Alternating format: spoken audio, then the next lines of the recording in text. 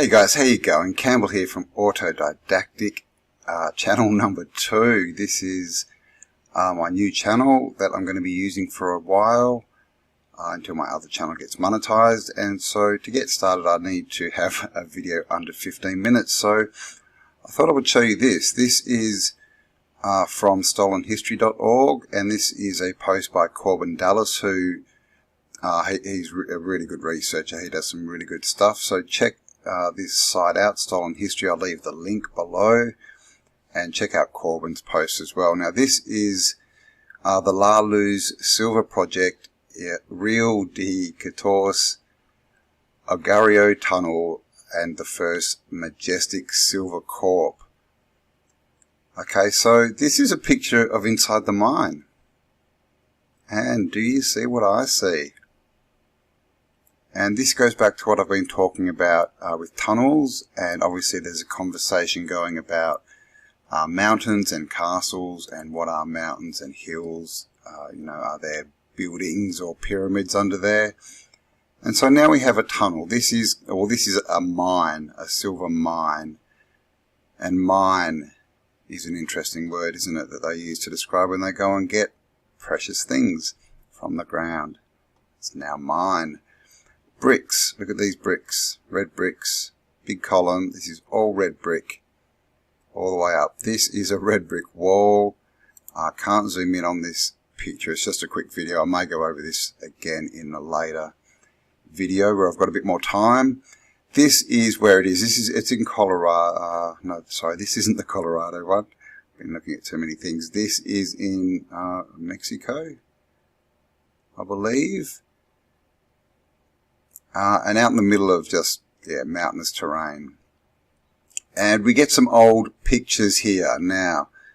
This is, apart from that picture showing the walls inside, this is really interesting because this is the entrance to what we're told is a silver mine.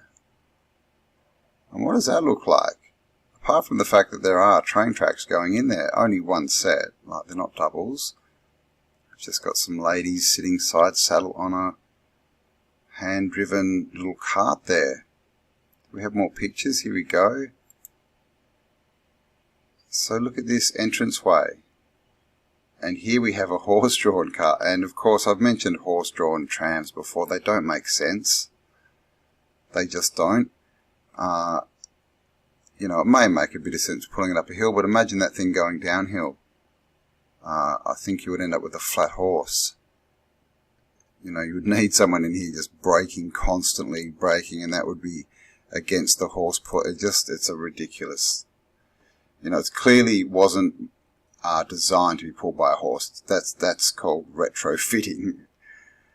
But yeah, this is the silver mine. There's structures all around it popping out of this hillside. Here's some more tracks, and this is the silver mine in the background, and looking very train-like up here. This is just an interesting feature in the side of the wall. And look at this wall. It does look similar to what we've been looking at recently with regards to castles and maybe melted buildings, mountains, things like this. And of course another nice photo op.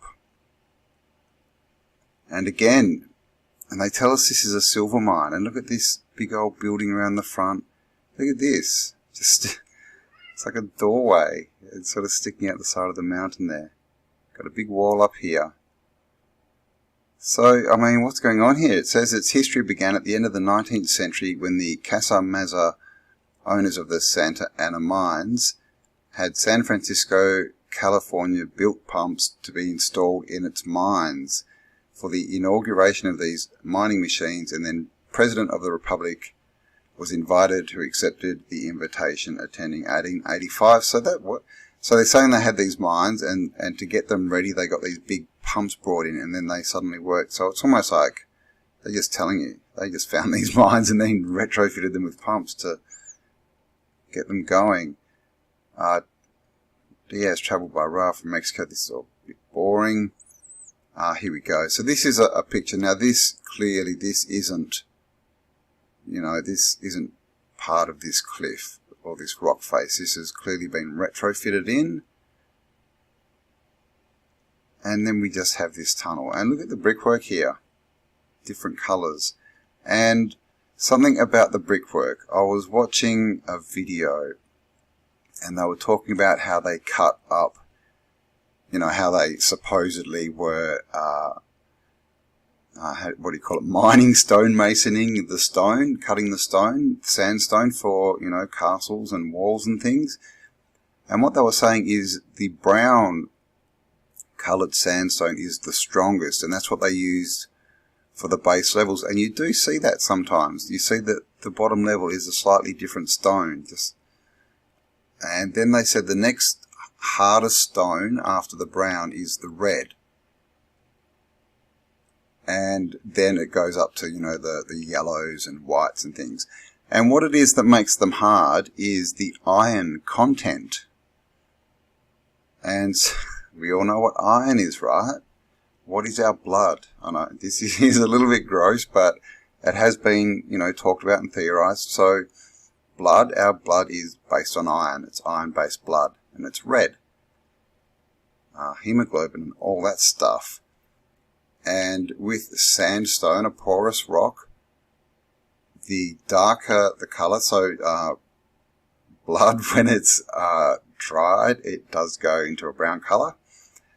So the most saturated, what it looks like is the most saturated sandstone with iron, let's just call it iron for now, because I'm not sure where it's come from, is the hardest. Then we get the red and then up. So it's like you get sandstone and iron has been, you know, sort of funneling through, dripping through it and settling. And so at the bottom you get the most, and then it sort of tapers off. So that could be something to do with, you know, there are questions. Where's all the bodies and where's all the blood? So just throwing that out there.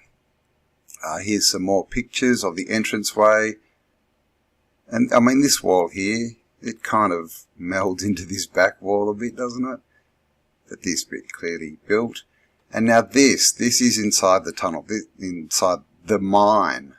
Look at this. This is inside the silver mine. Okay, what the? And again, this looks like it's been retrofitted at some point. You can clearly see that, you know, the edge there. But look at this.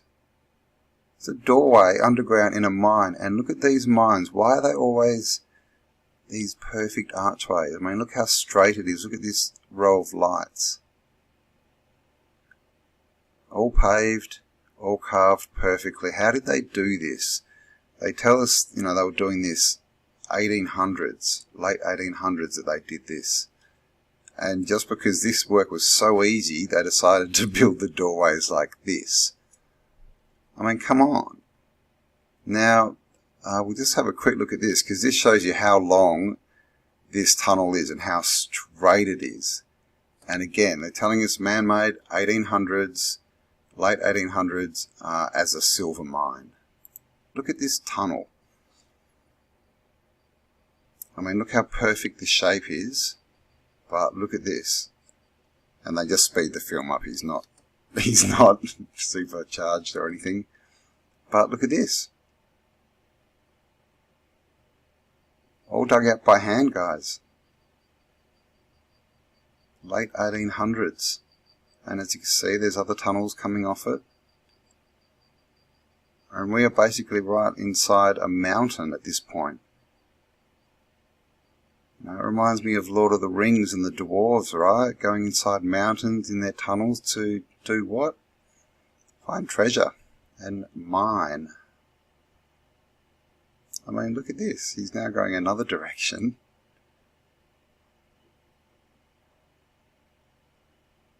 So this is, you know, this is what we're given, and this is what's actually inside these mountains and hills. Lots of them.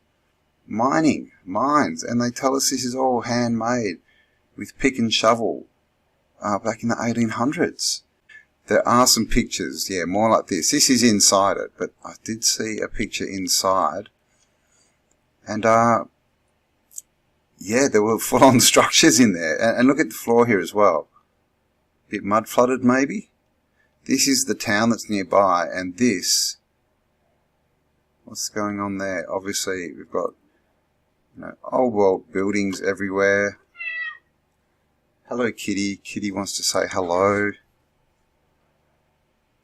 And down here are more old world structures. And here's just a blow up of that picture. I mean, what is going on here? Look at that. All falling into, look at this sort of house down here. Like, what's fallen into a hole? This is all crumbling down and going down the hill. Like, is this falling away into a hole? Is this part of a mud flood type event or something else? All these buildings look a bit smashed up around here, and then here it all looks fine. Though, is that another mud flow in there? What's this? It's all mud flooded. And I mean, just look at the angle of this building. Maybe that's the street. That looks a bit funny, but yeah, look at all these buildings. They're completely flooded out. Look at this street. Wow, okay, so this looks like, I thought it was just that corner, but it looks like actually the whole place sort of might be flooded out. Not the best photo in the world, but can you sort of see down here? It all looks like something's been running down from the mountaintop, doesn't it? Look in here. This is covered up halfway. I mean, it looks like that's still flowing. That looks like a wave of mud or something. I don't know. And then down here, just destruction. So there you go. Alright, so I'm going to leave it there, guys. Just a quick look at, yes, some silver, or a silver mine in Mexico. And it's just a start. I'm going to cover this a bit more in some more videos. So just a short video, as it does need to stay under 15 minutes. My first upload. So thanks for joining me, guys, and please do subscribe. Please share this video. Ask others to subscribe, as I need to get 1,000 subscribers before I can get back and monetize, because as you know, YouTube pretty much shut down my other channel, demonetized it, and I do need to eat. Alright, guys, have an awesome day. Share this content, like, subscribe, hit the bell, and check out the channel. There will be many more new uploads coming up for you very soon. Alright, guys, bye for now.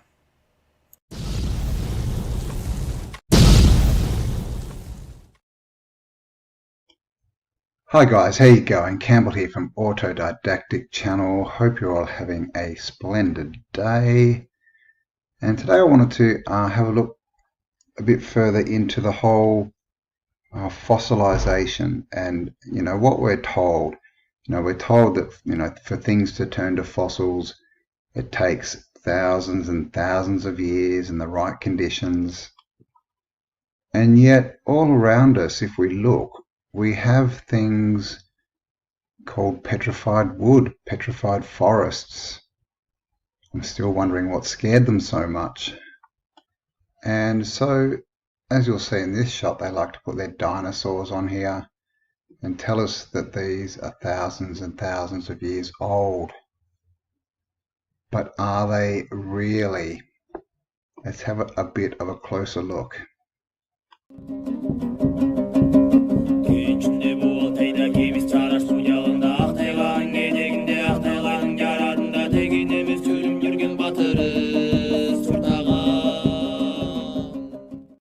So here are some shots, random shots of petrified forests.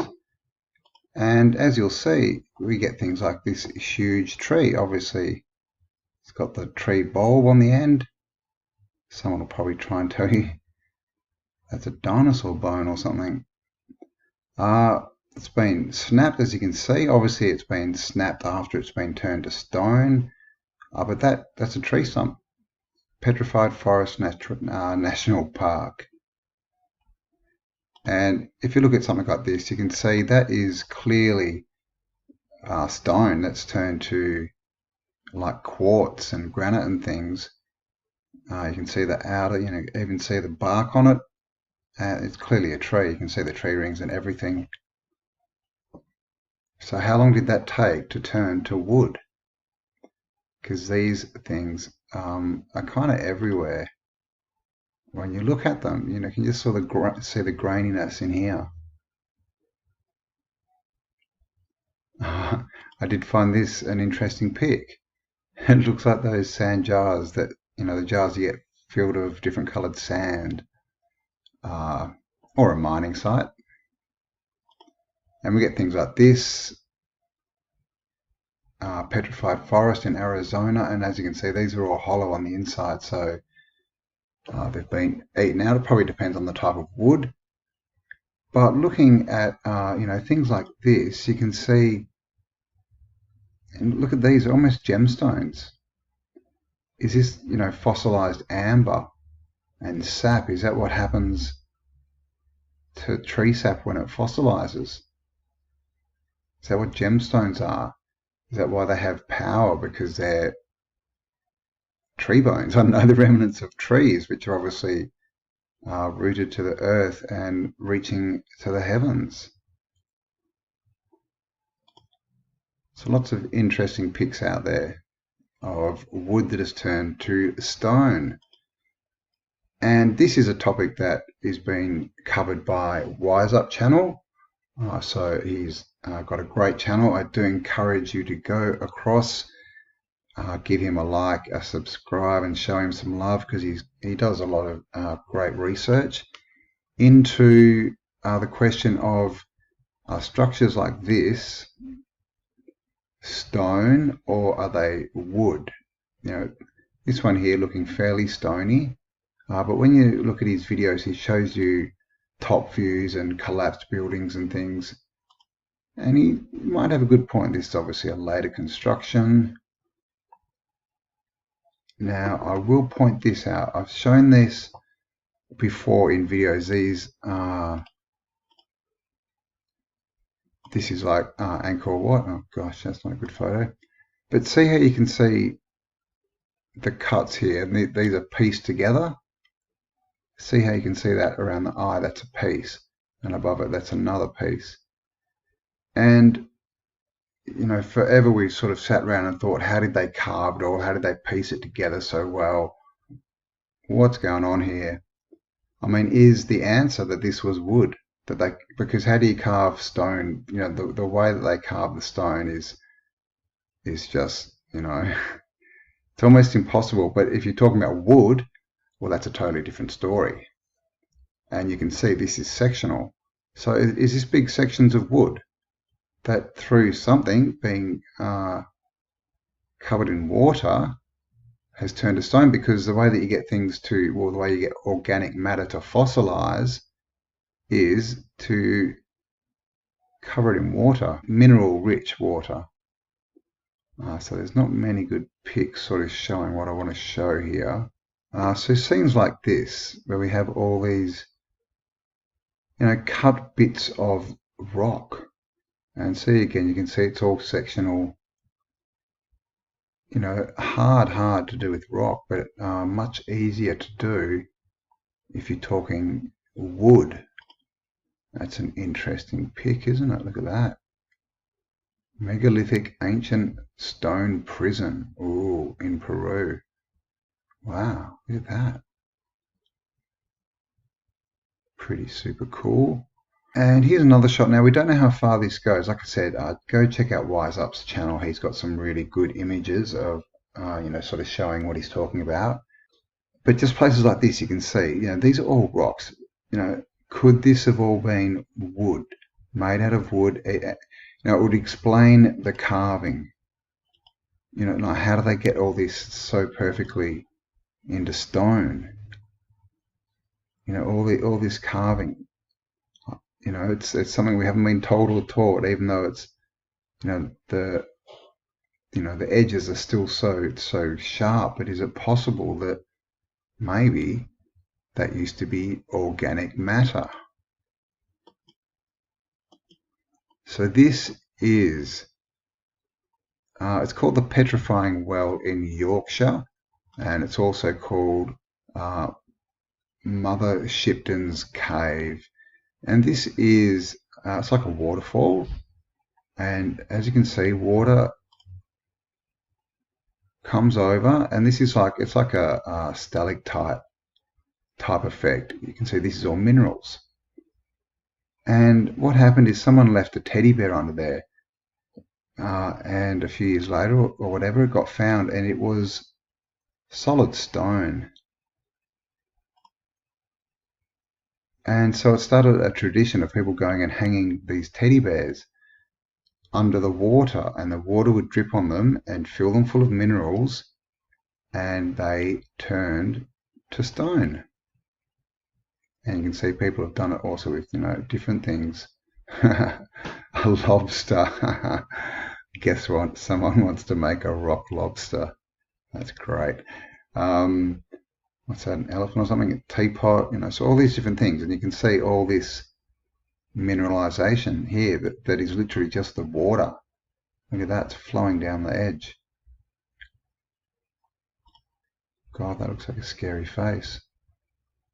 I'm sure that used to be a carved face. Look at that. Mouth. Yeah, so this is Mother Shipton's cave. And like I said, they hang all these bears here. And they all turn to stone. Now, there is, of course, a story to go along with this. Mother Shipton, or Old Mother Shipton, Mother Shipton's cave is at Knaresborough, North Yorkshire in England, near the River Nid. Nearby is a petrifying well, also known as the dropping well. Oh, okay, so there's a cave and it's part of the whole system, or the well is. The artifacts may be put in the well to be petrified or encrusted as a tourist attraction. So you can go and yell at artifacts and scare them to stone. I think that's what they're saying. Anyway, the place is associated with the legendary soothsayer and prophetess Mother Shipton, 1488 to 1561, born Ursula Southall, and reportedly the wife of Toby Shipton. According to legend, she was born in the cave. The cave and dropping well, together with other attractions, remain open to visitors. Oh, well, that's not much of a story about Mother Shipton. So we have these petrified bears, the amazing stone bears of Yorkshire. I was surprised to read recently that small teddy bears placed under a waterfall in Yorkshire turned to stone in 3 to 5 months. After all, I had been told by my geology lecturer at university that stalactites and stalagmites take many thousands of years to form. So how could teddy bears petrify so quickly? I decided to investigate these claims and take a trip to Knaresborough. When I saw some stone teddy bears hanging around the waterfall, along with clothes, top hats, shoes, trainers, and even an umbrella, I realized that I was observing an amazing geological spectacle. It couldn't resist adding one of our favorite creation necklaces to the lineup.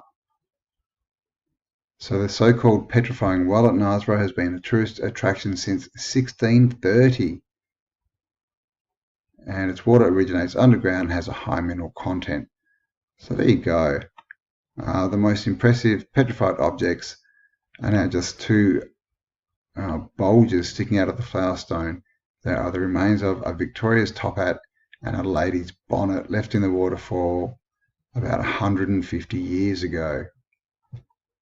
So there we go. Stone teddy bears. Now this, of course, is probably not an organic teddy bear. So as you can see, it looks like it's been covered. But what with organic things, organic things that have an organic structure, the water can seep in and it can become part of the structure, and it can fossilize, from the inside out and turn it to solid rock. While this would be solid, but the inside would probably still be, fluff or teddy bear tummy. And so in my last video talking about geology, I showed a boot that they found in the USA, and it was petrified. It had a leg in it, and it was a leather boot, and the leg was solid rock, and the boot wasn't. And they actually found the manufacturer of the boot, and it had been made like 80 years earlier.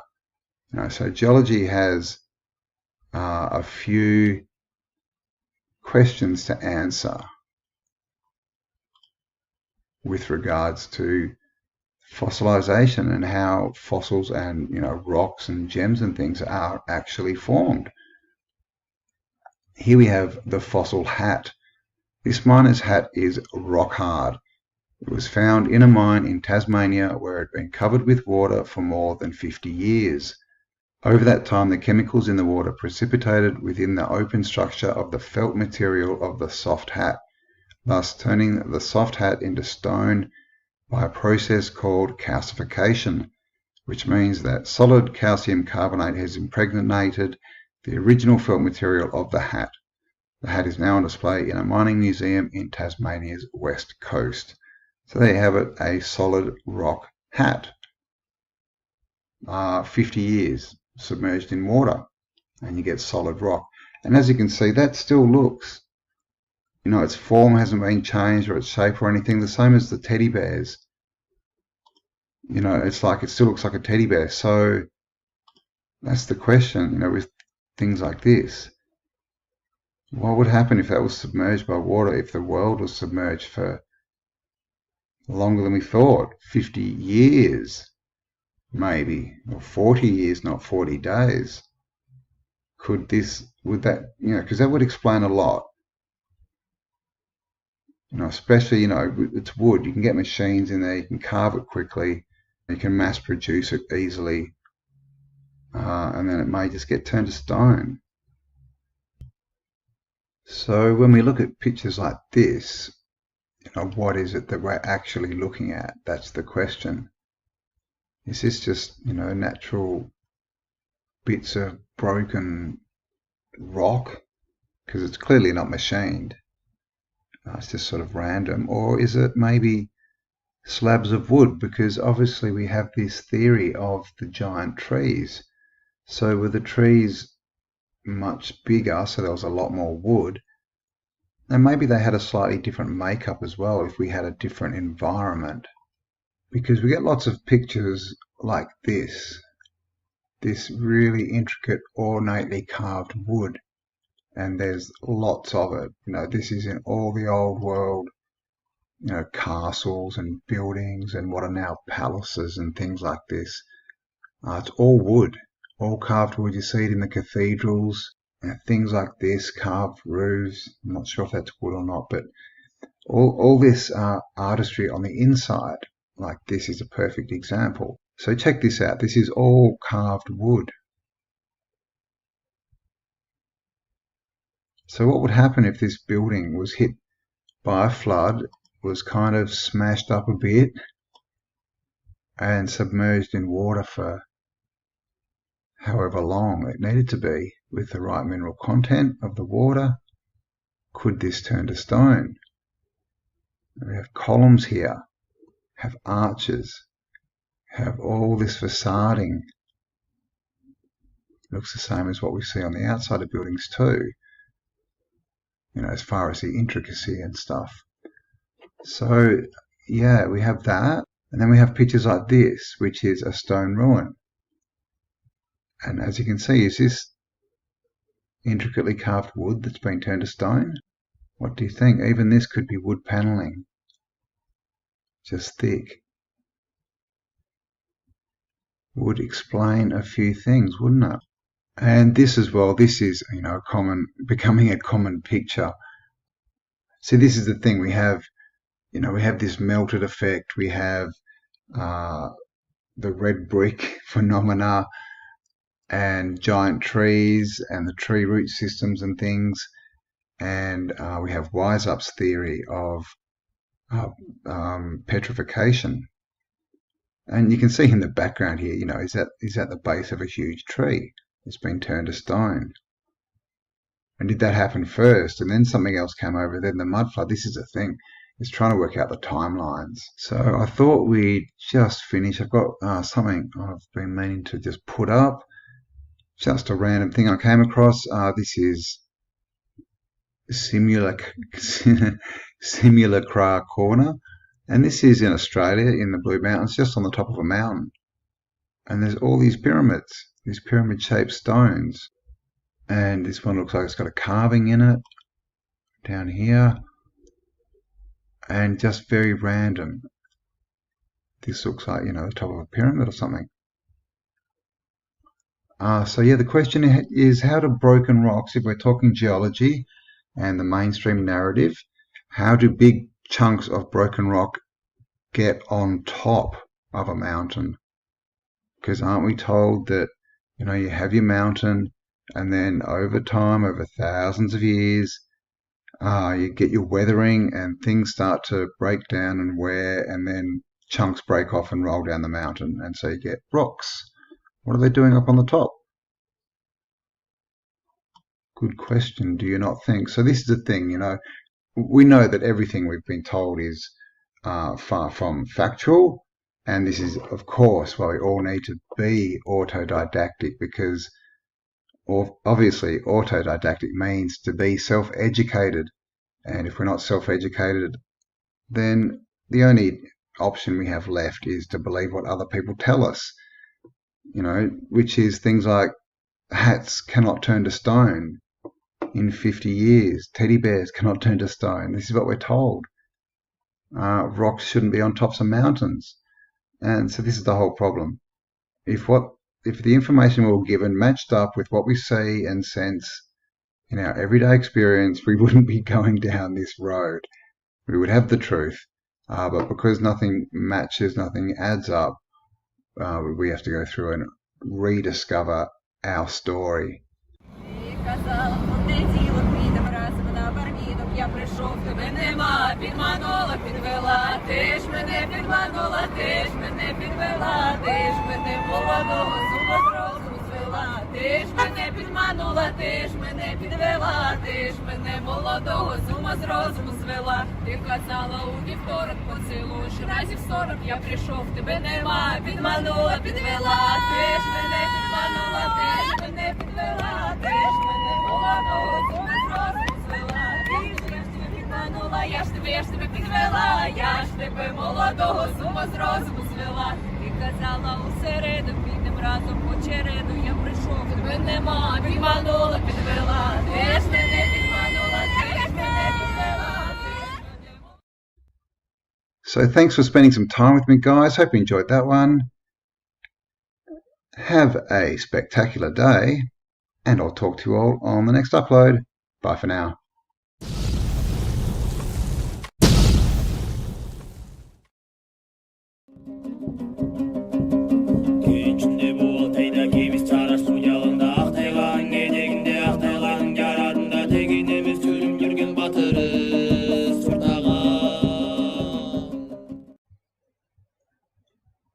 And I just wanted to touch on the castles on rocks, on mountain tops. And of course, John Levi and Wooden Nichols have been looking into this. And if you haven't seen Wooden Nichols, I will leave the link to his channel below. And believe me, you do want to go and have a look, because it is most probably the most entertaining alternative history channel you will find, and definitely informative as well. But yeah, these castles, now we have one here, of course. Let me just, don't think the resolution's too good on this, but you can still see that this turret, the whole castle seems to sort of just become the mountain. I'll get some better shots here.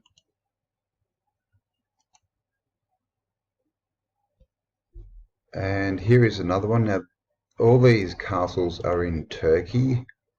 Now, you'll find them everywhere. Now, what I find interesting about this is we have this, sort of turret, tower type thing, obviously man-made, sticking out, like literally sticking out of this sort of shale rock type stuff.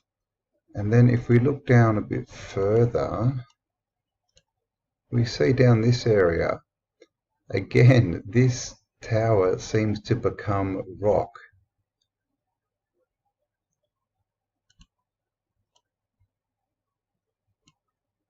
And this is another clifftop castle.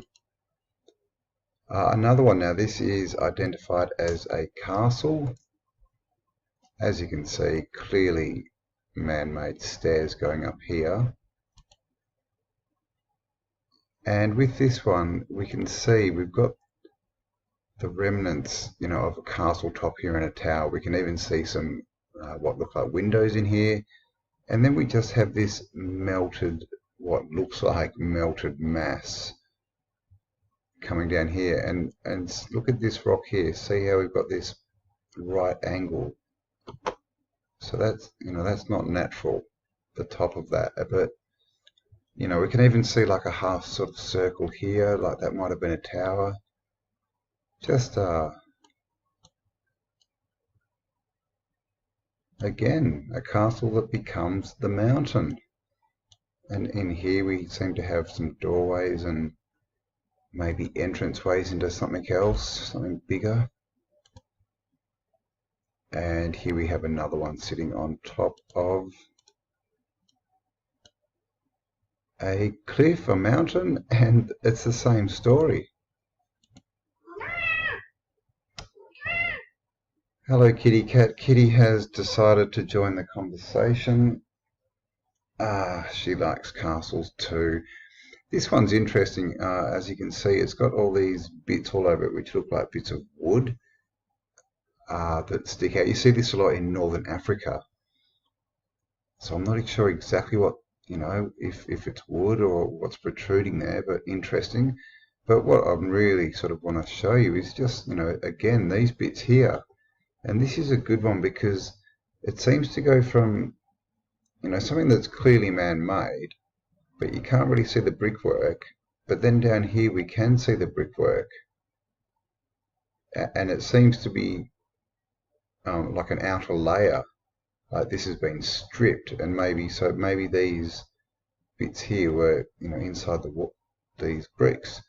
And then it comes down to this sort of area, and again, it just becomes very hard to determine where the castle ends, like down here, and where the cliff begins.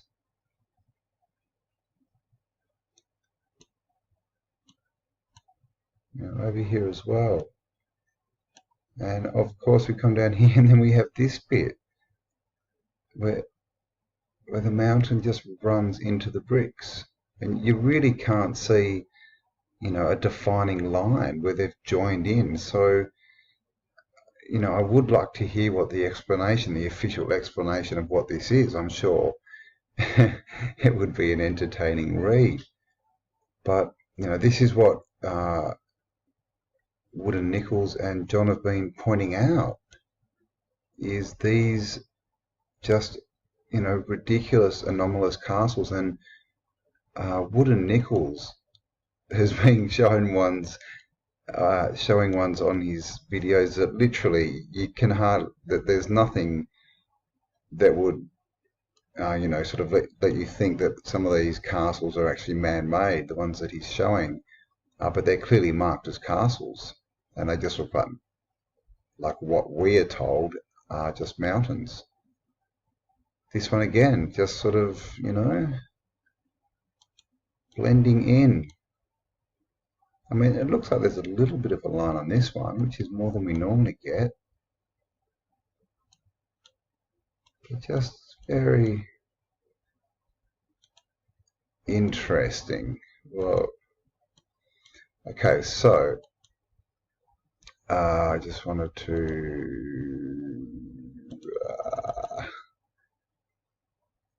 so yeah, I wanted to come down here. Now John Levi actually mentioned this on his video, that for everyone to go and have a look. And so yeah, this is how easy it is. Just put oldest castles, and I've just put Turkey, and look at the kind of pictures you get. Like, look at this thing. Oh, that's a great one. Oh wow, look at that. See all the doorways, man-made doorways, straight into this natural rock that look, well, what looks like, you know, what we're told is a natural rock. I'm in the middle of reprogramming myself. I mean, look at this. This looks like the top of a building.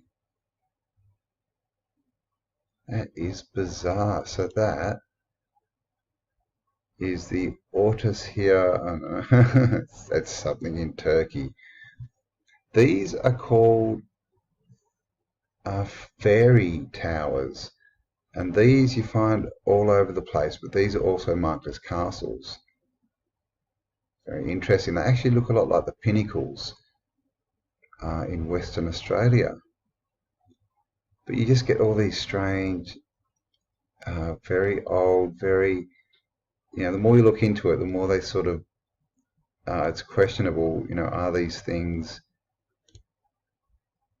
man-made or not? Because, I mean, well, that's clearly man-made. Look how old that is. It's almost worn through. And so these things are everywhere, and you can do it obviously on different countries. So what shall I put in? Let's go.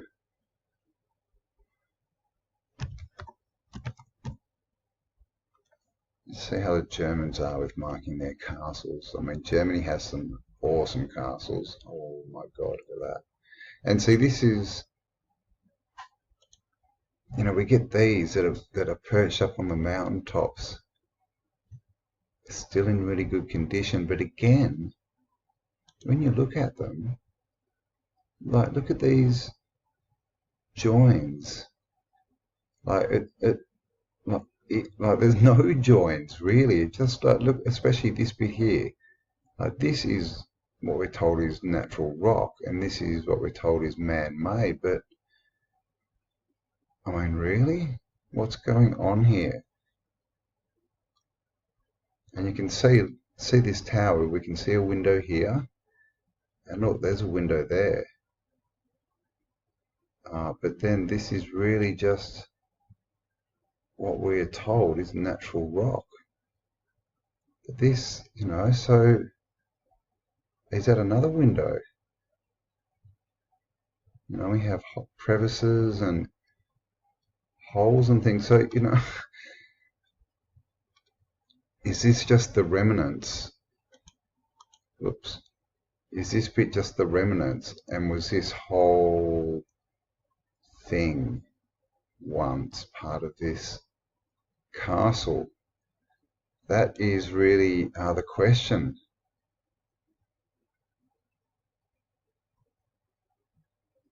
So some amazing castles, but nothing that looks melted here. You normally find them in more sort of Eastern Europe, that they tend to still mark the much older castles as as castles. Let's try Africa just once. Let's just see what's out there that they call castles. Look at that. See, this is out in Africa. That's very old world looking. And castles, of course, everywhere. Here's a nice big star fort. I've done a few videos, so we know that Africa used to be completely built out. And I mean, look at this. Look at the castles they're showing us here. So there are castles everywhere. Again, not what I'm looking for. I'm just doing this sort of on the fly.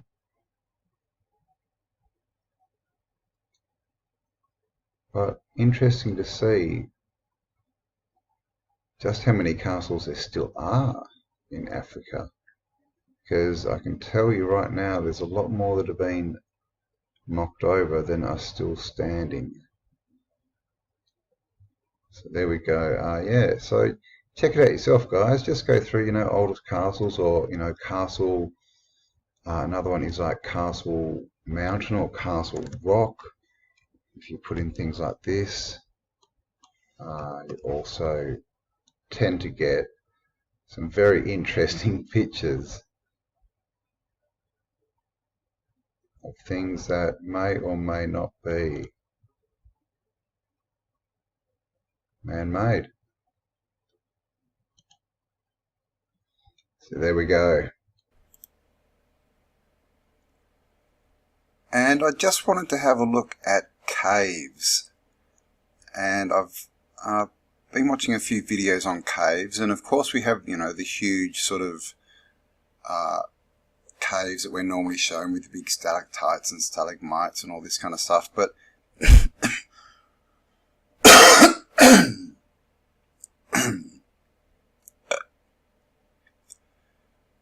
but when I started looking into it, most of the caves around are actually, you know, have very small entrances, and they all seem to be in a fairly similar surroundings, shall we say. So this is a video. This is Bedbug Caves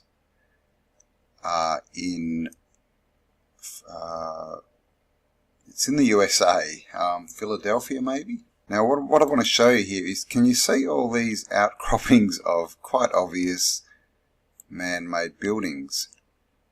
We've got them here, bits and pieces. Now the story is that there used to be a factory here, and it used to be a mattress factory. Well, there's actually two stories.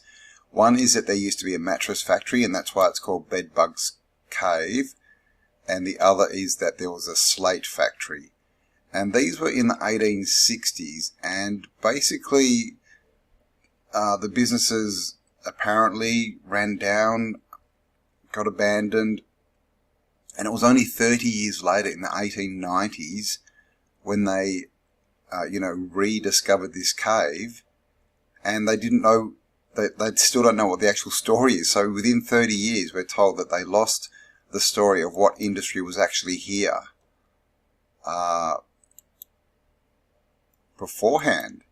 And so now we have all these ruins of some kind of old industry, and I want to show you, this is marked as a cave, a natural cave, and they say that the industry was just around it and it may have been using the cave, but it doesn't say they built the cave. But have a look at, look at this. This is all, they're saying it's all slate, but what do you think about this wall here? Hang on, just see if I can get a better view. You can see up here there's a wall as well. It's probably not the best view, that one. But when you look around, the entrance to that, look at that. Does that look like a natural sort of cave to you? Especially keeping in mind that we've got all these old walls and everything around everywhere. And this is the slate and the shale that has been shown on other people's videos. Let's see if we can get a bit more of a shot here. I'll leave the link to this guy's channel and to the video. I can't actually remember what it's called right now. So here again is the entrance, and when you get inside it opens up into quite a big area, and you can see it's just full of rubble. And so with all these caves, you know, especially the ones that you see, you know, quite low and people crawl through them, how much of those caves is actually filled with rubble and mud. So this guy goes down into the cave, and you can see it's, you know, it's a big room. And many caves are like this. They've got this small entrance that you get through, and you go down and you end up in this big cavity, this big room. Looks like it's been, you know, it's got all mud, all stuff all over the ground. I don't know, does that look, it's a bit hard to see here. I'll see if we can see, just sort of wanted to show more of the surroundings of the, see, there's all these walls everywhere. You can see one up in the background there. And it's something that you see a lot, you know, you see these hills, foresty areas, and they've got this old stonework and walls, sort of. You can see another one there. I think we just missed that one. Yeah, that's a bit of dirt. Just there. See, so we've got all these old ruins. Looks like a bit more of a wall. They just stuff all in the ground. So, is this evidence of past civilization that's been mud flooded? And these caves, are they actually old rooms? And you know, just basically subterranean floors that are now subterranean floors because they've been covered in mud. Okay, so that last video was in Pennsylvania. Now this is Thailand. And it's kind of the same scenario. We get this forest that's grown up around, and we just have these just old rock ruins. And we see this a lot in sort of England and Scotland and Ireland in old movies. These old walls and things, they're just always around. And here we have some pillars by the looks of it. And again, this is Thailand. It looks like a hole in the ground, but I don't know, are they old world? Just all these anomalous things, bit of a ball there. And it looks like, is that a cave? Just down in there, it looks like there might have been a cave, I'm not sure. But that's, yeah, these areas often are in gullies and things as well, and just have all these funny entrances and caves underground. Looks like there's another one down in there. We'll see what he can find, but foundations of an old huge house. And of course, you know, we would be told this would be colonialism in the 1800s or so. But was it really? You know, how old is this forest that's grown up around it? And who was building out here in the middle of nowhere? And look at this big rock wall. And Thailand's an island as well, of course.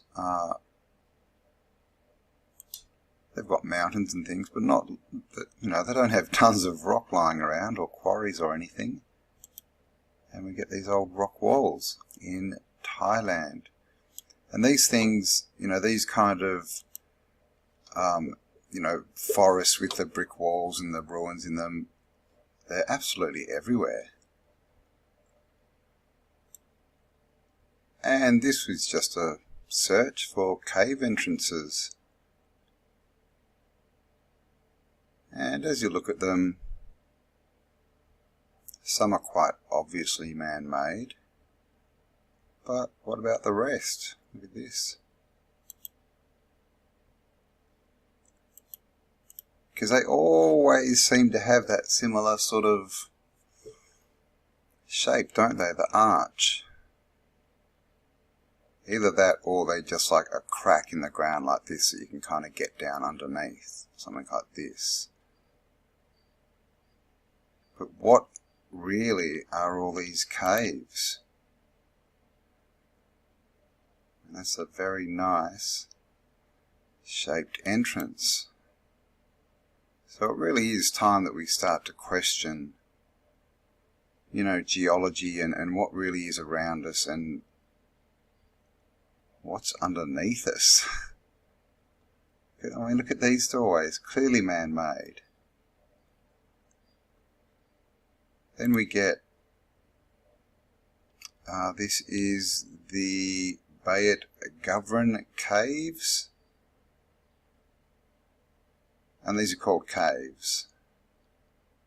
But clearly, this says here, the ancient tunnel system consists of thousands of man-made caves. Now, I mean, for starters, look how tall that is. And obviously, you know, completely carved out. So was that once above the ground? And it's just been covered up? Because why would you build thousands of miles of caves under the ground when you could build them on top of the ground? Unless they had tech that made it easier, I don't know. This is part of that cave system. And we get this dome, and look at this join. All the way around, where the dome seems to join a wall. And of course, look at the size. And can you see how you can almost see the different joins on the plates? I mean, obviously that looks like rock, but what's the deal with, you know, with aging and, you know, petrification? I mean, we do get these stories But the truth is, there is evidence to go against what we're told and against general theory, as there always is. And here we see fossilized leg found petrified, still in his cowboy boot. Okay, we can see the bones and things, and this is quite clearly a cowboy boot. A human leg and foot bones found fossilized to solid stone inside a rubber-soled cowboy boot. The discovery was made in a dry creek bed near a West Texan town. How could this cowboy be thousands or even millions of years old inside a century-old boot? Another mystery created by an ancient earth and ancient fossil mythology. Clearly, bone. This amazing discovery by Jerry Stone, nice name, in 1980 appears to be a great mystery because the modern naturalistic worldview, or evolution, of an Earth billions of years old describes such fossils as being many thousands or even millions of years old.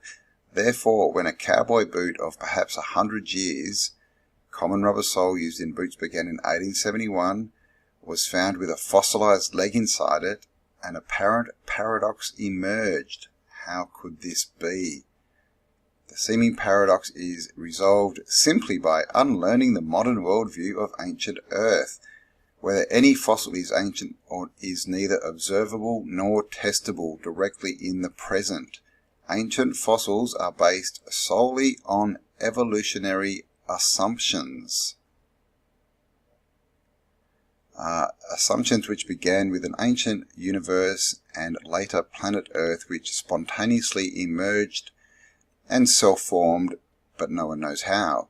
Then on this ordinary randomly formed planet we call Earth, billions of years ago the biggest assumption of all occurred. All living things spontaneously and randomly emerged and self-assembled from non-living chemicals to become the first simple life forms. But again, no one knows how.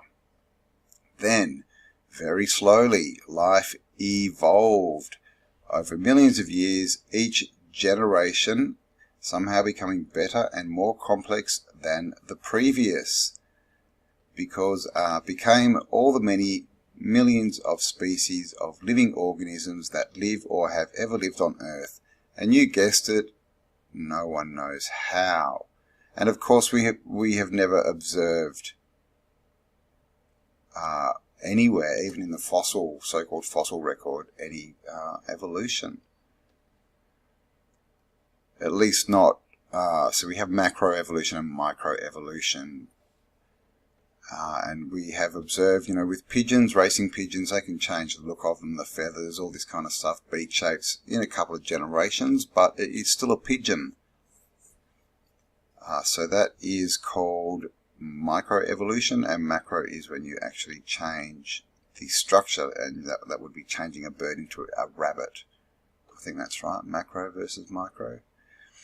Time is an ingredient in fossilization.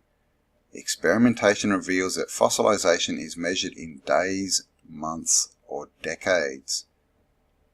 And here's the boot, fossilized human leg in a cowboy boot. And the story is they found this in a riverbed. And with fossilized, they got it checked. It's definitely a fossilized human leg. And they even went and they found, because it still had the tag on it, or the stamp from the maker, and they actually found the place that made this boot back in the 1870s. I think, it had shut down, but they found, sort of the remnants and the descendants of the people. So there you go, a fossilized leg from the 1800s. So,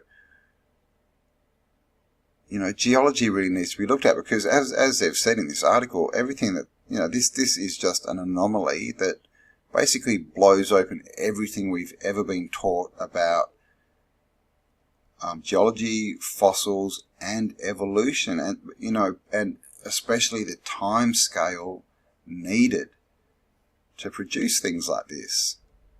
And what do we get from the mainstream media?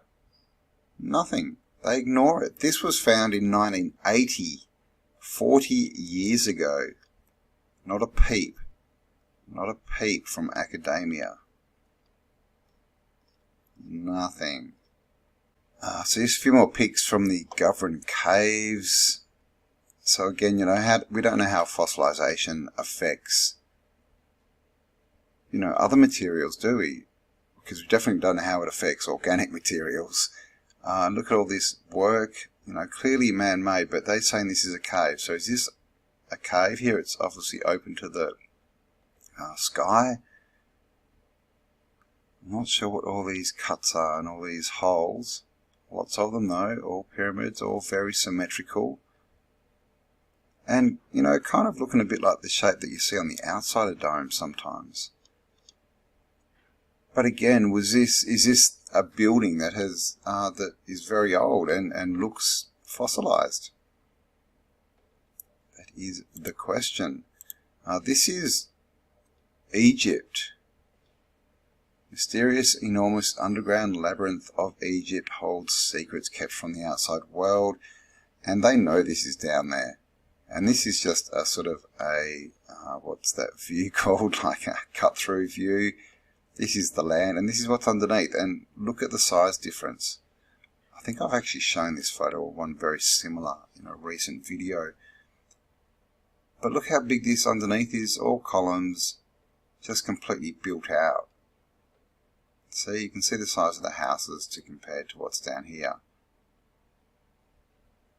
It says the roof of every chamber, courtyard and gallery is like the wall of stone. The walls are covered with carved figures and each court is exquisitely built of white marble and surrounded by colonnades. So they've been down there. So should we have a bit of a read? The Lost Labyrinth, full of hieroglyphs sculptured for eternity in its endless stone walls, is believed to contain all the knowledge of ancient Egypt. What secrets does this legendary giant underground complex contain? Could this be the most important discovery in human history?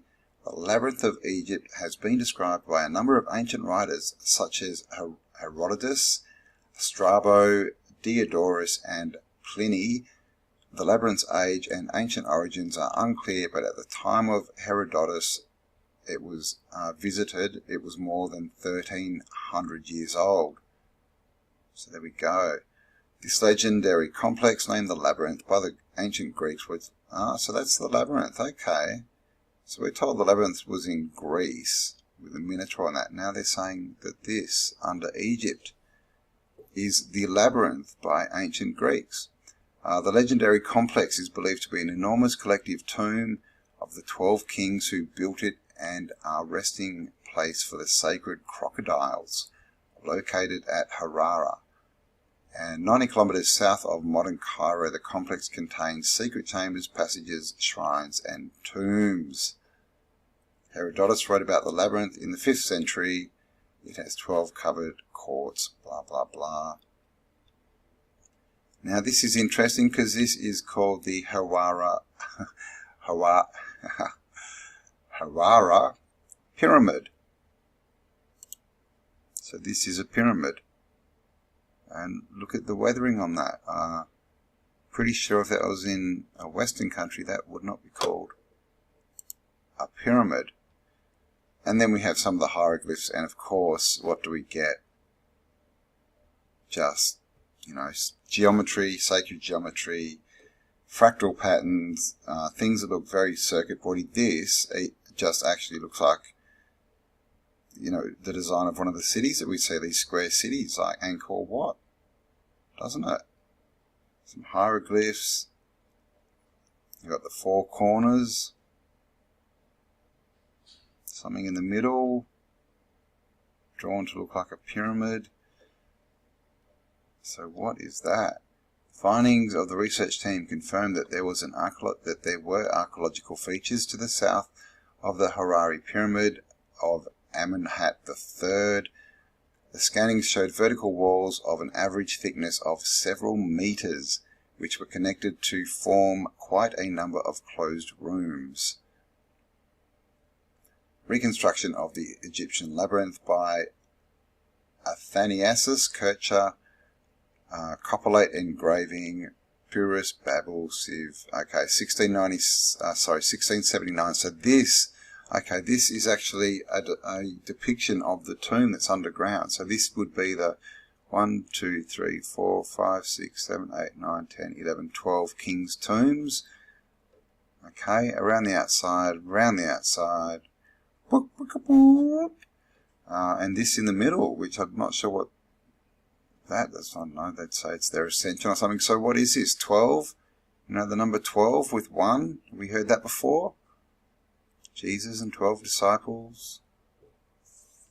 12 days of Christmas, 12, 12. But, and they say 12 all the time, 12, 12, but it's always 12 plus 1. If you look at these 12 numbers. So it's actually always 13. And of course 13 is an amazing, awesome number because I was born on the 13th.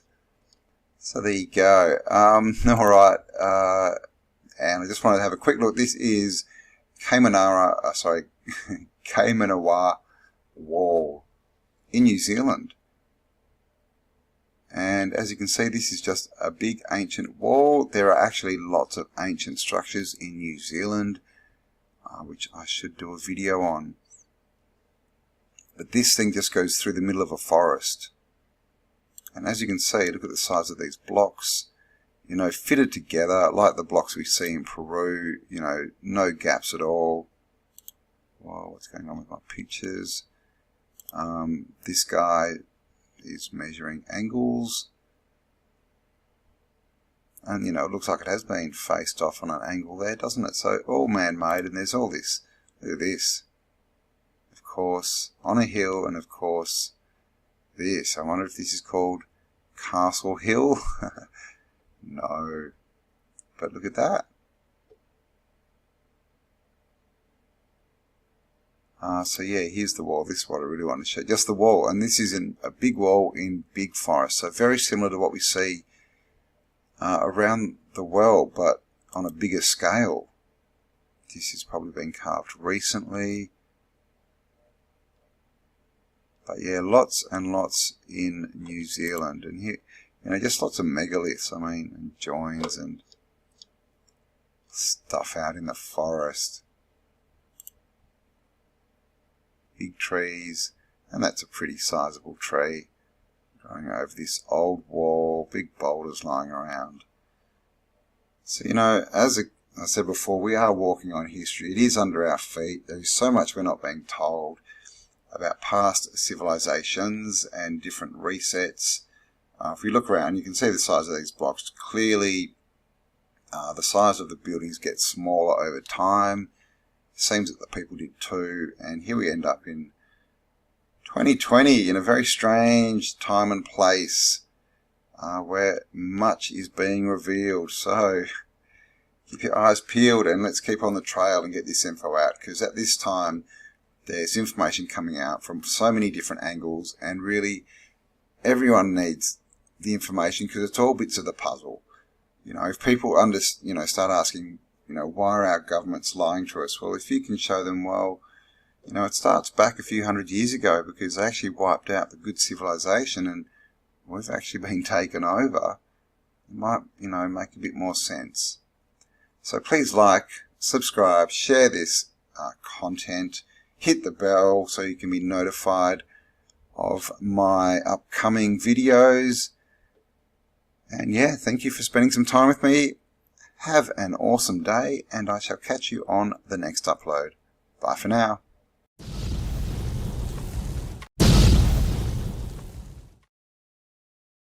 Hi guys, how you going? Campbell here from Autodidactic channel. Hope you're all having a fabulous day. And thanks for joining me. And of course, as we know, his story is not our story. And recently, we and many others of us, we've been looking at castles, and we've been looking at geology, and we've been looking at mountains that look like castles, and castles that look like mountains. So I thought we'd take a bit more of a look at a few more very interesting castles that I have found, and we're going to finish off by going underground and having a look at a supposed salt mine. So let's jump into this.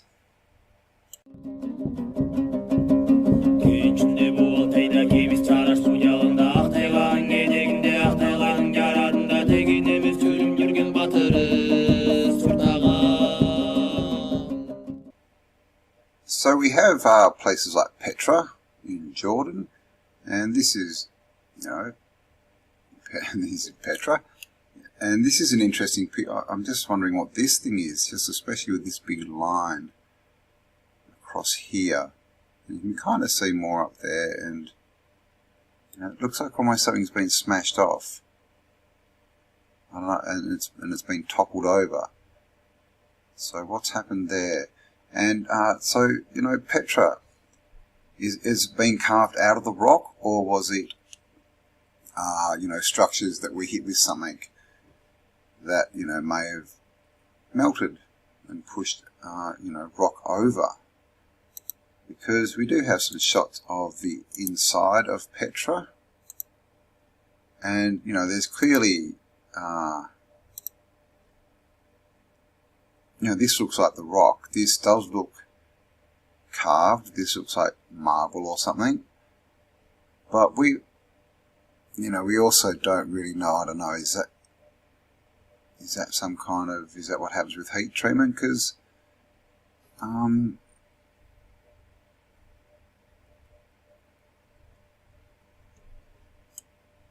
it just, I don't know. Looks like there's kind of, see here, looks like kind of bricks. It looks very bricky, just, in a few little bits, like down here. Got a few other straight lines over here, so I don't know. Just asking questions. Is that, did this thing get sort of blasted inside and out? And this is Prajama Castle in Slovenia. And this is another one that just kind of melds in to the surrounding geology. We have clearly a man-made wall here. This is obviously clearly man-made, but again, this, distinction between building and rock is fairly blurred in this photo. And I mean, obviously, look at this huge hole here. It looks like we've got more here. This almost looks, melted or something, almost like a stalactite sort of, those sort of, what are they called? Veils, shawls of stalactites. And down here, so you can see it just sort of, has this been built on the rock, or has something happened here?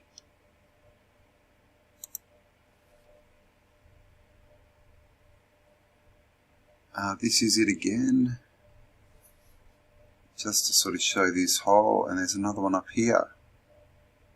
There might be one there. So there's just these telltale signs. Was this an older building and this has been built on it, or what exactly are we looking at?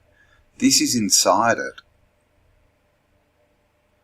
and this, we can clearly see this wall has been added afterwards. It's not part of, it's not joined to this rock, but this rock looks, looks a little melted. This is another internal shot, and this one's a bit harder to work out.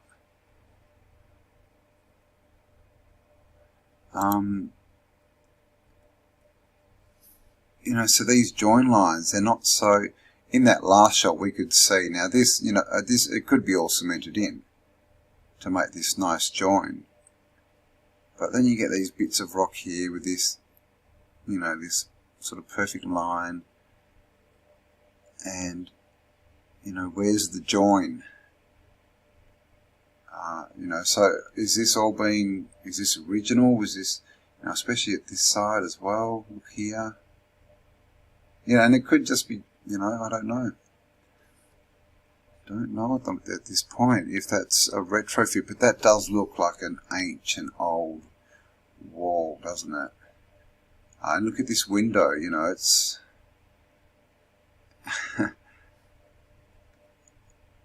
it's in a funny place, isn't it? You would think that they would put that a bit lower. That's almost like, you know, it's not even at the top, like something like this is melted down over it or something. And of course we have the Ellora temples, sometimes called caves, in India. And these things, you know, and there's similar things to this in Japan, I know of, and definitely, you know, sort of around this kind of area in India, Pakistan, but no doubt there's many more that are known and not known around the world. You know, with these things, they don't tend to be anomalies, is what we're finding. You know, once you've found something, that there tend to be lots of them. But yeah, the question is, what's this? You know, we get like bits like this over here, down in here. That's you know, you can see the columns and everything. Is that carved in? Because again, the height's wrong. You know, why have they carved it this sort of funny half bit here and, you know, bits hanging down when this is all so perfect? Nice big carved, you know, obelisk in the middle here, totem pole-like. Under this shelf here of rock, there's more carved out windows. And you can go inside there. So, what historians say, they say the way that this was built is they carved it from the top down. And they're saying this is completely carved by hand.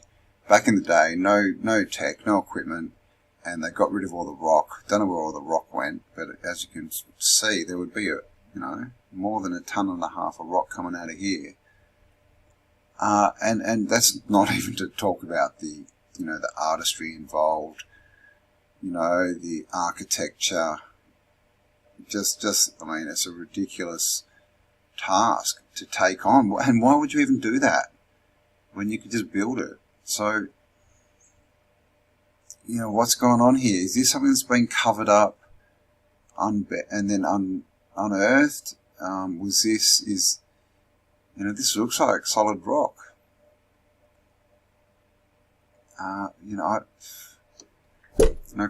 Places like this really are sort of, these are sort of the point at, you know, what went on, you know, especially, is this something that's been turned to rock because of a blast, or was this something that was covered, like Göbekli Tepe, to save it for the future from whatever was coming from above? We just don't know. You can see this one's got some damage on the top. But, you know, it does look like it's in natural rock. But, I mean, this kind of look as well, you know, it's sort of basalt, the look where you get the columns. I don't know, but, you know, a bit jutting out here, that looks like a nice carved doorway. This is it, aerial shot. And look at that, it's got a nice big causeway down here. I mean, just that shot, that's, you know, we see that kind of set up in cities, don't we? Big causeways, and normally there's a lake or something here. But yeah, look at this. Like, what's happened here? You can see this is all a lot flatter. And this is like a hill bit coming down. Is this some kind of flow?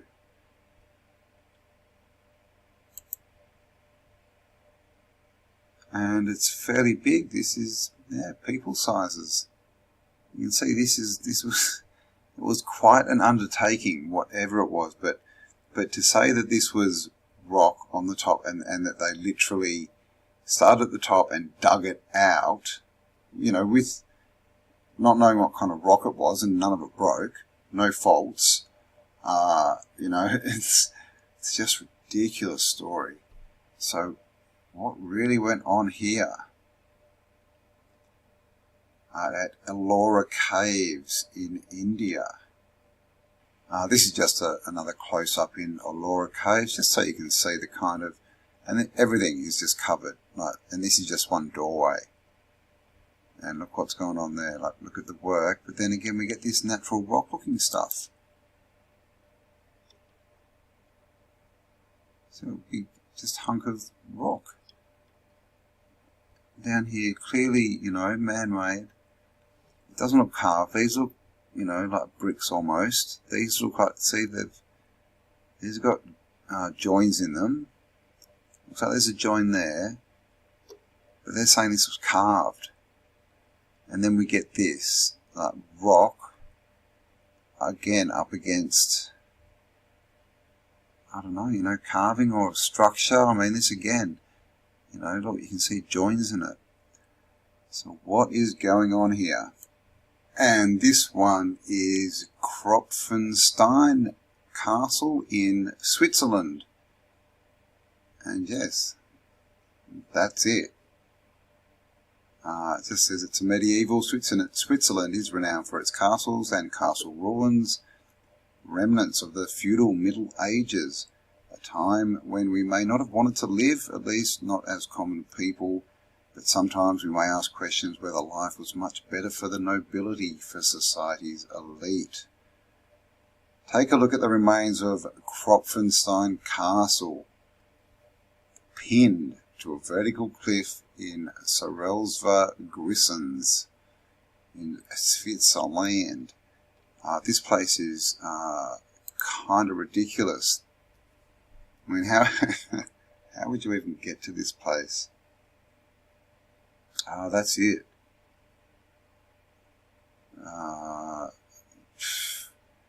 What do you say? I mean, how did they even get here? Seriously, these are all sheer cliffs. You know, there may be some winding passage down here somewhere, but how did they get all the rock up there? This is ridiculous. So no back wall. This is what they're telling us is natural. Now, can you see this kind of line across here, down there? I don't know. It looks different to this. Holes here, here, here. I mean, look at that one. Let's see if we can have a bit of a look. How do I do that? Here. Look at that. It's going into the cliff. And yeah, here we can see just big cracks. And gosh, I don't know what to say about this one. But yeah, this is something. This is the inside of it. And so, you know, it's not a big space. So what's even the use of it? We've got the bricks here, obviously, you know, man-made, and this is what we're told is the mountain.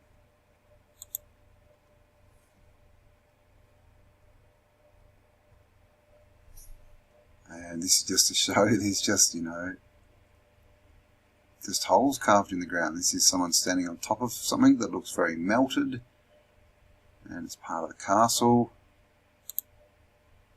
And again, look at this place. That's it.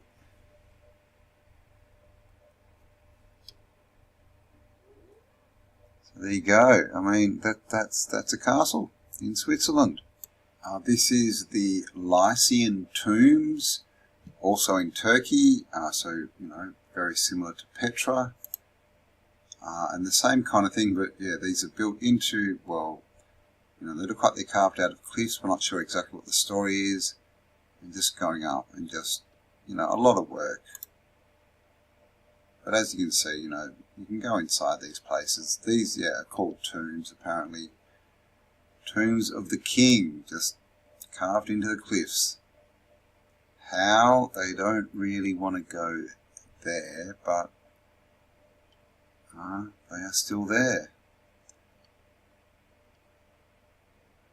Just amazing stuff, and as you can see, there's lots of it. I mean, just that you know, that picture, you know, really sort of does look like some kind of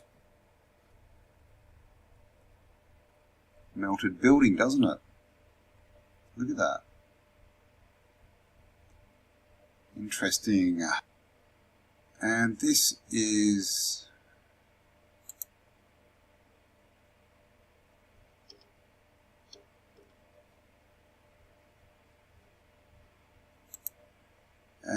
another shot below that Petrified castle in Switzerland, the big white one. And look at this perfect hole down here, perfectly round, and this big entrance, and yeah, I don't know, retrofitted that in, it may be original, don't know, but yeah, that's an interesting shot, isn't it?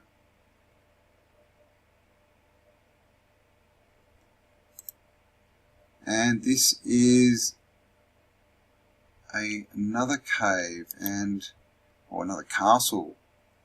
Look at this, built right in. And look at the bottom here. What's going on here? You know, where's the join?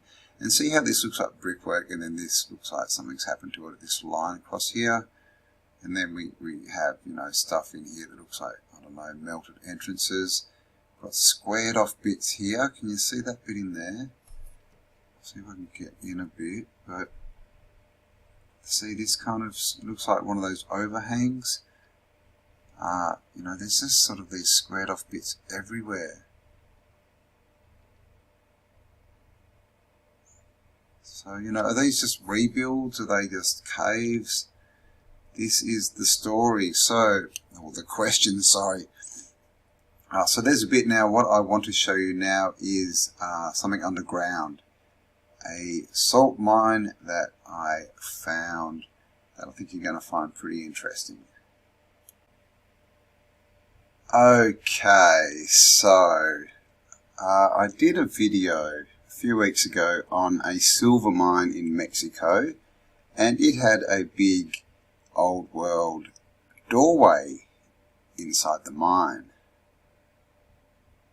And then I found this place. This is in Poland. It's called, up here, Wieliczka salt mine. And this is it. Chandeliers and all. And look at this place. I mean,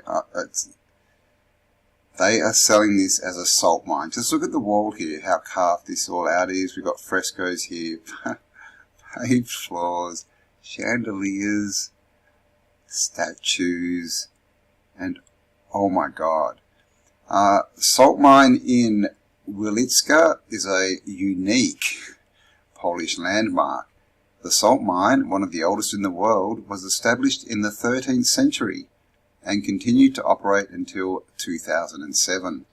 This world-class monument has been featured in the UNESCO's World Cultural and Natural Heritage List in 1978 and is a top tourist attraction visited annually by more than 1 million visitors from all over the world. And yet, I have never heard of this place. The history of salt mining in Wieliczka dates back to the 13th century, established by the royal decree, of course. Wieliczka salt mine was the largest provider of table salt in the region, and together with Bochnia salt mine, was one of the oldest salt mines in Poland. Also, saline baths operated from as early as 1289. Barber surgeons, oh my god, that sounds a bit ominous. Barber surgeons were employed who offered simple health treatments. The salt mine and baths provided help and assistance to victims of accidents as well as widows, orphans of miners. Full stop. King Casimir III the Great, one of the most prolific Polish monarchs, contributed largely to the development of the Wieliczka salt mine, granting it many privileges and laws. He also founded a hospital near the salt mine. So this sounds actually, that story, like it's actually got a lot more to do with healing, doesn't it? It was a healing place full of salt. You know, we have salt candles now. So maybe he just went and sat down there because this does not look like a mine. And there's a king's chapel down there. The most impressive of all underground chambers. You know, and they're trying to say this is a salt mine, but they clearly say underground chambers. I mean, you know, this is inside a mountain, guys. St. Kinga's Chapel is located 101 metres underground. This 54 metre long and almost 12 metre high stunning chapel is completely carved in salt. Its beautiful interiors were designed to resemble wooden walls like in medieval churches, decorated with bas reliefs, illustrations illustrating events from the New Testament. So they're just passing this off as just something they've carved out. And this place is ridiculous. So, alright, so let's have a look at some pictures of this salt mine in Poland. And this is it. I believe this is the chapel, one end of the chapel that they were talking about. Now this, they're saying is carved from salt. That looks like brickwork to me. This looks like brickwork. All tiled, you know what I mean? Hello, we've got the same design, you know, components everywhere, stairways, a chandelier. There's obviously water down there. This, I think, is the baths where people used to go and sit in the salt water for healing. And here's some people, so you can see the size of this. This is obviously all retrofitted, but look, this is completely carved. Doorways, right angles. And they're actually not saying that it wasn't carved. I mean, look at this. I mean, they're obviously saying that they're going to say they added these stairways and things later. But I mean, look at this. Look at all these columns up here. This is, unfortunately, I can't get this. Oh, actually, I can zoom in. Oh my God, what am I saying? I've learnt how to zoom in. Oh, look at that. Oh, yes, we have takeoff. Look at this place. I mean, what the... This is a salt mine, guys. This is another picture. It's a bit blurry when I make it big. If it will let me. There we go. Yeah, so it's a little bit blurry. This again, this is the interior with the chandeliers, and look at the ceiling height. And you tell me, is this brick or is this carved salt?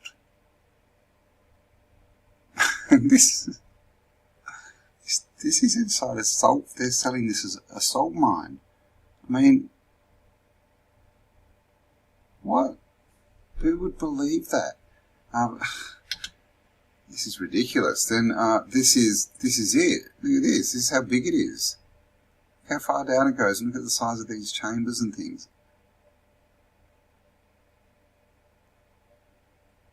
Unbelievable. Here we have some nice statues.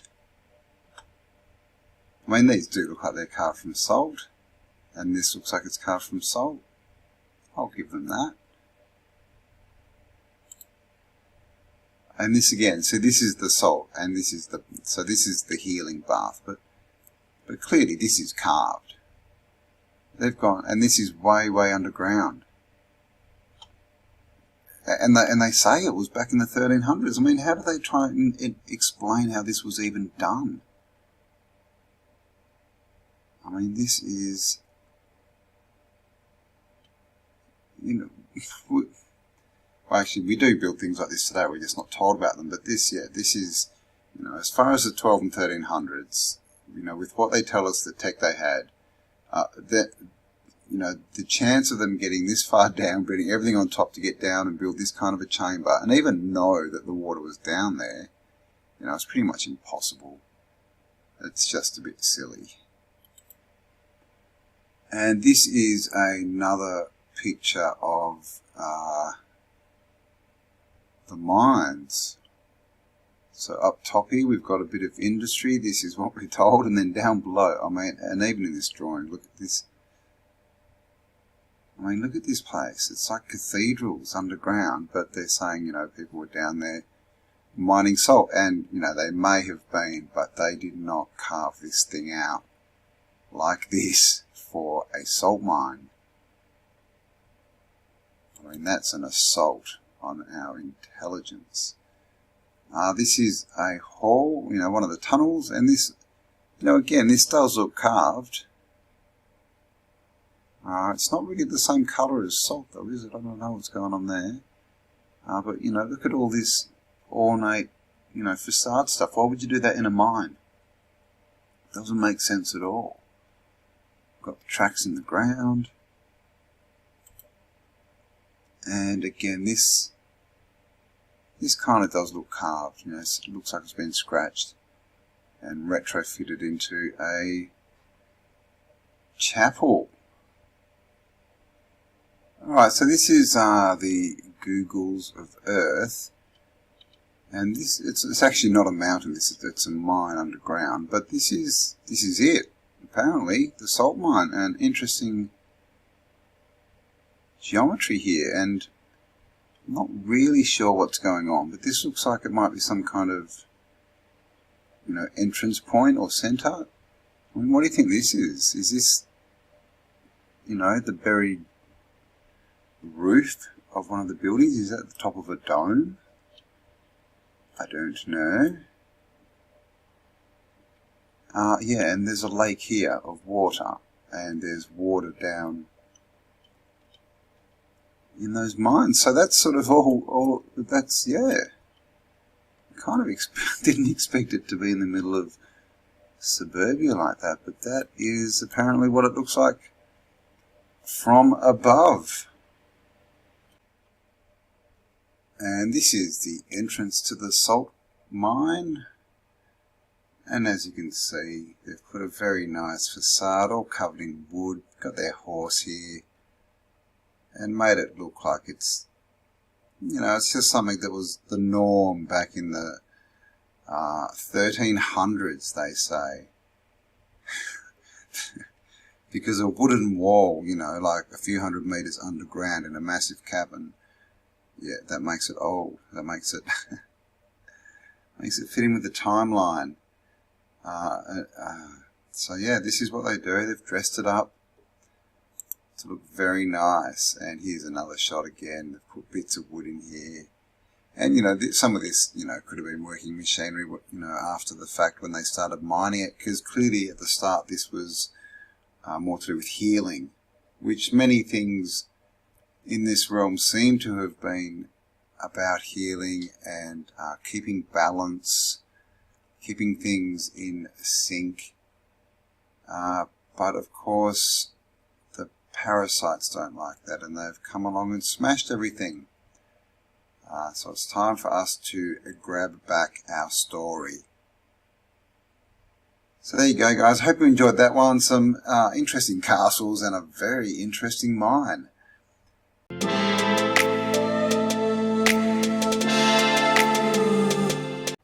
Hi guys, how you going? Campbell here from Autodidactic Channel. Hope you are all having a fabulous day.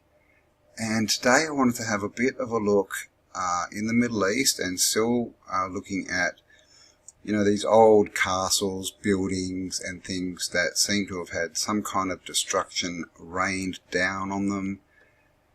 And we get things like this, and you know, if this was in the US, this would be just you know, or Australia, it would just be a natural, you know, hill. It wouldn't, it would just be called a natural formation.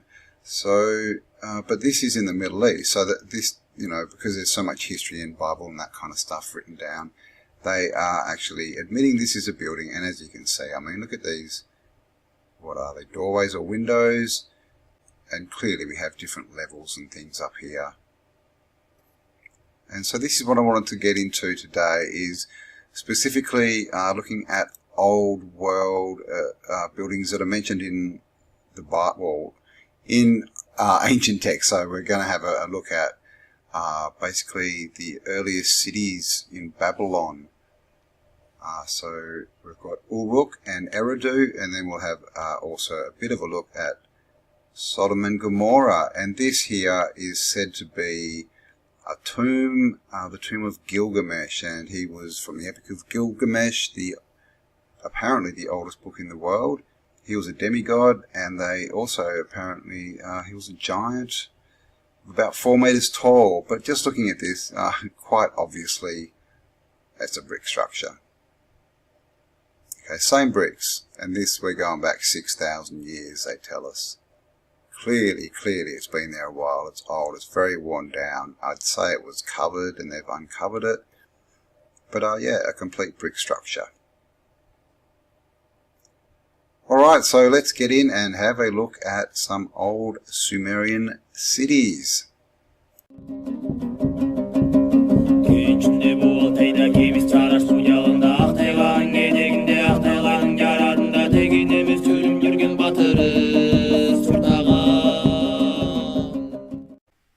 Okay, so this is Eridu, Ancient History Encyclopedia.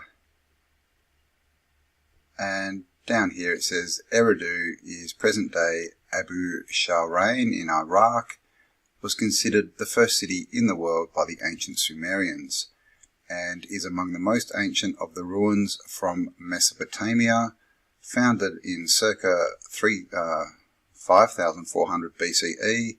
Eridu was thought to have been created by the gods and was home to the great god Enki, also known as by the Akkadians, who would develop from a local god of fresh water into the god of wisdom and magic, among other attributes, and stand with other deities such as Anu, Enlil, and Inanna as the most important in the Mesopotamian pantheon. Interesting there, it says that Enki would develop from a local god of fresh water. So he started off as water. And of course there's a lot of talk about water and its role in this realm recently. So Eridu, the city of Eridu features prominently in the Sumerian mythology, not only as the first city and home of the gods, but as the locale to which the goddess Inanna travelled in order to receive the gifts of civilization, which she then, oh my God, I can't speak, which she then bestowed upon humanity from her home city of Uruk. Uruk vies with Eridu among modern scholars for the honour of the oldest city in Mesopotamia, or even the oldest city in the world. So this is obviously all to do with mainstream chronology. There's even a bit of a timeline down here. 29 BCE, probable date of the regional Great Flood. So that must have been I said 5300 back there, did I? Oh well. 2300 BCE, the Eridu Genesis, the Sumerian flood story. 21 BCE, Eridu. 600 BCE, the city of Eridu is abandoned. Alright, so this is, the oldest. Now, you've probably all heard of Enki. Enki and Enlil, obviously tied to the Sumerians and the Anunnaki and all that kind of stuff. So what does this city, it was abandoned 600 BCE, so they're saying it's been abandoned for 2,500 years. It doesn't really say. It just says Eridu was never the seat of a dynasty. Its importance was religious rather than political, as the site of the main sanctuary of Enki. Enki, the god of wisdom, featured prominently in many Mesopotamian texts, and especially in the tale of the Great Flood as told in the Atrahasis and the Eridu Genesis. Now that's all got to do with the Epic of Gilgamesh, which is of course the oldest, said to be the oldest story in the world. And he was a demigod, a half-god. And up here again, I'm just going to quickly mention, it said that the goddess Inanna travelled in order to receive the gifts of civilization. And this is a narrative that we hear over and over and over again throughout every society, religion, theosophy, philosophy, everywhere. There's always gods or demigods who come and give us civilization. And with Mesopotamia, Sumeria, we know that was, they call it the cradle of civilization. They don't tell us it was blown up. They just say that civilization started in a desert. But it was the first place to have things like education, law, sanitization, infrastructure, government. Basically the basis of our society and all the control systems. And, you hear the same story in South America, and the people who in South America who came and gave the information are also known as the Shining Ones, which is interesting. Like they had an inner glow. So this electricity thing too, L is obviously Elohim, electricity. Yeah, there's something going on there. But I just wanted to mention that the civilization seems to have been given to us. But was that a good thing? This is Eridu. This is what they tell us Eridu is. This is the city of Eridu. Abandoned 2,500 years ago, or so they say. And look at this place. We have bricks. Paving on the ground. Bits of bricks everywhere. Down the front here you'll see it looks like something sunken down. Something may have collapsed there. This big sort of line running along. Bit of a mound there. And then we just have this. Look at that. Complete doorway. Doorway down here with, what pretty straight kind of level on top of it. Another doorway, and here you can see it looks like whatever's come over, whatever this is, facade, melted, whatever, brick, rock, cement, has been chipped off, and underneath looks like brick. This is as far as I can get in on this photo, but you can see the lines. It just looks like that look that we see of collapsed brick. This looks clearly melted. Look at the holes everywhere. I mean, look at that doorway, come on. So this is Eridu, and this, look at that. So this is, this line between what is natural and what is the remnants of the old world is getting very, very blurred. Because you can imagine this in any other place where we'd be told that was a natural formation. This is our archaeological site who went out to look at Eridu, and this is Eridu, guys. And this is the thing. Same with Egypt, Sumeria, all these craters of civilization. This is what they look like now. Completely just smashed. Nothing there. No vegetation, and all the remnants of the cities. Look at that. Look at the square angles. And just no vegetation. So you can imagine when this would have looked very, very, very different back in the day. And there we go. That's the city of Eridu. Look at all this scattered stone everywhere. And this we see everywhere. And they just sort of, geology just try and tell us, it's bits of the mountain have broken off over time through wear and tear. Look at this. You can see there's an outer wall and all the sand's built up on it here. That looks like a big hunk of bricks and things, and obviously structures in the middle there.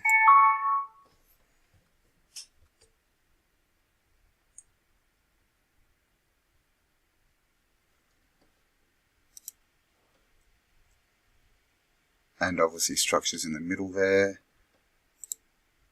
Here, look at this, red bricks.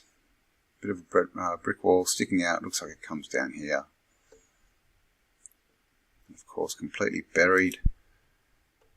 And this, and this does not explain at all the flooding that we see in cities, because it doesn't obviously. But out in the deserts, where they've completely obliterated things, and you get these broken down, smashed, melted buildings, castles, because they've destroyed all the vegetation with something like napalm.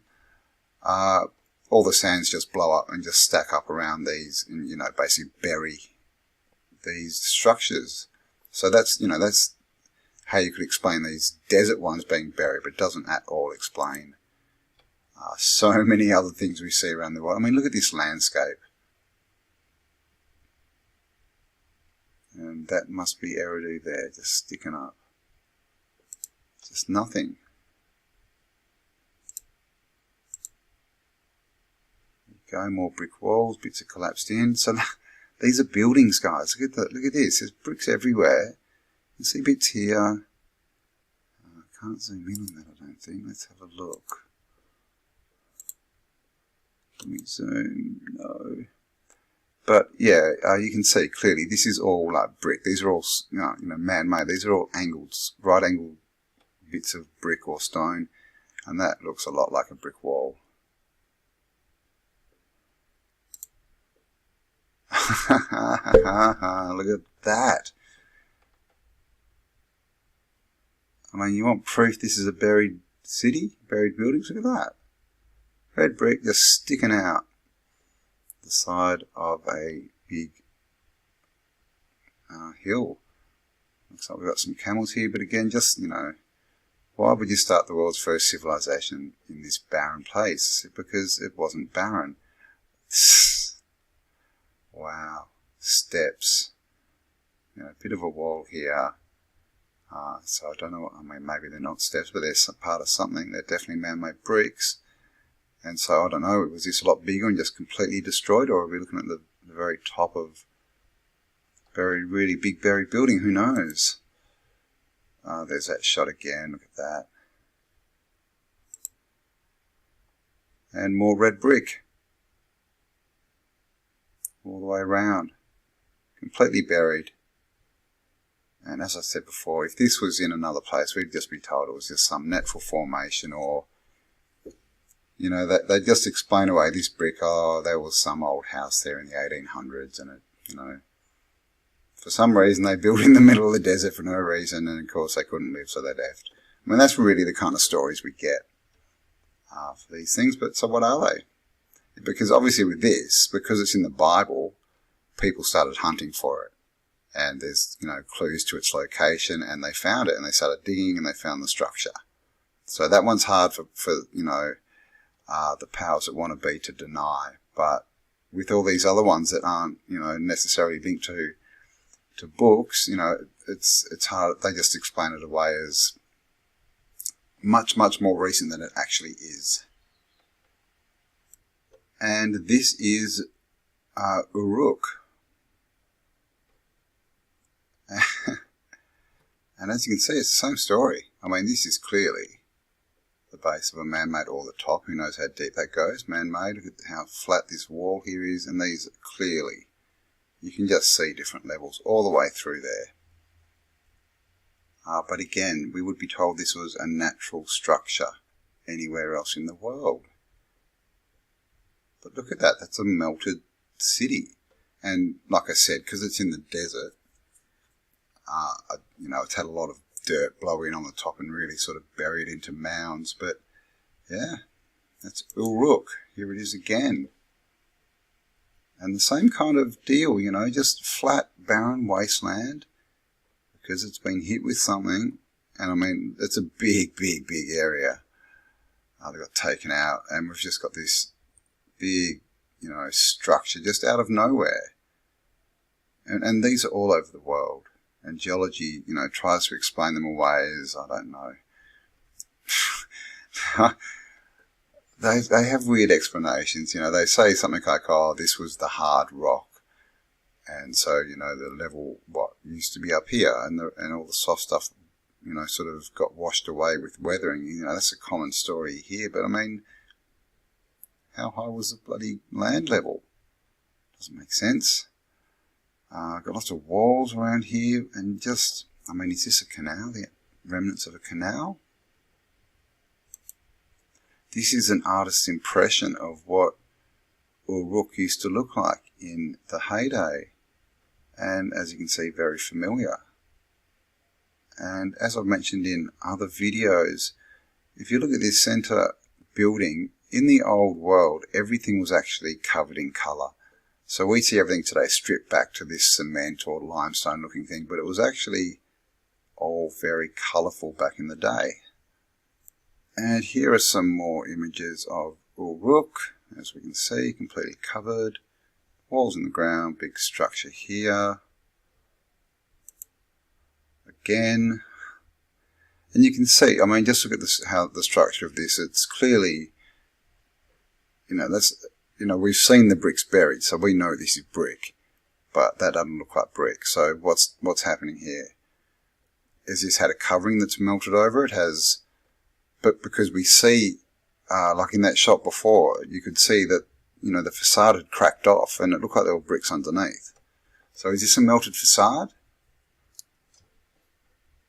Because it doesn't look red, does it?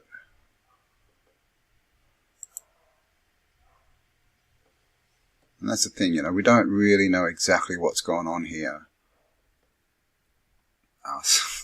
Obviously something big, some big destruction. Rain down from above, fire and brimstone. I mean, how do you get sulfur to rain down? Where does sulfur come from, I wonder? Volcanoes? But yeah, here it is again. Look at this, doorways, windows going, and that's clearly a structure. You can see the different levels. You can see stairways. Yes. This is the remnants of a temple, is what they say. And as we can see, this is clearly brick, including the columns. And here, down at the bottom again, you see this sort of facade that looks like there's something on there. But all here it's been, blown out by the wind and a bit destroyed. And obviously there was a lot more there at some point. And this is, this is marked as a ziggurat, and you can pretty much see it is. I mean, look at these doorways, and that's a clear level, and we've got other levels up here, but this is big right angle, marked as a ziggurat. And this is a thing, I guess, in the Middle East. With a lot of these old buildings, like I said, they're all mentioned, a lot of them, in texts and biblical texts and things, so people go searching for them, and so they kind of have to admit that they are buildings. But in other places in the world, you'd see something exactly the same as this, and they would say, no, that's just a natural formation. And I showed this in my last video, but this is, I'm not sure which one it is, but it's either Sodom or Gomorrah. That's not the best resolution pick. Here's another one. So it's the exact same thing that we see everywhere. And look at this massive cliff in the background. I mean, is that part of this? What was that? Now, how big were these buildings? But you can see clearly, buried, top sticking out. Same thing here. This one shows, this is sulfur. And you can see this, I don't know, is this pancaking maybe? It's pretty, micro pancaking, but who knows what that is. That could be a brick layer, I don't know, mortar, but it's that same sort of striation look that we get everywhere. But yeah, there you go, 1, 2 bits of sulfur embedded in probably a building here, the side of a building. So sulfur, fire, this is what we're told, fire and brimstone, sulfur raining down from above. And there it is. You actually see this all over Sodom and Gomorrah. There's sulfur rocks embedded everywhere. And Conspiracies Are Us did a really good video. Just released it the other day, two or 3 days ago, and the name escapes me. I'll leave the link below.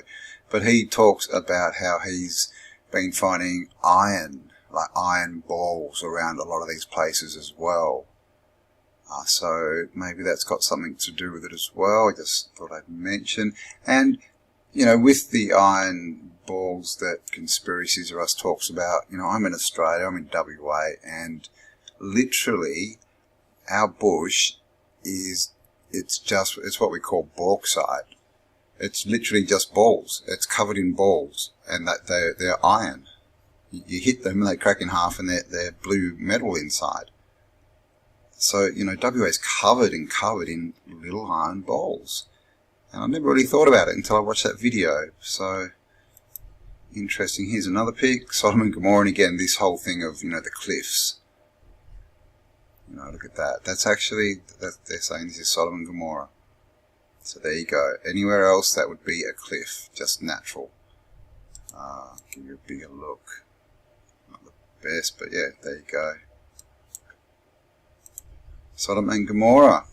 Exactly the same look as Uruk. And again, look at the size of these mountains in the back, because we get these, and the more you look at these, the more they look like buildings. So we get this in the front, but look at this in the background. It's pretty huge. We get these sort of, see, we've got 1, 2, 3, and they're kind of these bits going into this bigger main structure. There's almost another one here. Then we have this line across here, a plateau, and then clearly it's been raised up, and we have this raised bit, which looks like it's several bits. So, is that a massive building as well? Was this older? Was this when people were bigger?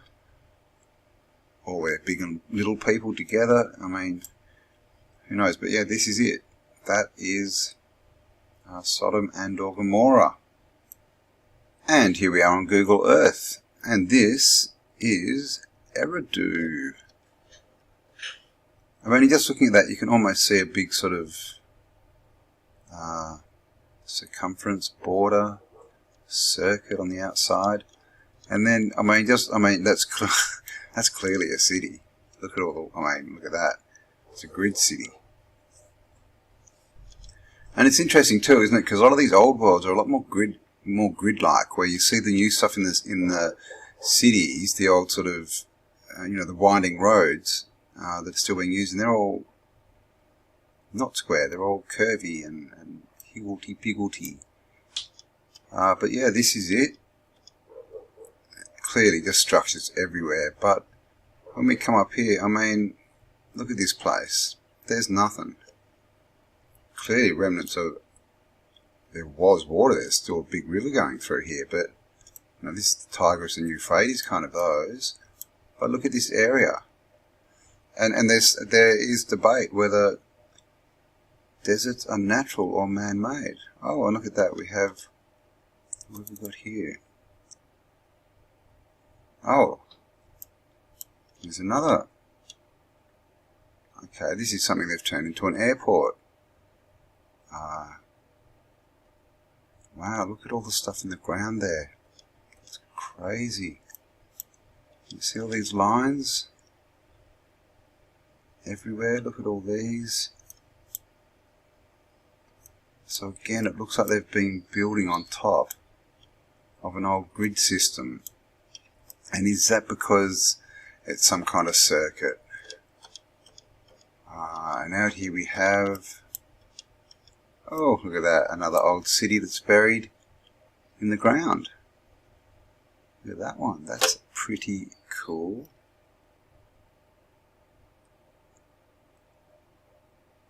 Look at that. Wow, that's quite big. That whole area. And look at this, we've got bits out here. All these old buildings have courtyards in them too, by the way, if you haven't noticed. And you'll see if you look at old pictures that are, called Greek and Roman, they always have the courtyards. But look at this huge structure buried in the ground. And, that's probably just the bottom of something, because look out here, whatever was here, just completely destroyed. All we can see is the foundations. And again, look how it's laid out. We've got these squares. Down here, square, a bit coming off, bit coming off. It just does look circuit boardy, doesn't it? It's all through here. So there we go. Oh my gosh. Is that a W for water? Or is that... I think it's water.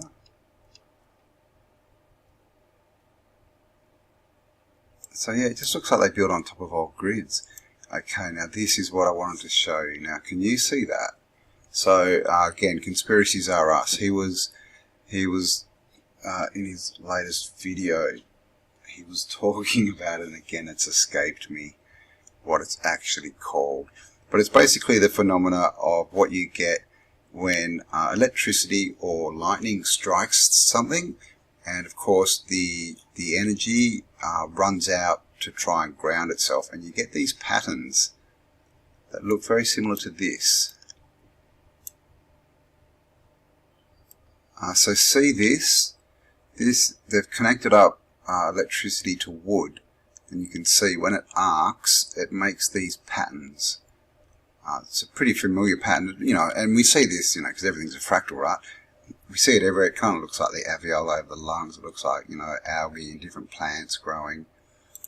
But this, so we got positive, negative, connected in, and when it arcs, you get this. I mean, they're not the best pictures, those ones, but you sort of get the general idea. See, and we just get these like that. People actually make art with it on wood. But so you get this, so when you can imagine when lightning or something, or a big amount of plasma discharge or electricity hits a place, it then goes and sparks out across the ground, and we get these patterns that kind of look like that. You see how that's all sort of sparking out, all these different veins going everywhere. So is this what happened? That's not the best conspiracies. Russ showed some really good ones in North America. But this whole place, you know, this is, you know, the cradle of civilization. But there's nothing here but destruction. And as you can see, like, look at this. This is surrounded by water. You know, that should be pretty good land, but it's just been obliterated. You know, this has just been white. This is just sand. You know, but of course there's bits sticking out of it, like these big walls with right angles. And there's another right angle there. So what's under all this stuff? And we get these funny walls and ridge lines, and I guess that's a bit of agriculture. But what this, yeah, this doesn't make. You know, this has definitely been hit with something. It doesn't make sense that people would even go here to try and live, let alone it be the cradle of civilization. Okay, so here we are. We're now in Iraq. And this is Mount Sodom. And look at this one. See this big sort of arcing pattern that looks like a big energy discharge. And you can see that is absolutely huge. So what's happened here? Is that the cause of this destruction? Or is that, you know, like a scar left by this destruction? And see how it's raised? It's like it's hit, and all the water in the ground has just instantly like expanded to gas, and it's just gone and just pushed up all this land into this shape. And this, they say, oh gosh, they're not going to let us see a lot, I don't think. Picture did come on. Let's see if we get more. Oh, that was Mount Sodom. No, that's going to take us somewhere else. Oh my God, there's Sodoms everywhere. Why would you rename a place Sodom?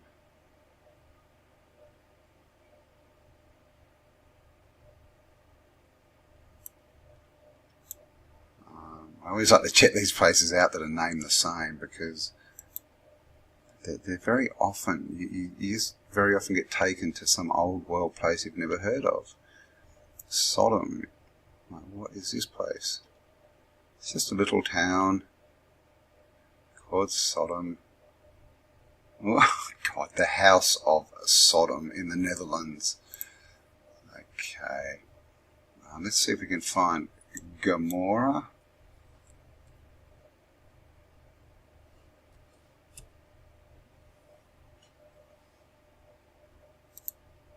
But as you can see, there's a bit of a pic there, as we saw before. Let's see, it's not understanding Gomorrah. How do you spell Gomorrah? No, It's not going to show us Gomorrah. I can't find it. It's sort of saying it's the same place, but as you can see, Google don't want us to see what's down there. But again, as you can see, just complete destruction. You know, there were old world cities here, you know, near the ocean. You know, it should be a good place, but it's just completely just being destroyed. And we have this big arc down here, this big electric pattern, and smaller ones in there. So is this what's going on? It'd be interesting if to see what's in the ground there, if there's iron balls. Is that water, or is that maybe it's been turned into farms or something, fish farms? Looks like water. Interesting. Here's another one of these big patterns, see? So it looks like this place got hit pretty hard. You see this big veins just popping off. So if you kind of look at that,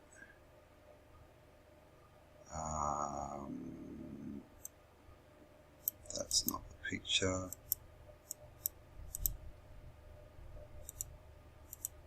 That. Kind of see what we're trying to say there. Of course, that's not my discovery. That is conspiracies are us. But I think the further, you know, the more we start to look into this, we're going to see this stuff everywhere. You know, so this again begs the question. You know, what are all these? Are they? Because these are like the tops of mountain sort of ranges. Because all the land seems to have been lifted up. So is that some kind of electric discharge? Or is it natural? And you can see some kind of border around here. You know, this whole place was probably fully populated. I'm not sure. They look like ridges. Oh my god, it just looks, look at this place. What the... Yeah, that looks like you're looking inside the human body. At like fat cells and skin and stuff. And oh my god. That is bizarre. And see, look at all these big electric things. So is this land literally just been bubbled? Because look, it's just full of divots everywhere. And this is what we see in the Sahara, isn't it? It's just huge sand dunes. Huge. And just sand. Nothing grows, and then oases popping out. And I mean, this place is just covered in them.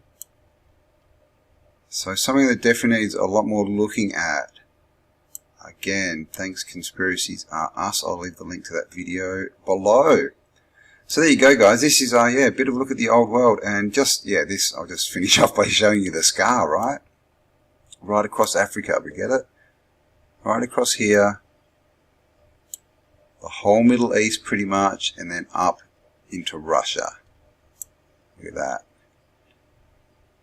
And the reason that Russia looks a little bit better up here is because it's so cold, it's covered in ice, so it does get water where these you see, the thing is, trees attract rain. Trees give off pheromones that actually attract rain. So when you wipe out all the trees, there's nothing to attract the clouds and the rain to come back, which is a problem. This is why deserts stay like deserts. So are they man-made? So we've got this massive sky, and we get them as well, of course, Australia. Look at that, the whole continent got taken out. And in South America, we have this whole big strip down here. And then we have in North America around here, sort of Grand Canyon and, you know, Nevada and all those kind of places out in the desert. So yeah, and we're told this was all those cities were sort of 5,000-6,000 years ago. The first cities on Earth built in, you know, they never tell us that they built them in rainforests or really nice places, do they? They tell us, they try and tell us that the environment was exactly the same 6,000 years. So they do actually try and tell us that these people went out It started the world's first civilizations in the middle of the deserts. That does not make sense at all. At all.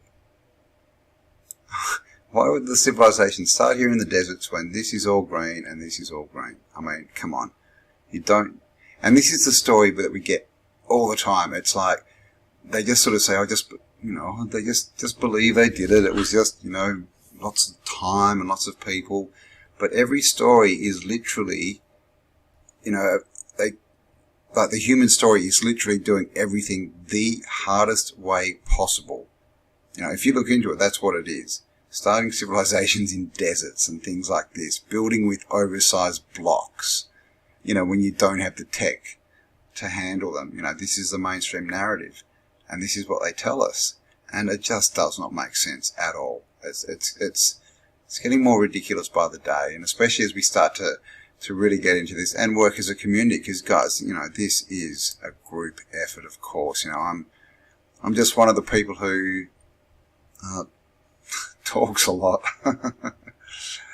So yeah, but I mean, obviously I get so much of my information from, all you guys, everyone who subscribed, everyone who comments, and other creators as well, other content creators. So we're all in this together, uncovering our true story. Alright, so I hope you found that interesting, guys. Thanks for spending some time with me. And I'll catch you all on the next upload.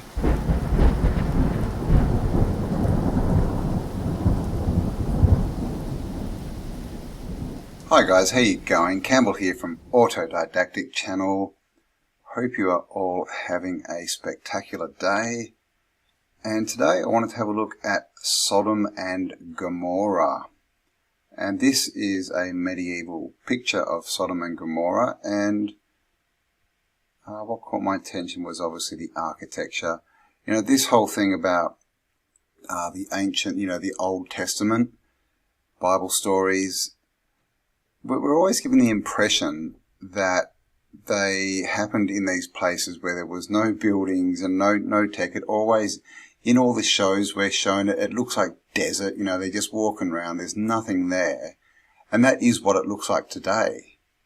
But that is not what it looked like not too long ago. You can have a look here at the kind of buildings that there used to be in Sodom and Gomorrah. And the kind of clothes that they were wearing. And I have another one here.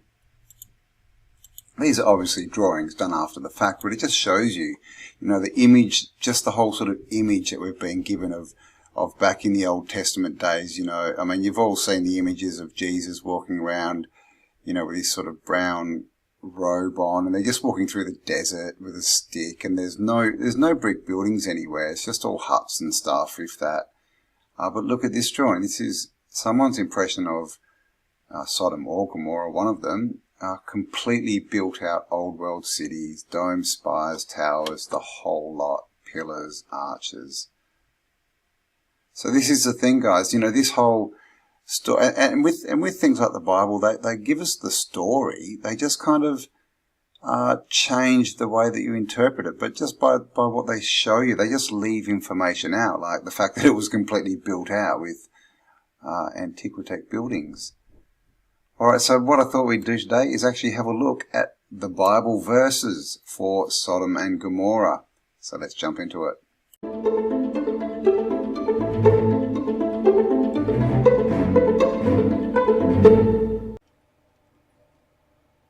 And this is Genesis 18, New International Version.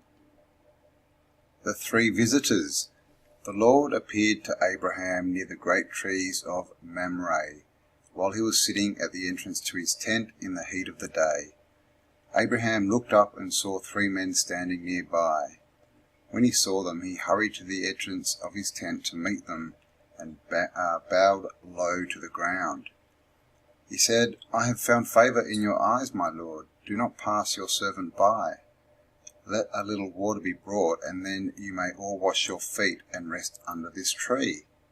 Let me get you something to eat so you can be refreshed, and then go on your way, now that you have come to your servant."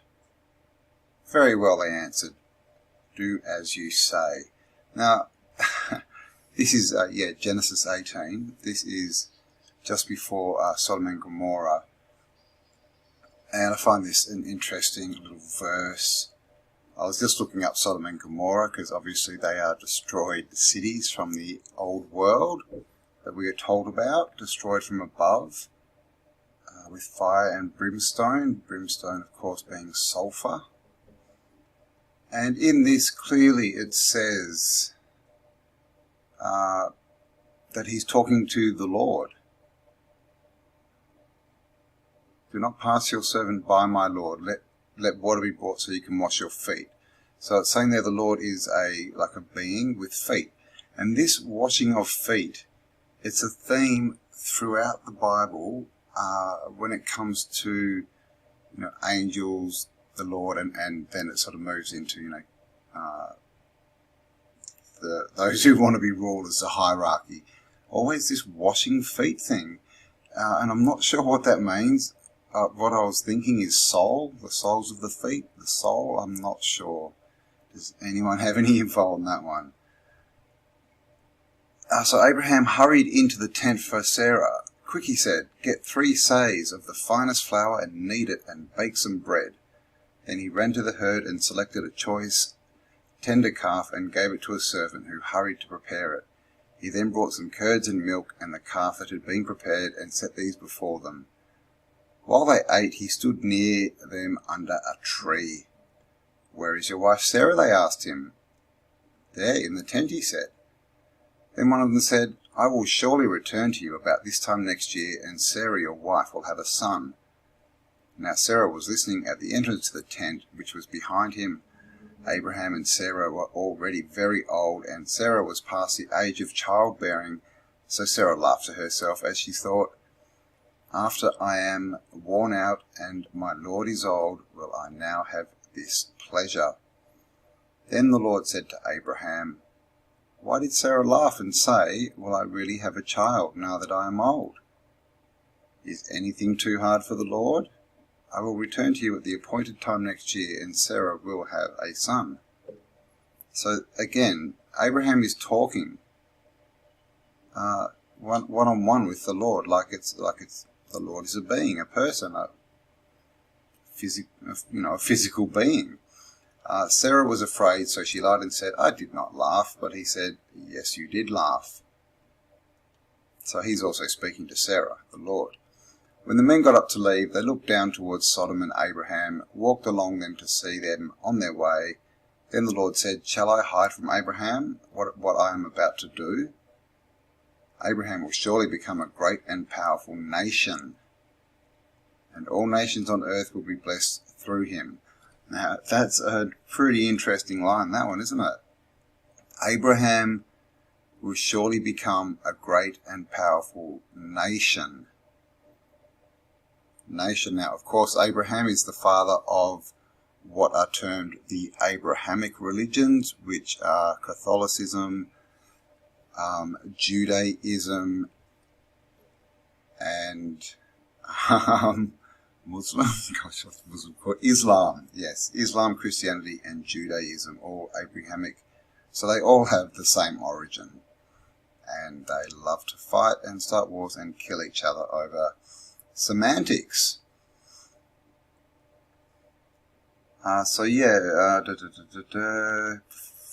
For I have chosen him so that he will direct his children and his household after him to keep the way of the Lord by doing what is right and just.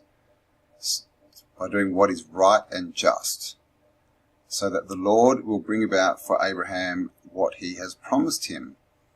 Then the Lord said, the outcry against Sodom and Gomorrah is so great and their sin is so grievous that I will go down and see if what they have done is as bad as the outcry that has reached me. If not, I will know. The men turned away and went to Sodom and Gomorrah. Went to Sodom, but Abraham remained standing before the Lord. Then Abraham approached him and said, will you sweep away the righteous with the wicked? What if there are 50 righteous people in the city? Will you really sweep it away and not spare a place for the sake of those 50 righteous people? And then this bit goes down and they basically have this talk. And he says, would you spare it for 40 people? And the Lord says, yes. Would you spare it for 30? Yes. Would you spare it for 20? Yes. And then down the bottom, then he said, may the Lord not be angry, but let me speak just once more. What if only 10 can be found? The Lord answered, for the sake of 10, I will not destroy it. Meaning Sodom. Sodom, of course, we know where that what that word turned into and what it means. When the Lord had finished speaking with Abraham, he left, and Abraham returned home. Now, I thought there was more to this. I thought that there was a bit where Abraham actually went into Sodom and tried to find people, and couldn't. I think at the very end he only found one. But in this, like this is Genesis 18, and if I go forward, that bit is not there. So I don't know, am I just remembering something that didn't happen, or something from another timeline, or does anyone else remember that? Was there a part in the Bible where Abraham actually went into Sodom and he was trying to find righteous people, so to get the Lord to not destroy it? I mean, I remember that. Maybe I'm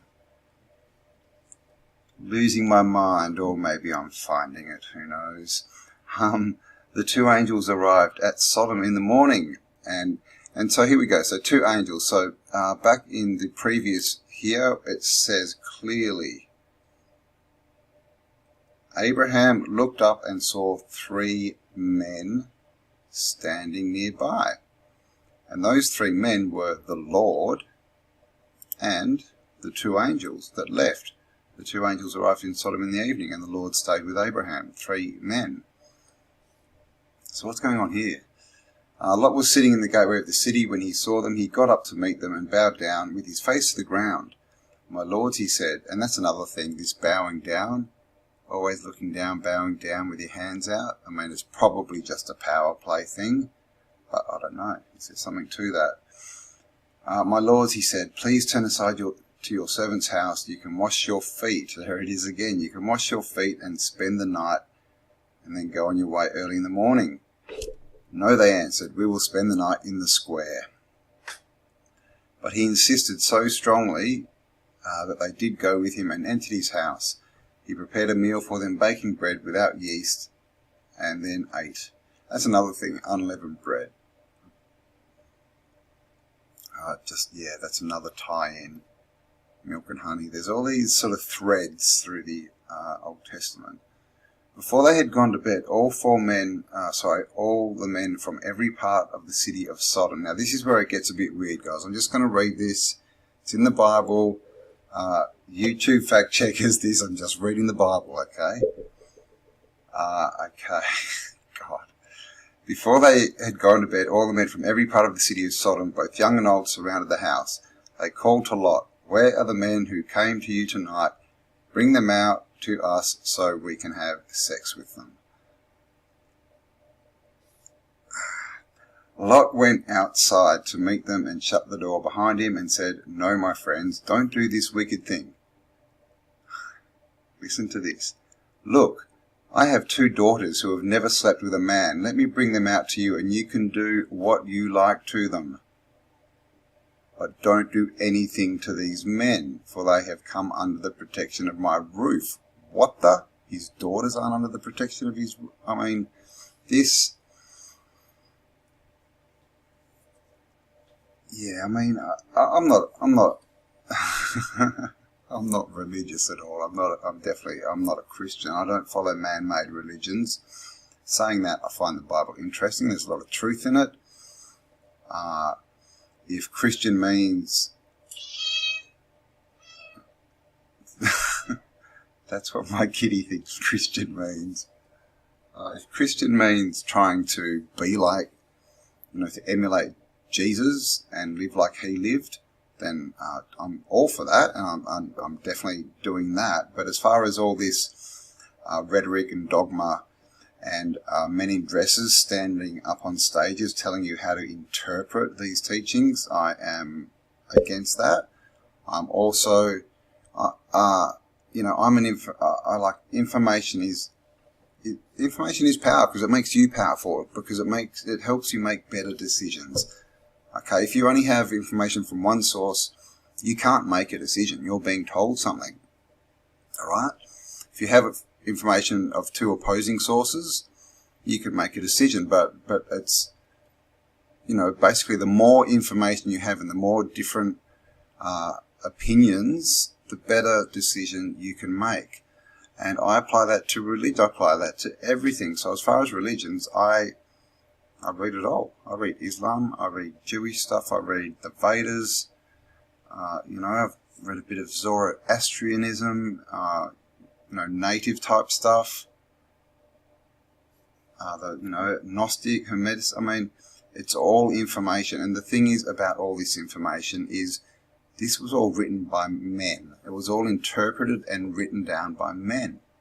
For whatever reason, you know, we cannot say 100% that every single person who has written a bit of text for a theosophical or religious book has had good intent. We can't say that. Some of them have probably had bad intent. We know that these books have been, you know, mercilessly, you know, interpreted, reinterpreted. They have been edited. Of course, we've got the Council of Nicaea in 325, where they heavily edited the Bible, took out things like the Book of Enoch.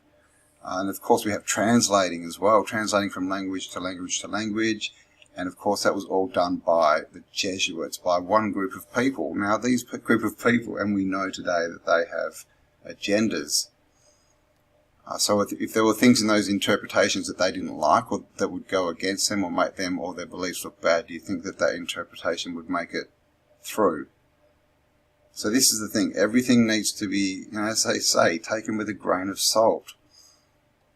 And this is why information is, in my opinion, you know, it's the way to really, I mean, obviously it's the way to understand what's going around you, because the more information you have in your mind, it's about connections, is what it's all about. So the more information you have in your mind on different topics, the more connections your brain can make. And so you can make better decisions. You know, so if, you know, with a car, if you take your car to a mechanic and all you know is that a car has 4 wheels and engine and starts with a key, and that's it, and the mechanic can really sort of look at it and tell you anything, and, you know, you don't have much choice but to believe what they tell you, do you? Or get a second opinion, which of course you should. That's getting more information. But if you go in there and you know that that car, you know, has an engine, a gearbox, all these different things, carburetors, valves, you know how it works, you know what it should sound like, and you go in there and someone tries to lie to you and say it's, you know, give you the wrong information, oh, this is the problem, then you can then make a better decision and say, well, no, that's not the problem, this guy's dodgy, and you can leave. So more information gives you more connections and helps you make better decisions, and that's why I don't ever limit myself to one book, one doctrine, one teaching, one anything, because ultimately all these teachings have come from, come from one source, and I guess we've just got to be careful of what that source is. And of course, you know, with the Bible, I'm not saying that the original source is bad, but like we just said, this thing has been edited, translated, and used as a power tool for hundreds of years. So the thing is, guys, you know what the truth is. You know what the truth is. It's all inside you. So all this information, or what it really is it's us remembering and us revealing things. And so whatever the truth is, we know what that is. That will, you know, gel with us. That will sync with us. That will be in the right vibration for us to accept. It will just make sense. And that's how you know it's the truth. So yeah, that's my advice, is get as much information as you can. And then trust yourself to make the right decision with the information you've got and the connections you've made. Because that's clearly a weird part of the Bible. But like I said, there's a lot of good in the Bible. And of course the Bible is, you know, 2 testaments, Old and New Testaments, written 1,000 years apart. One is a group of books about the past. The other is a group of books just about one person. And 66 books make up the Bible. So it's not a book, it's many books, all put together. And as I said, in the Council of Nicaea in 325 AD, they heavily edited and took out a lot of books which are now called non-canon. Okay, that was my little spiel. Okay, so get out of the way, they replied. This fellow came here as a foreigner, and now he wants to play the judge. We'll treat you worse than them. They kept bringing pressure on Lot and moved forward to break down the door. But the men inside reached out and pulled Lot back into the house and shut the door.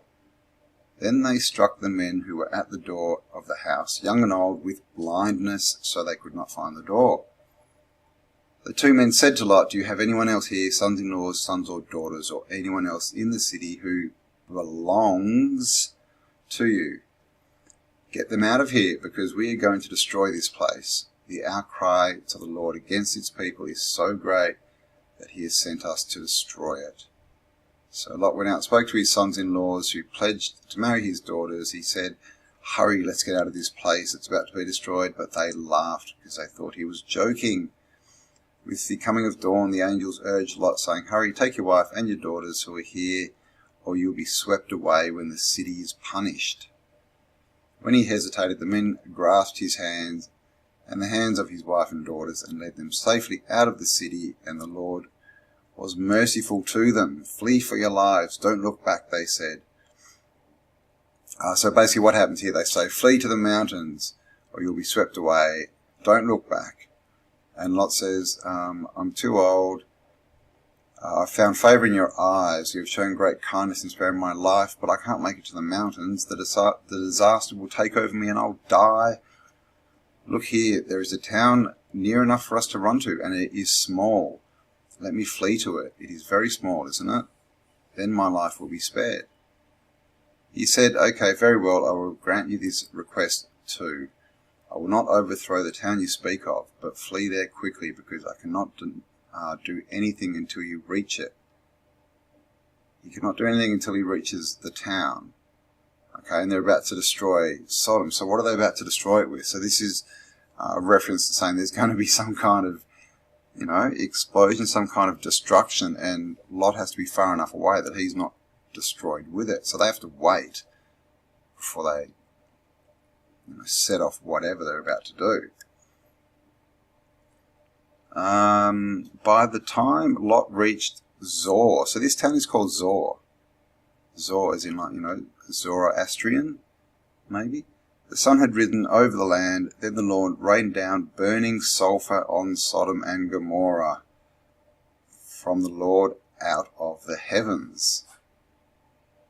Okay, so the Lord was a guy that Abraham was talking to at his tent, and now it says the Lord rained down burning sulphur on Sodom and Gomorrah from the Lord out of the heavens.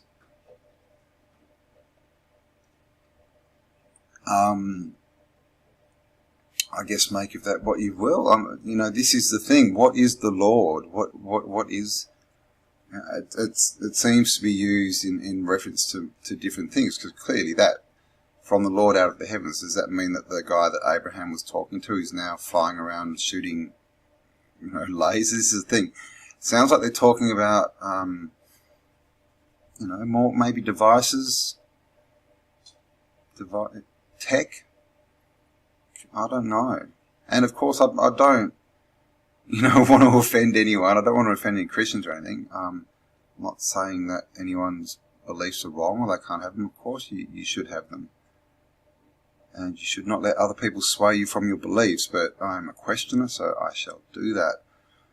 Thus he overthrew those cities and the entire plain, destroying all those living in the cities, and also all the vegetation in the land, which we see still through the Middle East, through the Sahara, up into Russia, and of course the whole centre of Australia, and large bits of the Americas. We call them deserts today. But Lot's wife looked back and became a pillar of salt. So we've all heard that. That was her lot in life, or his lot. A pillar. Interesting shape. and salt. Salts. Became a pillar of salt. You know, when you if you had water or a solution and you took all the water out of that solution, what would you be left with? You'd be left with salts, right? I remember reading an article years ago, and it actually said someone had, some scientism guy had worked out that, because humans, are just physical, right? That he worked out $1 value for a human, and it was something like 9 cents. And because basically he said that if you take all the water out of a human, you're just left with, chemicals. You're just left with a bit of iron, a bit of, calcium, a bit of this, bit of that. And the amounts that you get aren't that much. And on that market, in that time frame, it was worth about 9 cents. So she looked back and was turned into a pillar of salt. So was she like vaporized? It was all the water instantly evaporated out of her, and all that was left was salt. Don't know, because it doesn't say she was burnt, and we've seen these buildings, castles, remnants, and they look scorched, something. But the pillar of salt doesn't really lend to like a burning, does it? Unless that was an after effect of something. Maybe it was, I don't know, radioactivity, some kind of chemical thing we don't know of, or some kind of light spectrum that we don't know of. Who knows? But it's definitely, they're telling them to get out of the way because they're about to blow this place, and then they do. And she looks at it and she gets, all the water sucked out of it instantly. Now, I'm not saying it wasn't weird before, but this is where it gets weird. Lot and his 2 daughters left Zoar and settled in the mountains, for he was afraid to stay in Zoar, and he and his 2 daughters lived in a cave. One day the older daughter said to the younger daughter, "Our father is old, and there is no man around here to give us children, as is the custom all over the earth. Let's get our father to drink wine and then sleep with him and preserve our family line through our father." Just reading the Bible, guys. Just reading the Bible. Oh my God. That night they got their father to drink wine, and the older daughter went in and slept with him. He was not aware of it when she lay down or when she got up. The next day the older daughter said to the younger, "Last night I slept with my father. Let's get him to drink wine again tonight, and you go in and sleep with him, so we can preserve our family line through our father." So they got their father drunk again. The younger daughter went in, slept with him, and again he was not aware when she lay down or when she got up. God. So both of Lot's daughters became pregnant by their father. Does this remind you of anything, guys? Like, I don't know, royal lineages? The older daughter had a son, and she named him Moab. He is the father of the Moabites today. And the younger daughter also had a son, and she named him Ben-Ami. He is the father of the Ammonites of today. So, like I said, I was just trying to find the story of the destruction of Sodom and Gomorrah. And as you can see, the focus of this bit of the Bible is not on the destruction. It's not really on what happened to Sodom and Gomorrah. It's not even that much about, what kind of things were going on. I mean, obviously we have that one sort of phrase which is a bit full on. This one here. But apart from that, it just kind of says, they're bad, that no one gets a chance to save them. Well, I thought that used to be in there. Again, let me know if you remember that verse that I do that is no longer in this book. But the focus seems to be on Abraham and Lot, and on lineage and bloodlines, and getting people to have sons so that they can be fathers of nations. That's what this is mostly focused on. It just is. There's the foot washing for some reason, because I remember there's another one, and there's quite a few stories where they say, angels came in and angels came to my door, and people invite them in, and they sit them down, they have meals with them, and they always wash their feet. What's the feet washing? The soul? Cleanse the soul? Or, this is all, again, wordplay. We really don't know what words mean, where their original meaning came from. We may be calling something, a dog, and that may have been called a rock 500 years ago. We just don't, that's a silly example. We don't know. So we don't know what the word really, what the etymological basis of words like Lord and God are. We just don't, because, and it's even harder with words like this because they are so open to interpretation. They are so linked to belief systems and to emotions that it's really hard to search any kind of etymology of what the original meaning was, because, when you look into this stuff, God sounds a lot like a force, some kind of force, I don't know, electricity, electromagnetism, magnetism, something like that. And the Lord, I don't know, the Lord, the Ark of the Covenant too, I might look into that and read that verse too, because that as well, that thing flies around under the power of the Lord. So what's the Lord? It doesn't, the interpretations that are given of God and the Lord seem to be different. They seem to be different kind of energies, entities, things like that. And in Genesis, and I have brought this up with different, Christians, and I've been given different answers every time, but there's two creation stories in Genesis. There just is, and you'll know it. Basically, the first one is Adam and Eve are created from the dust of the earth, the clay of the earth, and the second one, Adam is created and then put into a sleep, and Eve is created from his rib. Two different creation stories. One is God, one is the Lord.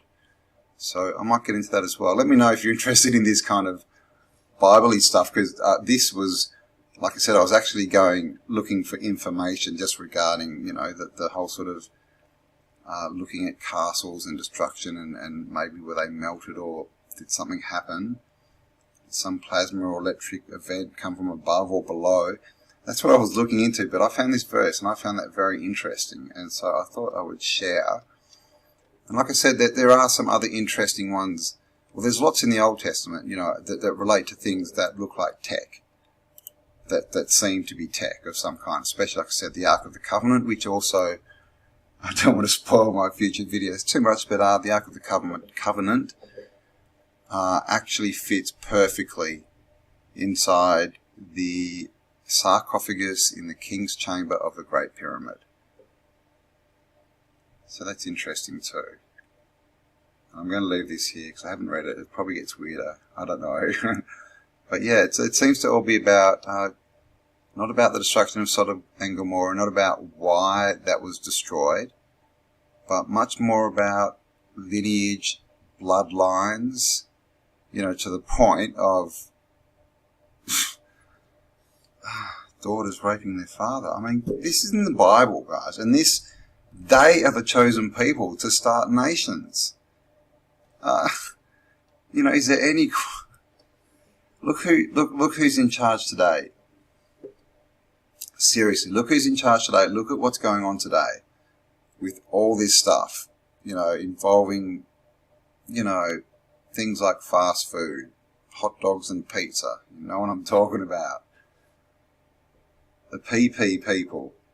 These are the people in control.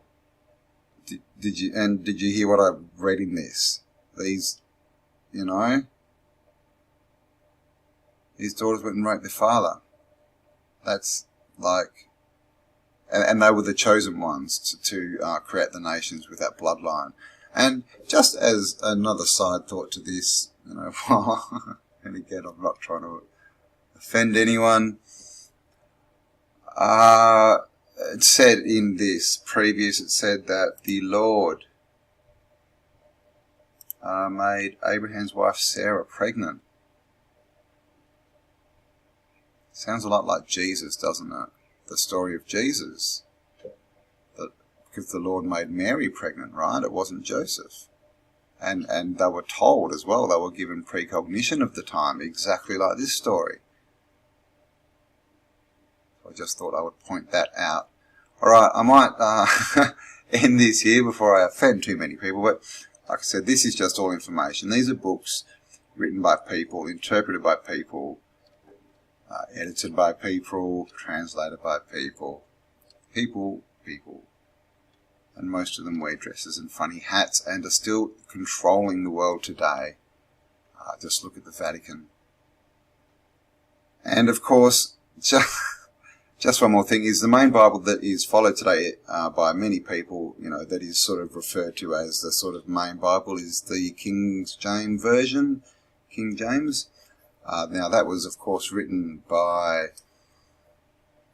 Joseph Bacon. So Joseph Bacon, who many theorise was also Shakespeare, but he was definitely a Freemason. So if you look at the front page of an old KJV Bible, you'll see the Masonic pillars and everything on the front page there.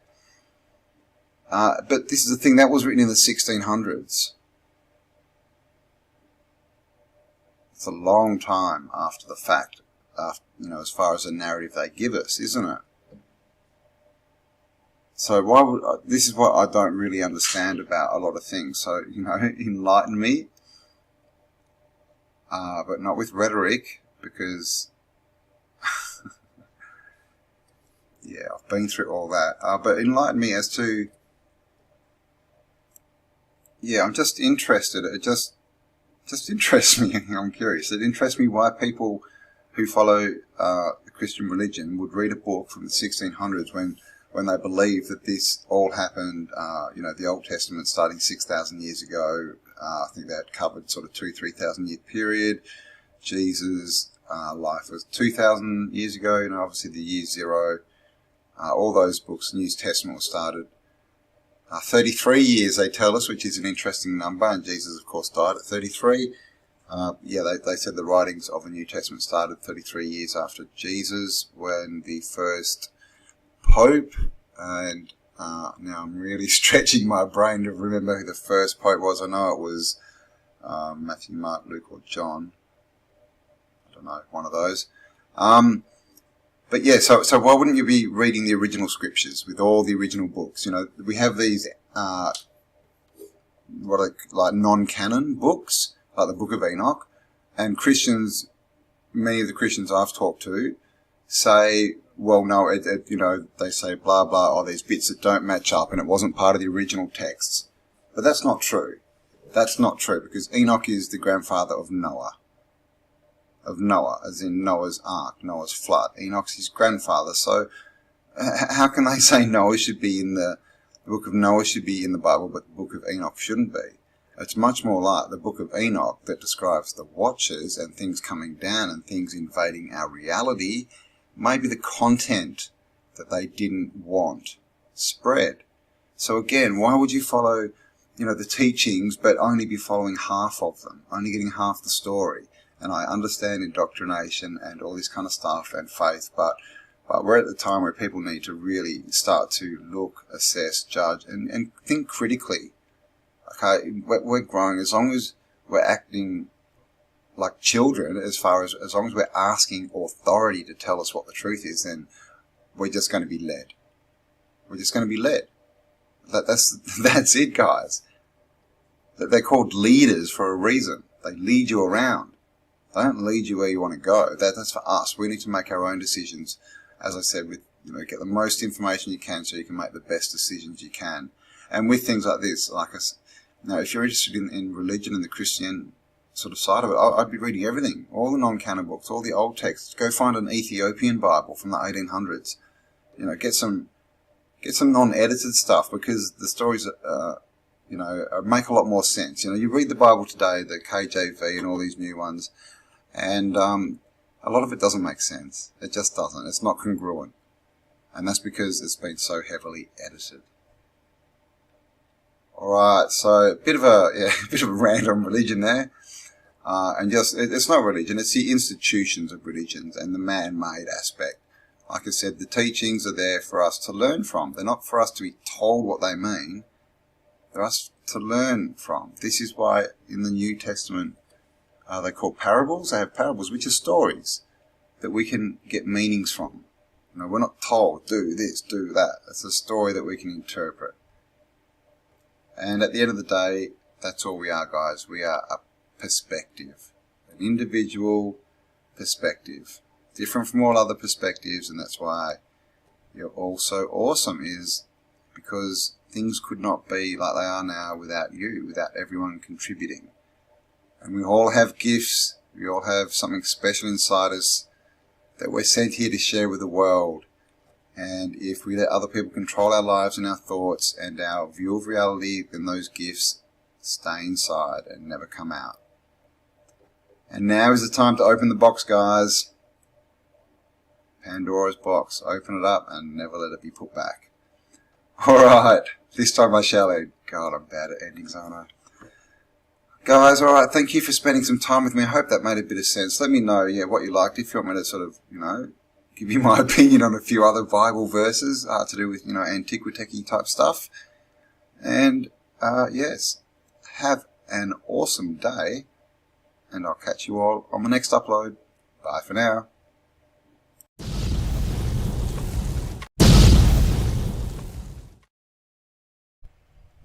Hey guys, how you going? Cambell here from Autodidactic Channel. Hope you are all having a spectacular day. And of course, autodidactic means to be self-educated, and in this crazy world and crazy time we find ourselves, we need to be more self-educated now, more than ever, because if we are not self-educated, the only choice we have left is to believe what we are told. And today I just wanted to cover, we'll touch on the topic again of castles on mountains, and then we're going to have a bit of a look at an ancient Assyrian city called Nineveh. So let's jump into it.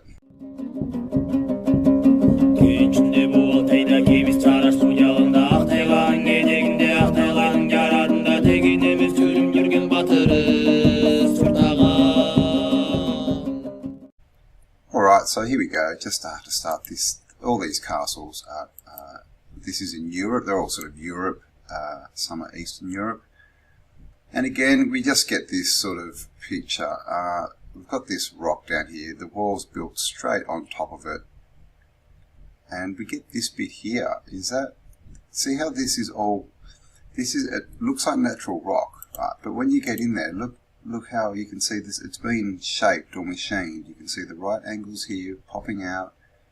And I'm not sure if this is brick, like it's been built up like that and is just aged, or if it's worked rock of some kind. It's probably the earlier. You can see the right angles here, and of course this is up on a hill. So what's under the hill? And old world structure, but yeah, look, see how this is the same colour as this. So where does the castle stop and the hill begin? Because you can see they just go straight down into this hill. And these kind of, these have got an old world structure look. Whoops. So how deep in the ground are they? These. How deep in the ground are they? Here's another one, similar, just straight down onto the rock. You see, this is some very nice work. And again, is this a facade over brickwork?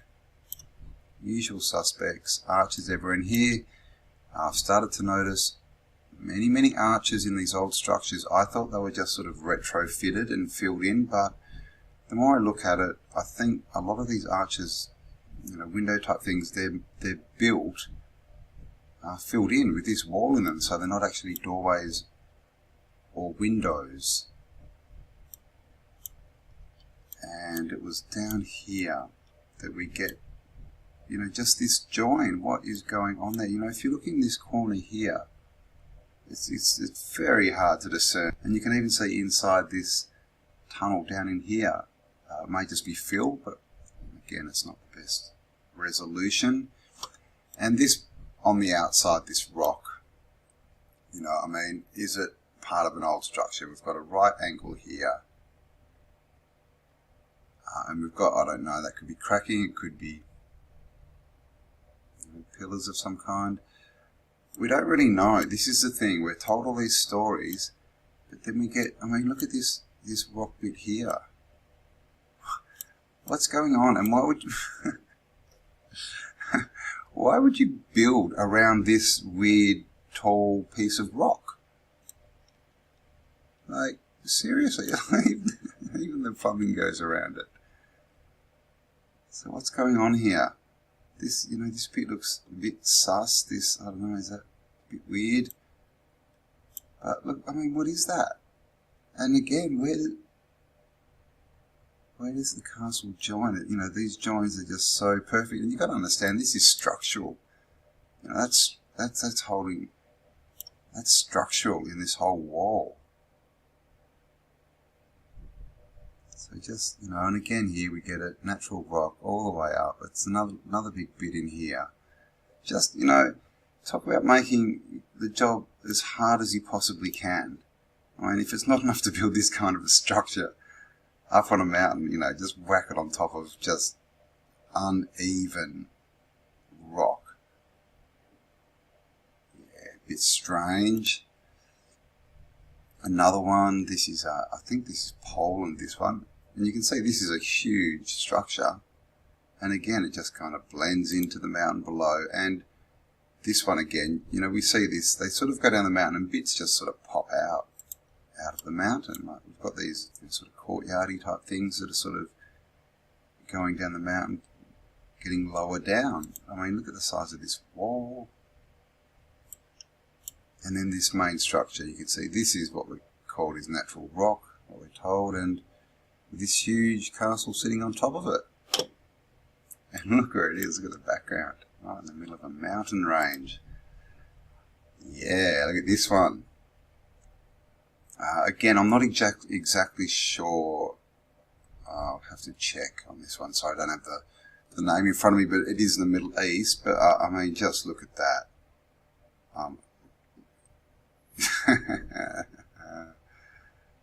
I mean, seriously, I mean, that's, don't even know what to say about this. It's pretty much kind of, I mean, you can imagine if this had a bit more mud on it, that's, all this would be underground, that'd be a mountain, we'd have this thing sticking out the top.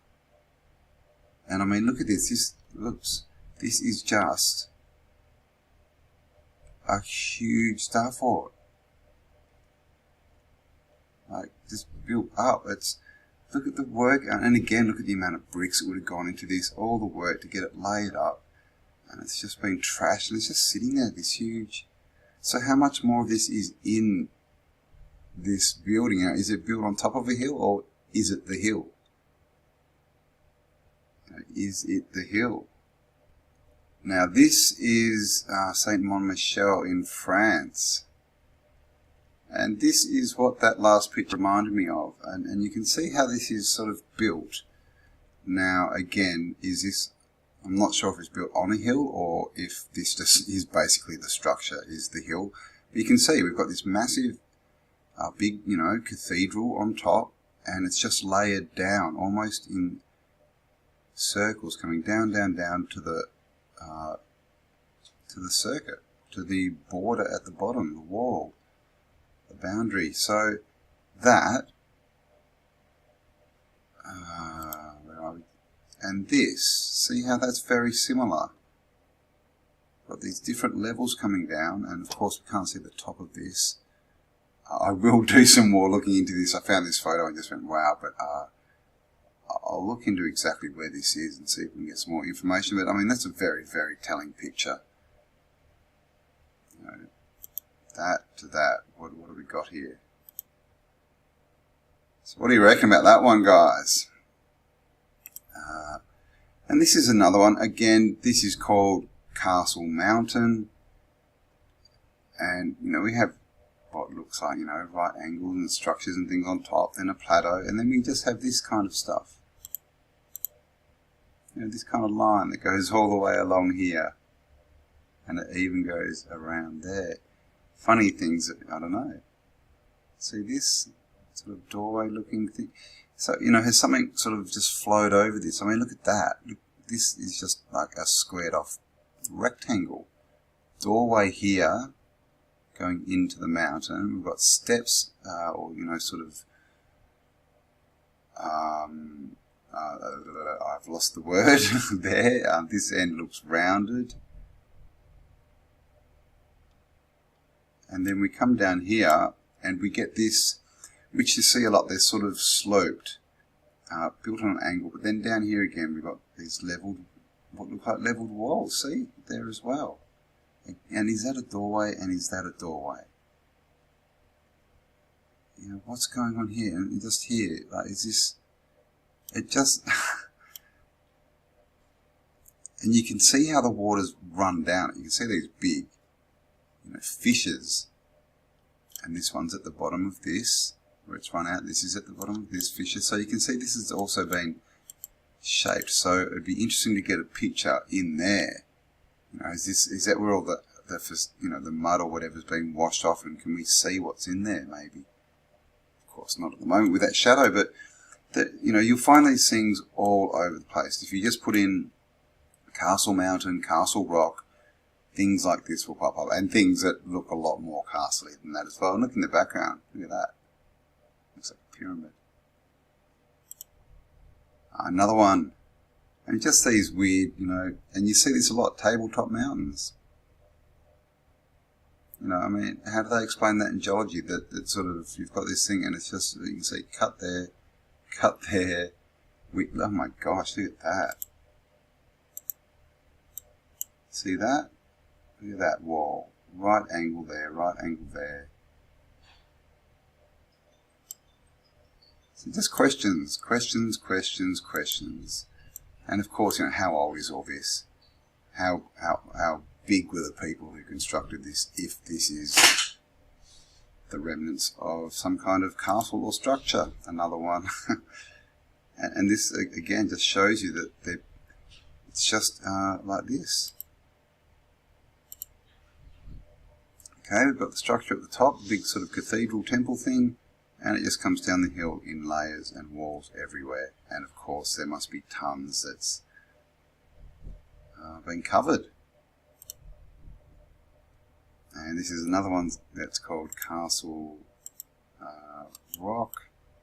And you get stuff like this. These kind of, it's broken up like into what looks like man-made bricks, and look, just all the rubble around. They look like bricks, don't they? This sort of wall, again, terrace, that's the word I was looking for before, terracing, haha. So yeah, this sort of terraced look, and then of course we get the mountain. What we're told is a mountain. So is this a mountain, or is this how bricks might age, or even just something that's flowed over the top and buried what was below? Because when you look at them, you just get all these funny straight lines. I don't know. These sort of, I mean, this is what they tell us is layering, but why is that the same colour as that and that, but we've got two lines in there? Shouldn't that be the same layer? I am not a geologist, of course. I am just someone who likes to ask questions. And this one again, I mean, it just, when you start to look at these, like, yeah, it's not necessarily a natural mountain. You start to see, look at that break. See that? Looks like a flat wall, and then this looks like a, tower, pyramid. This bit here looks like it's been carved in. They just have this look of levels, bricky sort of look. Of course, more looking, more research is needed, but here's another one. And see that, I mean, this is the thing, this is what we're told is natural rock, and this is what we're told is man-made, but where is the line? You can see this looks like the rock actually comes up and forms a part of the tower. This is clearly been flooded. That's clearly too low, that doorway or arch, whatever it is. and then just flooded out all the way down the mountain. And, you know, here, look at all this rock. And sorry, again, this isn't the best perspective. Need some of those 1600 pictures. They seem to have so much more detail than what we can do today. But yeah, look at that. And again, that's that same look, isn't it? Sort of, you know, like a temple or cathedral on the top, and kind of a town or whatever these other buildings are, sort of undulating down the side. And very hard to tell what's real and what's not. And in the background we've got other, what look like towers here, other ruins. You know, what looks like shaped, flattened off land down here and here. You know, so this looks like there was something big going on, and that's without even looking at this background, because I'm sure there's a bit going on there, because, again, here, can you see this? Steps or something? Interesting stuff.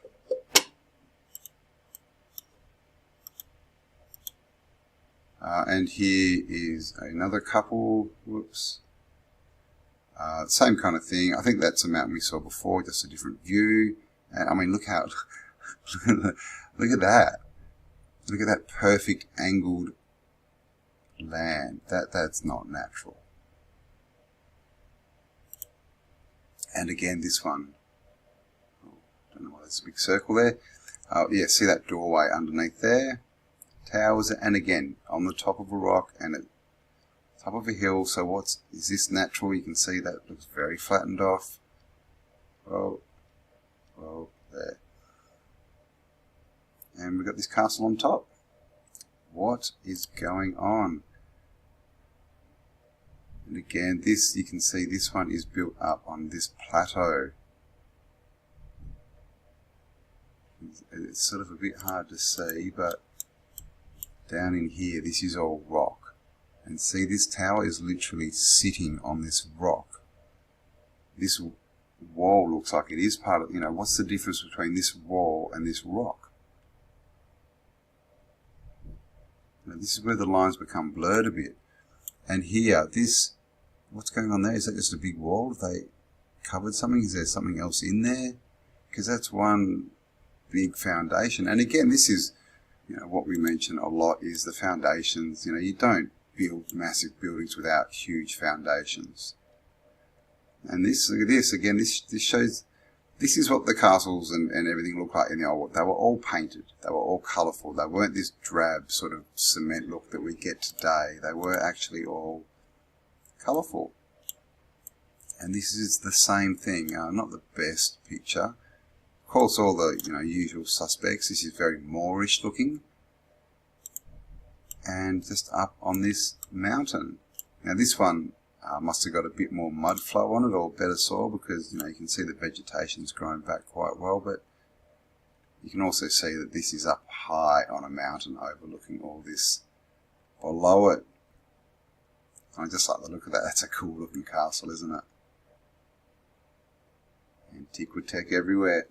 Alright guys, so yeah, mountains on castles, castles that become rock. What's the deal? You know, are they actually just a big old world structure that got covered, that's been worn down over a long time? Or are they just structures built on top of hills and mountains that then got covered with something burying half of them? Yeah, questions. Alright, so now let's have a look at Nineveh. This is Nineveh, which is another city in ancient Assyria, or was. This is, I'm not sure, this looks like a drawing, even though it does kind of look like a sepia tone photo. I think that's a drawing. I do have a bigger version of that image. And it just says, Nineveh was an important city in ancient Assyria. This exceedingly great city, as it was called in the book of Jonah, lay on the eastern bank of the Tigris in modern-day Mosul, Iraq. Ancient Nineveh's mound ruins are located on a level part of the plain near the river within a 180-acre area. And if we get down here, it's very, this is sort of, you know, the sort of Assyrian, Phoenician, Babylonian kind of look. This building I found interesting just because it kind of looks like a pyramid, doesn't it? But just, it's got these angles coming out. I mean, I guess that's what they call a ziggurat, which is fairly, it's just like a stacked pyramid, really, a ziggurat. This is a picture, artist's impression of what it looked like. And what you do notice with a lot of these old pictures, the artist's impressions, and you see this, you know, inside with frescoes and things, is the colour. And this is something we don't sort of think about or talk a lot about, is these buildings seem to have been like this, like seem to have been completely covered on the outside in colour and murals, not just this sort of bland whiteness that we see today. So the old world really did look a lot different to, you know, to the old world buildings that we get. I've got some other photos I'll show you of where they've actually gone through and ripped off all the the facade. Another picture here. So this is what we see on the inside of a lot of stuff. This is, I mean, again, how close to Egyptian is this? This is Assyria, but the colours, and this was all on the outside as well. And this is what we have left. Pretty much a slab. It got destroyed by ISIS. So let's just have a look at a few more pics. Okay, so this is Nineveh today, and as you can see, it's kind of buried. We've got the top of this wall sticking through. One thing I do want to point out is the shape of these. See how they step up? And of course, looking almost mirroring the shape of a ziggurat. But this kind of shape we see a lot in buildings, in these sort of townhouse type buildings that we see in Europe, places especially like Belgium and that. You see lines of them, and all the fronts of the houses, they're built of brick, but they're built into this shape. So I find that interesting. We've got the same shape just repeated along this whole wall, and look how buried this is.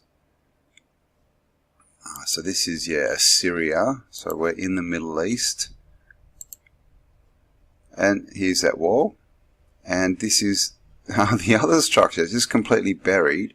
And you can kind of see, you know, out here it looks like there's been, you know, a lot more going on. It's just all been flattened, and it's just all desolate wasteland now, basically.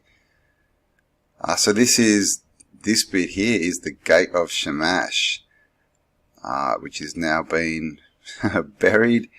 Down here it says mud brick tower of gate in foreground, reconstructed stone wall. So this must be reconstructed, which I mentioned in another video. They do this a lot when they find things. They uncover them, they're broken, and then they put them back together. But do they put them back together the right way?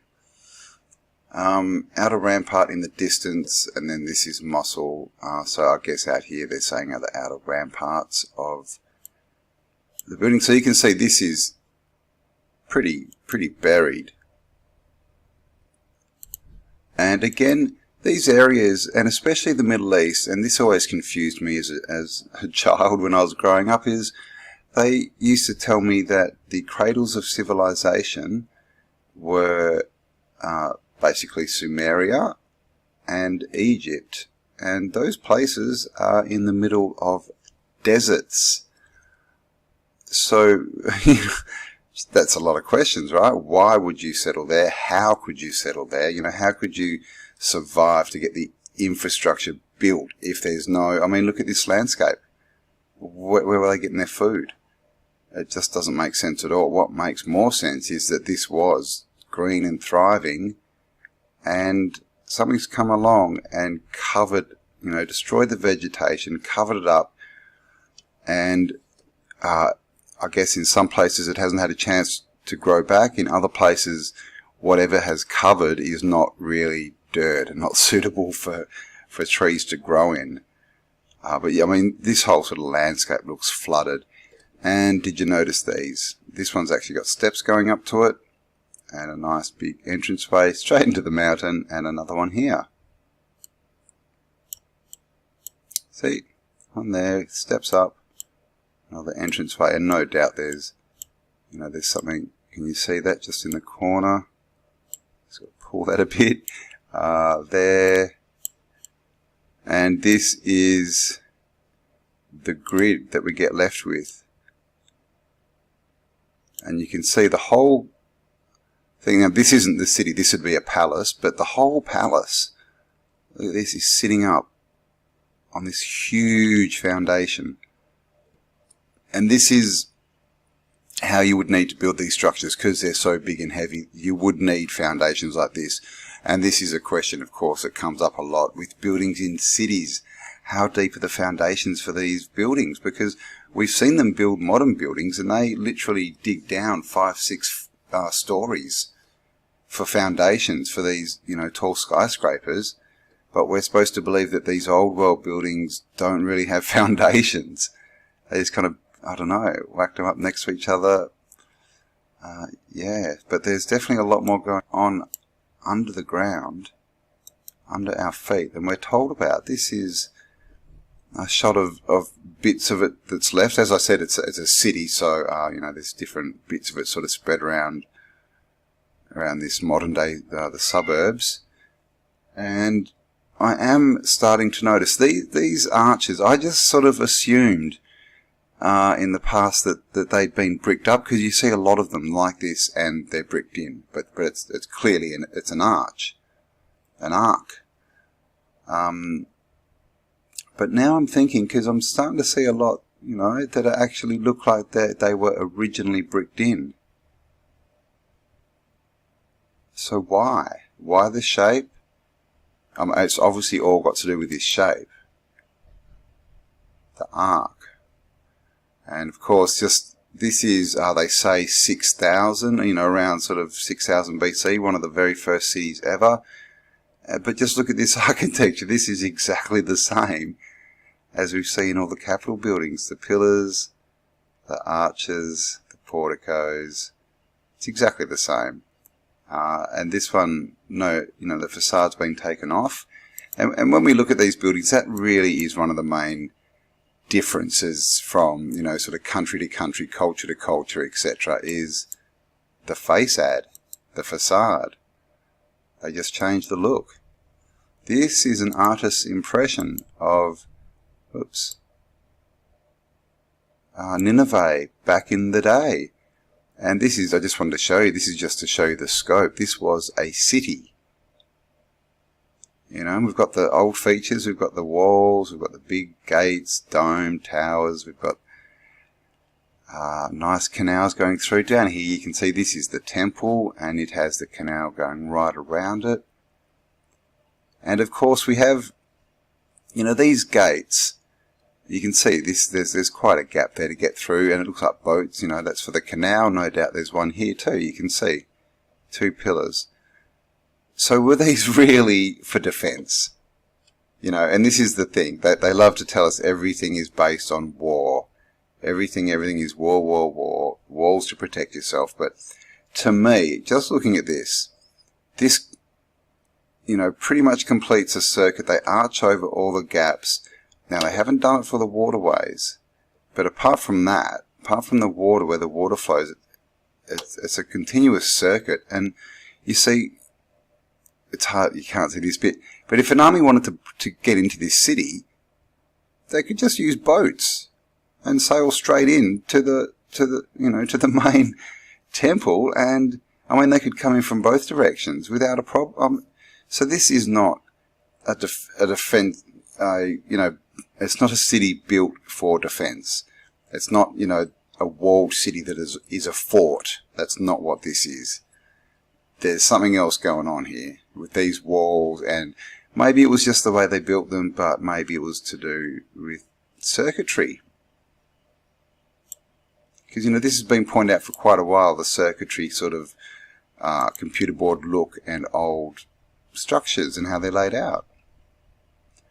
Here we go, red brick. So I found this interesting. This is part of the ruins. And you can just see how thick this wall is. Just that bit there. But all red brick. This is part of the temple.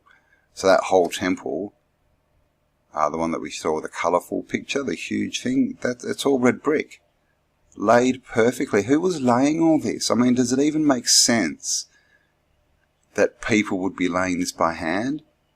Because you imagine, to get this done, you know, quickly, imagine how many people you would need in this vicinity to lay bricks. If it was just one person, they're going, you know, what, 3-4 layers deep on each wall, it's going to take a lot of time. But you start getting more people in there, and they're just going to be in each other's way. So was this, I don't know, was this done by some kind of machine? Bricklaying? It just looks also perfect. It's all right angles. You know, we do have the curves, and it's just all perfect geometry. And it just seems like so much work for actual people to be out there laying these bricks hand by hand. And then we've got to talk about the amount of bricks. I mean, how many bricks do you think are in that picture there? Because there is a fort in the Florida Keys called Fort Jefferson. And it is the USA's, they tell us, the largest brick structure in the USA. And it has an estimated 60 million bricks in one structure, and that structure is actually just the citadel. It's just can't remember if it's a pentagon or a hexagon, but it's just basically, yeah, it's not even the fort. It doesn't even have walls. 60 million bricks. So it's just ridiculous. Like, where did all the bricks come from, and who laid them all? And this is that old image, that sepia toned. And this is one of those images, isn't it, where we're sort of, it's really, you know, is this a picture or is this a drawing? Is the question. I think it's a drawing, but look, see how it's all sort of, I don't know. Could just be a really badly taken image, badly stored image. But nevertheless, we see here this massive pyramid ziggurat thing, massive wall on the river, on the canal, and these huge temples. And built 6,000 years ago, they tell us. 6,000. And some more shots here. This is really interesting. Yeah, so this thing here, what caught my attention was just this line. Now this could be, I don't know, a natural crack. But can you see that line? And underneath we have what looks like a doorway. I don't know, is that the top of a dome sticking out of the ground maybe? I don't know. Up here we have what look like walls. See here, walls, not the best resolution, sorry. And then just look up here. Again, we just get this picture of just holes everywhere, doorway looking things. And this sort of look like something's flowed over the top. And here we go. Look at that. Straight into the mountain. But as we get over here, what do we find? Look at this. So this is obviously being carved in by the looks of it. I don't know. This has been sheared off flat, and we've got this big entranceway, you know, pillars, arches, porticos, but obviously extremely worn down. And when you look at that, it just kind of shows you how, you know, these other rocks could be wearing down too. Because look at how rounded off it, you know, you can imagine, you know, a bit more wearing around, you know, some certain places, and we'd be told that was just a natural formation. You know, so this is kind of building sort of on the edge of that line, and we get things like this. Get this line through here with kind of these non-natural looking holes, shall we say. You know, here again, like steps, right angles, just weirdness, doorways going straight into the mountains, and look at these obelisk pillar things. Now, and that's the thing, has this all been carved out? Or was this built and then has time, you know, changed it, aged it? Are we, you know, because geology really, it doesn't make a lot of sense when you start to look at it. I just did a video and it showed a fossilized human leg in a boot from the 1860s, I believe. So we're talking, and it was found in about the 1960s, or no, sorry, 1980s, so 120 years, and human leg is solid rock. Now, we're told that can't happen, but it has happened. I've also got a hat that was found down a mine, and it's solid rock. And it was down there for less than 100 years, I believe. That is coming up in a future video. So yeah, like, was this carved? Or was this built and something has happened? Stuff has flowed over. Because you can see this is all flowy. Was it there beforehand and then cleaned out again? Yeah, what's going on here? But clearly this is a structure that goes straight into a mountain. There. And of course, you know, across here we had those doorways and bits and walls. So just, yeah, what is going on with mountains? Here's another artist's impression just to show you the size and scope. I mean, look at this thing. This is sort of one of those buildings that looks like the Louvre, you know, or the palaces that we see. They're just immense. And just the work that would go into constructing that. And like I said, they were all covered and colourful on the outside. And I think this may be the last pic, but this is another good one. Look at that. You know, rock, castle, man-made, natural. What is that? Because clearly man-made. This is what gets me.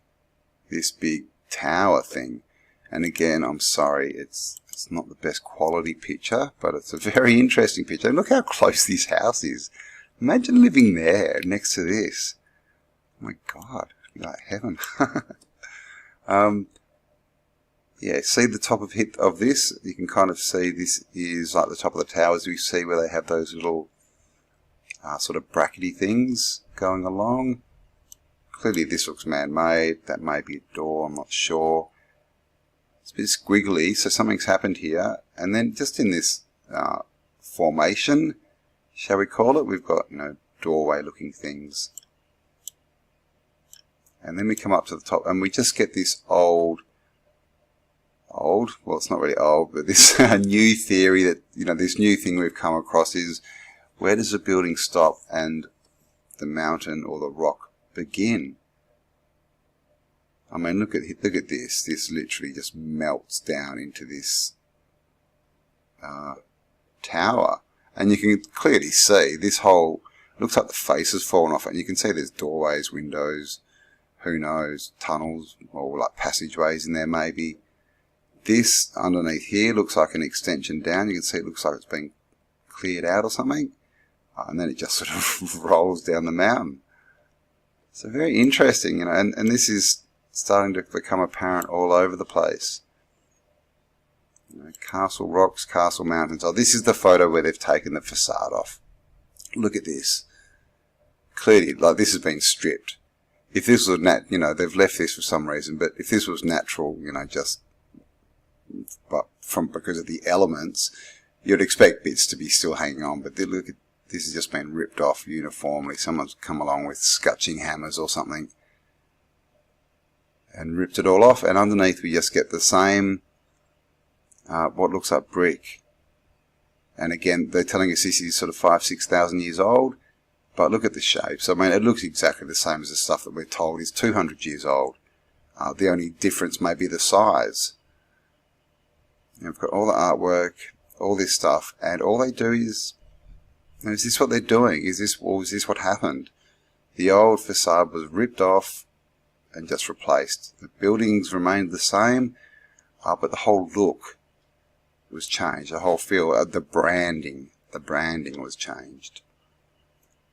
So there you go, a bit about Nineveh in Assyria, in the Middle East. So there you go, guys. Yeah, a bit of a look at castles and some ancient towns. And this stuff, of course, is all over the place. You know, melted castles, old cities that are under the ground. What's going on? Alright, so thanks for spending some time with me. Have a fabulous day, and I'll catch you on the next upload. Bye for now.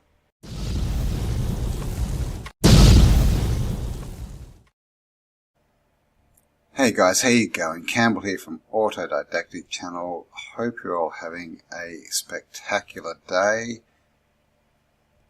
And as always, autodidactic means to be self-educated, and we need to be self-educated, especially in these times, because as we know, the information that we're given is far from true, and so we need to use our own intelligence and curiosity to dig through and find out where the truth really is. And today I thought we would have a look at a few things. We're going to have a look at some old, what are called old cities, rock cities, and then we're going to have a bit of a look into the properties of rock and sound, and finish up with a bit of ancient tech for you. So I hope you enjoy it, and let's jump into this.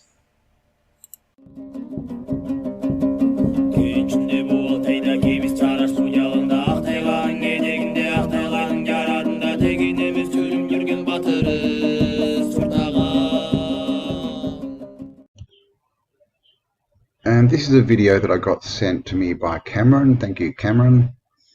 And this is New South Wales, Australia, where the fires went through at the start of this year. And it's pretty interesting.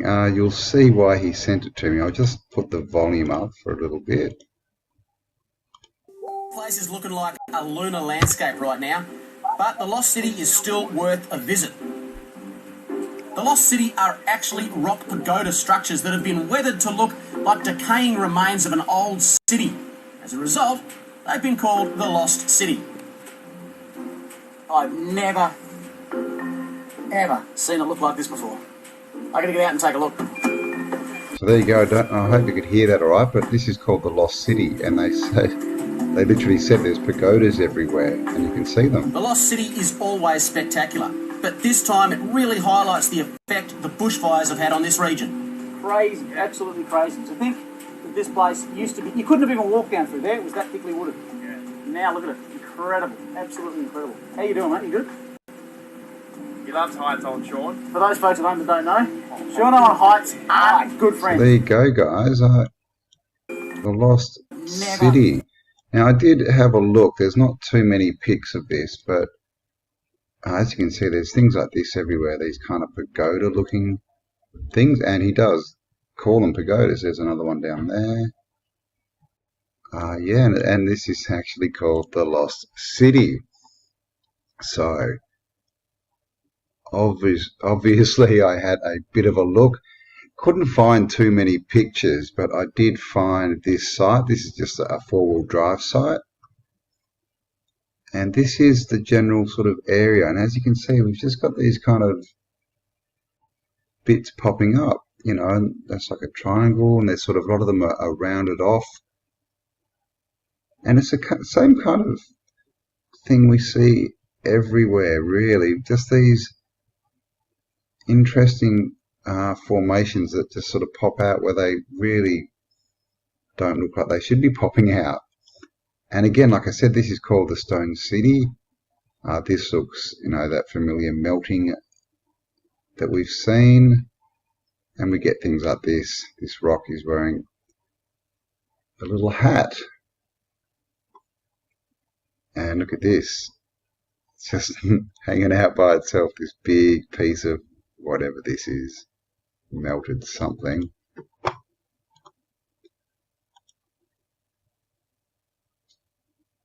And like I said, I couldn't find too much, as I don't think there's pictures here, but this is it again. And as you can see, we just get these rounded off, what look like, and even down here, see these kind of triangle type bits that make it look like almost like a Thai temple kind of thing. There you go. So like I said, not the best pictures for this one. I couldn't find a lot. Here's a train. One day people were going home and they decided, no, had enough of that, and they got off and just left it there to rot. Here again. So yeah, you can just see these formations, and they're actually just all over the place, and they're calling them pagodas. So I thought that we would have a bit of a look at, yeah, just some interesting rock formations in Australia. And really, what are these things? You know, we're told a story, and I guess we've got to ask ourselves, why are we told this story? Why are we told that everything is so definite and finite, and we're never told to question? In fact, if we do question, society tends to turn into Mr. Smith and start yelling at us. So why is that? And why are there some things that are so-called academic, that, you know, unless you go and, you know, spend $100 and go and get yourself programmed and get those letters after your name, you're not allowed to question that field of thinking. Things like geology, we're seeing that a lot in medicine lately. Obviously history, this channel's still banned because I'm saying things they don't want me to, I guess, about history. But yeah, I'm still unmonetized and shadow banned, and all because we're looking around at a bit of geology and asking a few questions. So why is that? That's a very good question to ask ourselves. And this is the lost city of Litchfield National Park in the Northern Territory in Australia. You can see on this little map, it's right up the top near the ocean. And it just says here, the lost city is a series of large sandstone outcrops that evoke the remains of an ancient civilization. A spectacular sight, this landmark is located in a remote and hard to access area of Litchfield National Park, just over an hour's drive from Darwin. And that's really all we get, apart from it just says it's good for four-wheel driving. Only people experienced in handling four-wheel drive vehicles should attempt the journey to the lost city. The approach road is single lane and leads past numerous termite mounds. So there we go. Lots of geology for you there. And so what is the lost city? And here we have the lost city.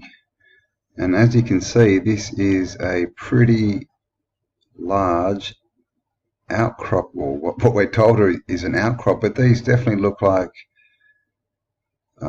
something. And as you can see, lots of them have actually got rocks balancing on the top of them. There's just a few pics here. There's lots of interesting spots in it, like this. So if we have a look here, look at this. It looks like some kind of pillar, and you can see it's open behind it. Even down here, it looks like it's been worked, and this bit here looks like a lintel. See that? See that the nature doesn't make straight lines and right angles. Up here as well, I mean, this you can, you know, see the striations everywhere, and just balancing up here again on pillars. Obviously this looks like whatever it was, if it was man-made, has been pretty destroyed, pretty old. Here's another shot of just how sort of vast this area is, and there's just stuff popping up everywhere.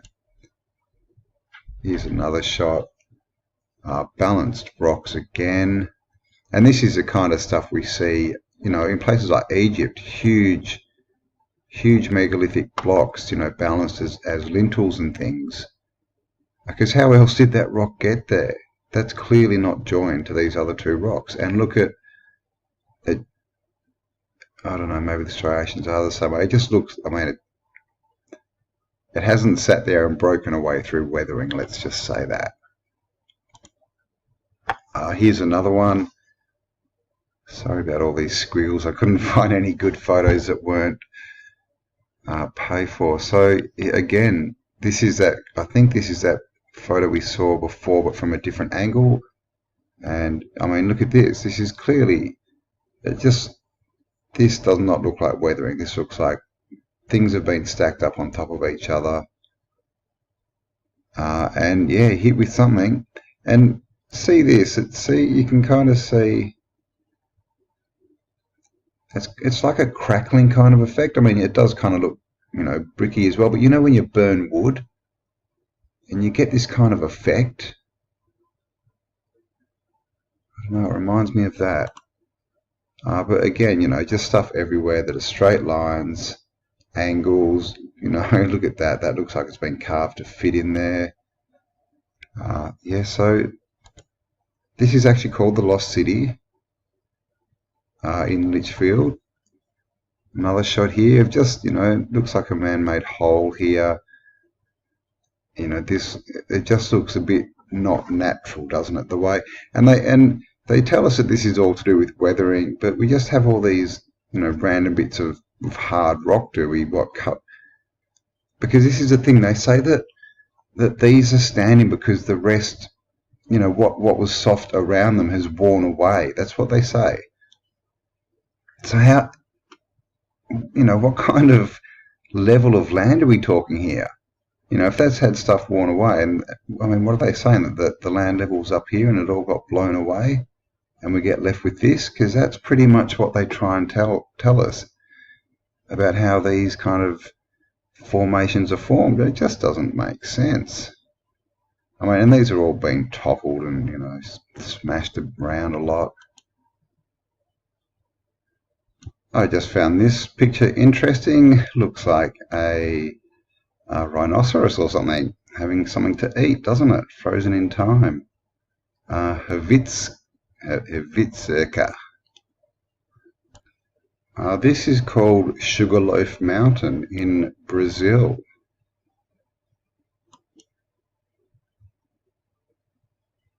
And quite an interesting formation there. And this is called Cave Beach in Jervis Bay in New South Wales. And it's a pretty interesting looking cave, don't you think? I mean, what do you think?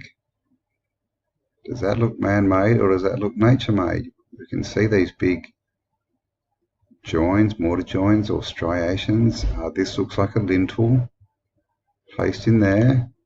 Whoa. See, you can see. I mean, you can see that join.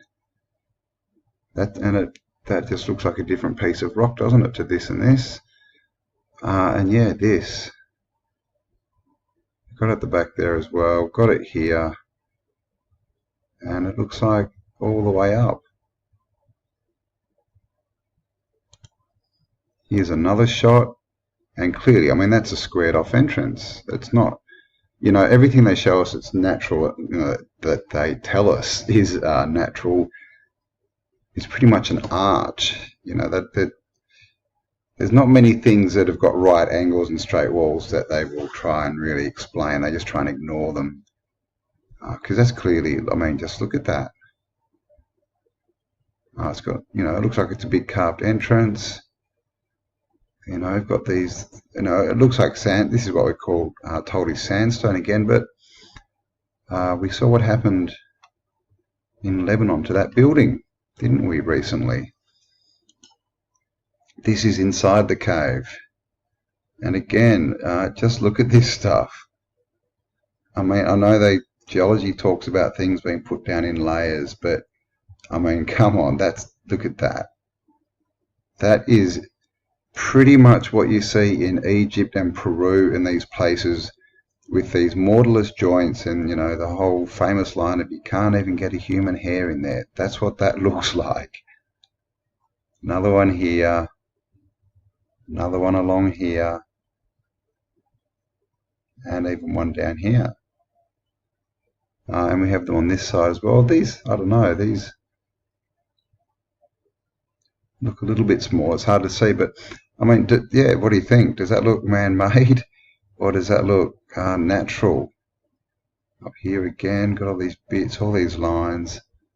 This just looks like a huge, you know, megalithic rock that's been put in there. So there we go, Jervis Bay Caves, natural or man-made. And one more. Yeah, here we go. So it's straight into the water, obviously, but I mean, again, they're just very, very straight edges, aren't they? These lines are very straight and level. You know, all the way up. What's this? I mean, that could have been carved later, who knows? You know, even down here, we get the same kind of look that we're starting to see everywhere. So, Yeah, what really is this? These are the pinnacles in Western Australia. And again, there's a lot of these just poking out of the sand. And of course, we're told these are sandstone. And what happens to sandstone when it gets turned to dust? It gets turned to sand, doesn't it? And this is pretty much out in a desert, sandy area. Nice hole there. But just these things, what are they really? Are they, looking? I don't know, is that heat affected or is it just wind? They tell us, like, again, that all the softer stuff blows out and we get these funny shapes. I don't know, we've got lots of this kind of stuff in Australia. So that's the pinnacles in Western Australia. These things as well, they're not huge. They're sort of, the shorter ones are, sort of only a few feet tall, up to sort of 8 or 10 feet, I guess. Maybe the bigger ones are a bit taller. So that these aren't like huge buildings, but again, what is this? Maybe the top of something? I don't know. And these are called the bungle bungles, and this is again in the Northern Territory in Australia. And I mean, just look at the layering, the colour layering on this. It's like striped. It's stripy rock.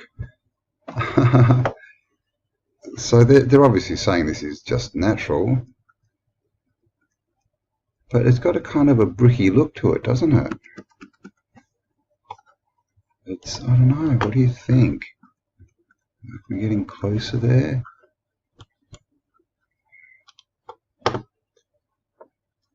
It's very hard to see, but it kind of looks a bit bricky, but definitely look at, definitely different layers. I mean, but yeah, totally natural, this one. Let me just get back out. And just looking, I mean, what is, looking very much like, a bunch of buildings and domes that have sort of been melted together. We've got something popping out the top here. Yeah, so this is an internal view, and you can see this is how big this is. We've got trees, little lake here, sand, but look, see how sort of curved that is? I don't know, what do you reckon? In this, looking a bit dome-like to me. And I don't know what this is, but whatever it is, it looks like it's been sort of knocked over, like it's on an angle now. Like it was a big pillar or something, or obelisk in the middle of this place maybe. And yeah, what do you think? Does that sort of look like the inside of a dome? This is another shot just to show you how big this place is. It's huge, and these things are just everywhere. And all with this stripy look. And here's another one. I'll see if we can get in a bit closer on this.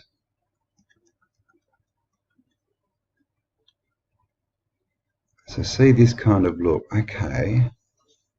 Oh, okay. Now that's interesting, is it? I mean, it doesn't explain the layering, but see how this looks like this might be the facade, the outside, and this might have been where it's crumbled off. Don't know why it's done it in lines, but that's what that kind of looks like there. See how it looks like it's protruding? And again, that crackled look that you get when, you get it on wood, don't you, when it's under extreme heat or when it's burnt. Pretty interesting, the bungle bungles in the Northern Territory. And these are the Devil's Marbles. And again, I mean, how did this rock get here? They'll probably tell you that, this was part of this rock and over time it's worn away this, but I mean, clearly we can see a line straight through there. It's not joined. Same here, these are balancing rocks. They've balanced them. And look at the shape of this, that's pretty cool stuff. So, yeah, balancing rocks, there's lots of these around the world. That's just so you can see sort of the size, and obviously they're pretty, heavy and stable. They have these in I mean, you find these all around the world. You find them on beaches. In the US, I've seen them on beaches. Obviously, in the jungles in South America, just sitting up there like an egg, ready to roll, but probably been there for 1,000 years. And these things, they make noise. Oh, okay, so that's not the devil's marble, that's the devil's other bit. These, yeah, it's okay, look at that. Look how that is split in half. Now there is one like this in pretty much exactly the same in India. And so I was thinking about these rocks and these standing,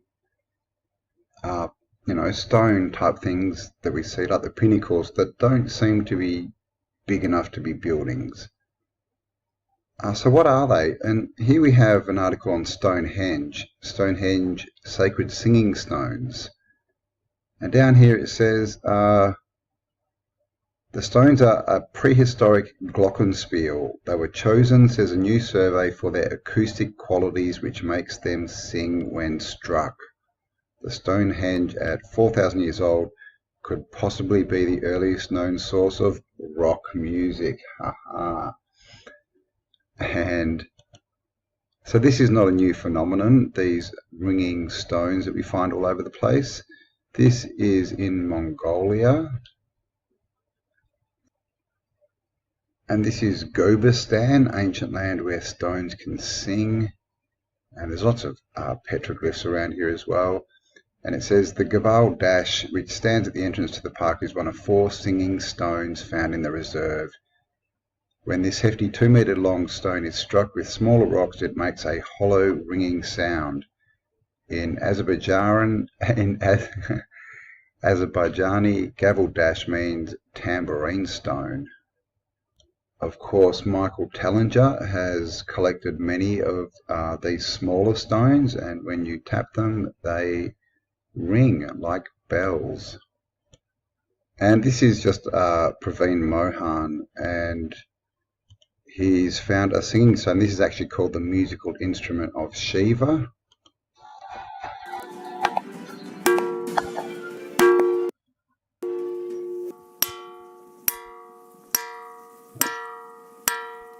Now, and as you can see, that stone, rings quite loudly.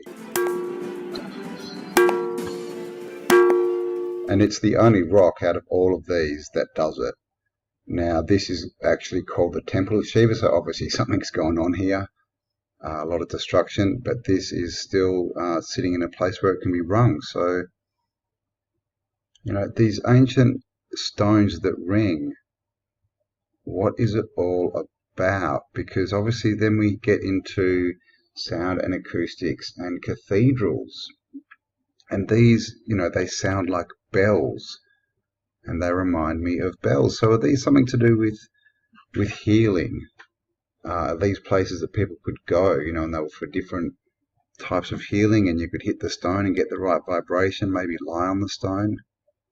I'm not sure, but it's the more we look into the past, sound is becoming a big part of it. Sound, electricity, electromagnetism, everything that we're not told about, basically. And just to take a bit of a right turn, as far as sound, obviously, there's been a lot of looking into, the cymatics and everything to do with healing and, different frequencies. But we also have a lot of stuff in our past that tells us that sound was also used as a weapon. Of course, we have the whole sort of the angels of Armageddon, is it? Who come through, the 7 angels. They've always got horns, the trumpets of the apocalypse. And there's always trumpets and horns, and, the first horn sounds. And we also have this story of Jericho and the walls of Jericho and how they fell. And so what it says here, I'll just quickly read through it. Then the Lord said to Joshua, "See, I have delivered Jericho into your hands, along with its kings and its fighting men. March around the city once with all armed men. Do this for 6 days. Now that's New International Version. It doesn't really make sense. And ye shall compass, or go around, I guess, the city with all your men of war. So this had to be the armed men. They had to have their weapons and their armor and stuff on. And go around about the city once. Thus shalt do for 6 days. So I guess what it's saying is go around the city one time every day for 6 days. That's marching around. Have 7 priests carry trumpets of ram's horns in front of the ark. So this is the Ark of the Covenant. The ark. The spark, maybe. The spark. On the 7th day, march around the city 7 times with the priests blowing the trumpets, so making the sound, making the vibration.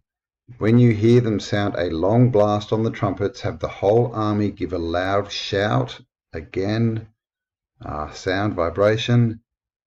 Then the wall of the city will collapse, and my army will go up, everyone straight in. So Joshua, son of Nun, called the priests and said to them, take up the ark of the covenant of the Lord and have the 7 priests carry trumpets in front of it. And he ordered the army, advance march around the city with an armed guard going ahead of the ark of the Lord. Armed, they have to be armed. With Joshua had spoken to the people, the 7 priests carrying the 7 trumpets before the Lord went forward, blowing their trumpets, and the ark of the Lord's covenant followed them. So what's going on here? We've got sound invoking the ark somehow. It's like the sound is the switch. You hit a certain, I don't know, vibrational frequency and it turns the ark on. The ark on. The ark on. That's nice. The armed guard marched ahead of the priests who blew the trumpets, and the rear guard followed the ark. All this time the trumpets were sounding. And so this is a big procession as well, and we see this played out today in military tattoos with all the marching bands, and also in military formations, which Martin mentioned the other day. They're always in these formations, and they do certain things with their weapons. They spin them round and they walk in a funny way. It's all this, what we call ceremony, but what really is it? Joshua had commanded the army, do not give a war cry, do not raise your voices, do not say a word until the day I tell you to shout, then shout. So he had the ark of the Lord carried around the city, circling it once. Then the army returned to camp and spent the night there. Joshua got up early the next morning, and the priests took up the ark of the Lord. The 7 priests carrying the 7 trumpets went forward, marching before the ark of the Lord, blowing the trumpets. The armed men went ahead of them, and the rear guard followed the ark of the Lord, while the trumpets kept sounding. So it needed a guard at the back of it as well, so that there's always armed men ahead of it and a rear guard. It said that in the previous passage. So on the 2nd day they marched around the city, and once returned to the camp, they did this for 6 days. Then on the 7th day they got up at daybreak, marched around the city 7 times in the same manner, so the same direction, except that on that day they encircled the city 7 times. They circled the city 7 times instead of once. The 7th time around, when the priest sounded the trumpet blast, Joshua commanded the army, shout, for the Lord has given you the city. And the city and all that is in it are to be devoted to the Lord. Only Rahab and the prostitute and all who are with her in the house shall be spared, because she hid the spies we sent. But keep away from the devoted things, so that you will not bring about your own destruction by taking any of them. Otherwise you will make the camp of Israel liable to destruction and bring trouble on it. Okay, so they're not allowed to take anything, any devoted things, or any, devote, that's idols, and what really are all these things, I guess, all these, little statues and trinkety type things. So they're not allowed to bring anything like that out. So again, are we talking tech here? All the silver and gold and the articles of bronze and iron are sacred to the Lord and must go to his treasury. Okay, so the Lord wants it all, because the Lord needs gold. Apparently, when the trumpet sounded, the army shouted, and at the sound of the trumpet, when the men gave a loud shout, the wall collapsed, so everyone charged straight in, and they took the city. They devoted the city to the Lord and destroyed with the sword every living thing in it, men and women, young and old, cattle, sheep, and donkeys. Nice.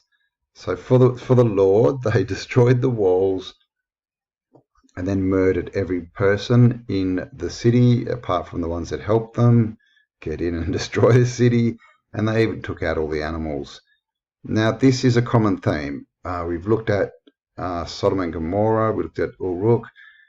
All these cities are obviously, biblical. They're all in the same area in what we call now the Middle East, and they've all been destroyed. And what destroyed them all? The biblical pictures of Sodom and Gomorrah and the stories sort of speak more of something coming down from above, some kind of weapon by the sounds of it, but this is clearly talking about sound weapons and horns and trumpets, and we get the same thing, the 7 trumpets, and again that number 7, the 7 trumpets of the apocalypse. And of course apocalypse means unveiling, to lift the veil. So we've got sound, we've got trumpets, we've got the number 7. So what is really going on here? And I'll get into the Ark of the Covenant in another video, but it's interesting that they have the Ark there. So they're using vibration, and then they've got the Ark, and when all the warriors in their uniforms with, in their armor with their weapons, when they all shout, the walls fall down. So, have they been, is this walking around and blowing trumpets? Is this energizing the ark, building up power somehow? And when they shout, it releases it. So I'm going to have to look into that story a bit deeper, I think. And I just wanted to also look at this. So this is plastered skulls that were found in Jericho. And basically what they are is they are actual skulls, but they've got plaster put over them, and they've got shells and things for the eyes, but underneath is an actual skull. Apparently, now I haven't been able to find any sort of x-ray pictures or anything. Some of them look, a lot more skull-like than others. Now, why are they covering these skulls? I mean, because the thing is, there is a story about a skull that was found in ancient India. Now, this is something that's an ancient skull called barbaric. And as you can see, did ancient India have AI robot technology? And the story goes, in the year 1027 AD, about 1,000 years ago, a group of workers were digging the groundwater for a village called Kaifu in the state of Rajasthan in India. After digging for more than 30 feet, they found a strange metal box which was sealed airtight. On the box there was one word engraved: barbaric. When they broke the box open, inside there was the skull, but it was not a regular skull made of bones. It was made of a shining metal. What's even more strange is the skull had 2 eyeballs in the eye sockets. The workers immediately ran to the king who was ruling this place, and at the time his name was Brup Singh Chauhan, and he called all the learned men to convene at his court to understand about this barbaric's skull. Who could it be? How can this skull be made of metal? So let's wind the clock back about 5,000 years ago, where Lord Krishna decides to meet Barbaric after hearing about his strength and intelligence. The Great War of the Mahabharata is about to begin soon, and Krishna wants to see which side Barbaric is going to support. So at this point, Barbaric in the story was described just as this great warrior that no one could beat. He was very not intelligent. That they say he was not like a human as far as intelligence, but he could store information and recall it and do calculations and things, but he couldn't answer back. He couldn't think for himself. And so it says Krishna heard about him because he was the best warrior. Krishna wanted him on his side, so he went to meet him. And it says the Great War. So Barbaric did not recognize Krishna, but demonstrates his extraordinary speed and precision in operating advanced weapons. So he was very good with weapons as well. Krishna is shocked and realizes that Barbaric would be the game changer in the upcoming war. However, Krishna observes that Barbaric's intelligence is not human-like. He followed a robot-like thinking and action. Krishna asks him about his position in the war. Barbaric replies that he would support the side which is weaker than the other side. He says it is his duty to save as many humans as he can. So at this point, Krishna poses a very simple question which completely bewilders Barbaric. Krishna says, if Barbaric supports the weaker army and begins to destroy the stronger army, at a certain point, the stronger army will become the weaker army, and the once weaker will now be stronger. What would Barbaric do? To which he responds, I would change sides, which obviously means that this barbaric robot with his robot intelligence would end up killing everyone when he actually thinks he's trying to save them. It's a bit of a 1984 Orwellian doublespeak there. So this is the story of Barbaric and this skull that they found. And we don't have many pictures. It is in a temple at the moment still. But the reason I talk about this is because they've found skulls, the same kind of thing. Because this barbaric skull is now covered in plaster and made to look like a god, just like all these skulls. So why were people going around destroying all these cities, and why were these cities filled with sin? Now we've got the whole gene thing and the seed of Satan, the bad seed, Canaanites, genetic engineering, back to the sort of Anunnaki and all this kind of stuff, gene splicing. So we're talking advanced civilizations here. So did they have AI and robots as well working for them? And are there remains of these still around? Because there seem to be, like, what's covered? Why is everything covered? There's so many things that have obviously been refaced and covered up. So is there a lot more underneath and a lot more tech? Are there robots around out there? Did they have robots? Because they've found Vimanas as well. And one of the reasons I bring this up is look around at the moment. With the whole AI thing, this is the way that it's going. This is what the parasites want. They want to destroy the creation and create robots, turn us all into AI. And we've seen these lifelike robots. And there's actually video of two of them having a chat with each other. So these guys are already better than Barbaric. And this has been, been brought into our consciousness over, obviously, the last 30, 40 years with robots coming in and Terminator and all these different things. And, of course, Terminator starts off bad. He's the baddie robot, but then he turns out good, doesn't he? Which is interesting. So there's also 2040 Project, if you want to look into that, which is all to do with AI and intelligence and getting it out of the human body. We now have talks of the jab being full of nanobots.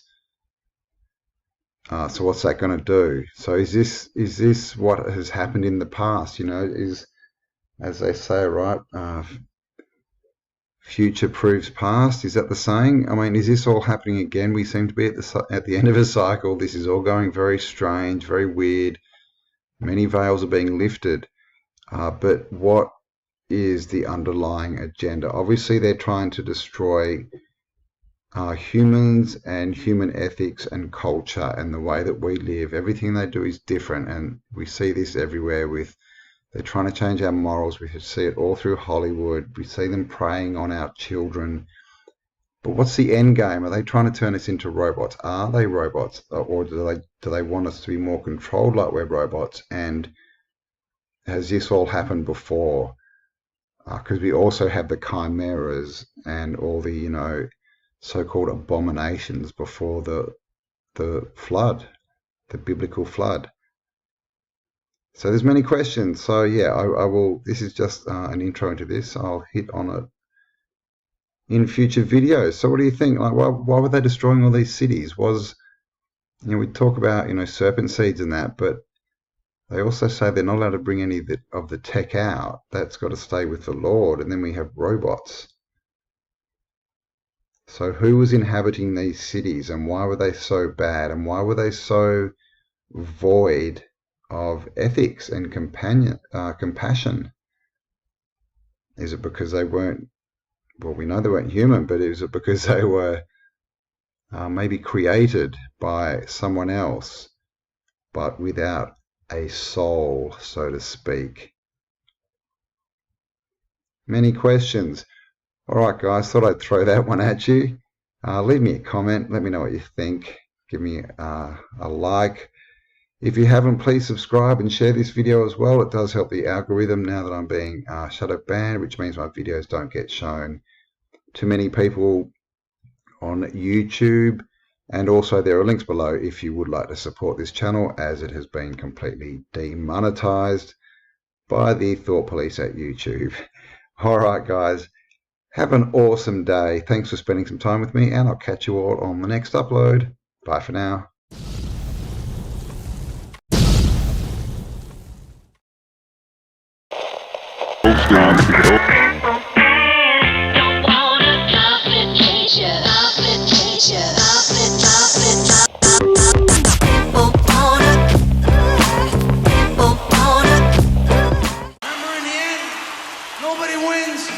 Everybody wins. Hey going, guys, Campbell here from Autodidactic Channel. Hope you're all having a fabulous day. And of course, as always, autodidactic means to be self-educated. And in this world we live in, we need to be self-educated, because if we're not, the only choice we have left is to believe what other people tell us. And it is quite clear that what most people tell us is wrong. So today I wanted to have a look and share with you all the Sphinx that is in Bangladesh. Now you may have heard of this before, and you may not. It has been around for a little while, but you know, like all these old sites, we don't hear about them. It's not, you know, promoted at all. You can go there and see it as a tourist attraction, and basically this is you can see the Sphinx in front of us now, and the consensus is still out as to whether this is a natural formation or a man-made formation. So I'll leave it up to you to decide. Let's get into it.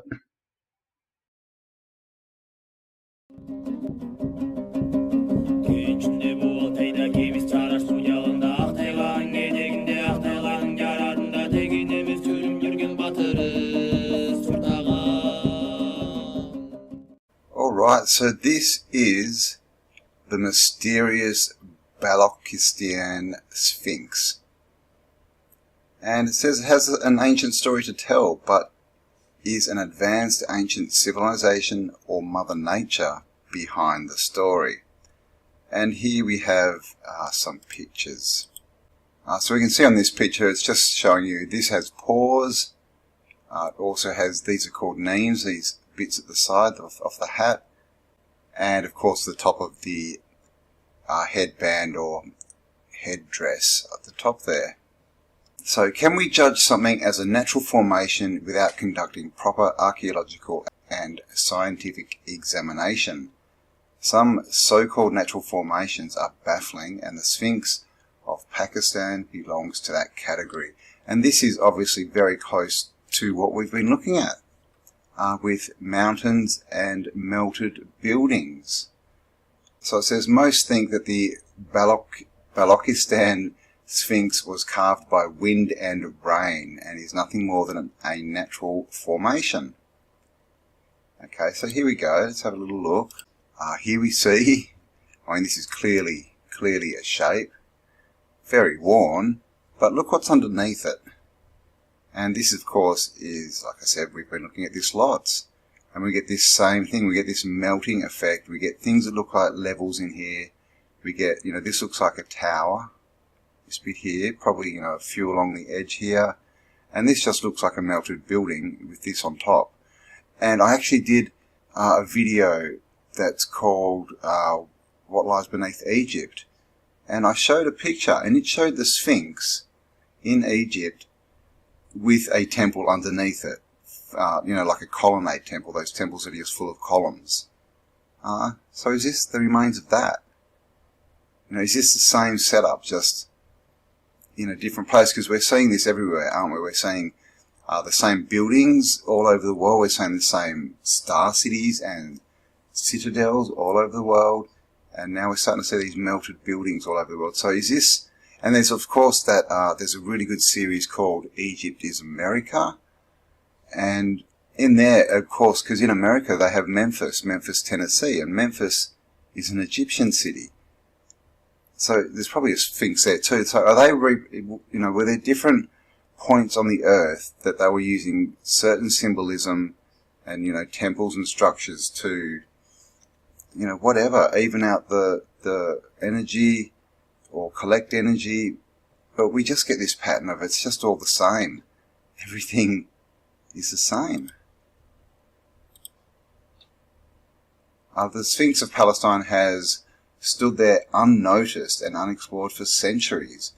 It was first in 2004 that the public learned about its existence. So it's been sitting there forever and no one really knew it was there. So what do you think? Can you see the face there? Got a little nose, got the eyes, got the headdress. Obviously got the body here, even the paws sticking out the front. And here is another shot. And this is called the temple platform. So this one they're showing, this is a temple. This is what they're saying. But look at this. Look at this part of the wall. I mean, that just looks like a building, doesn't it? With the big Sphinx sitting on the top. Symmetrical patterns. Oh, okay, yeah, right. Some steps down here. Pillars. So this is it, guys. This is what we've been looking at, the melted bricks. And here we have a very fine example with a Sphinx on the top to boot. I mean, you can just see the flow here. Is this been melted and then a mud flow come up over the top, or is all this sort of flow stuff, is this the melting? Because you'd have to get in there and see what is it. Is it sand and rubble, or is it...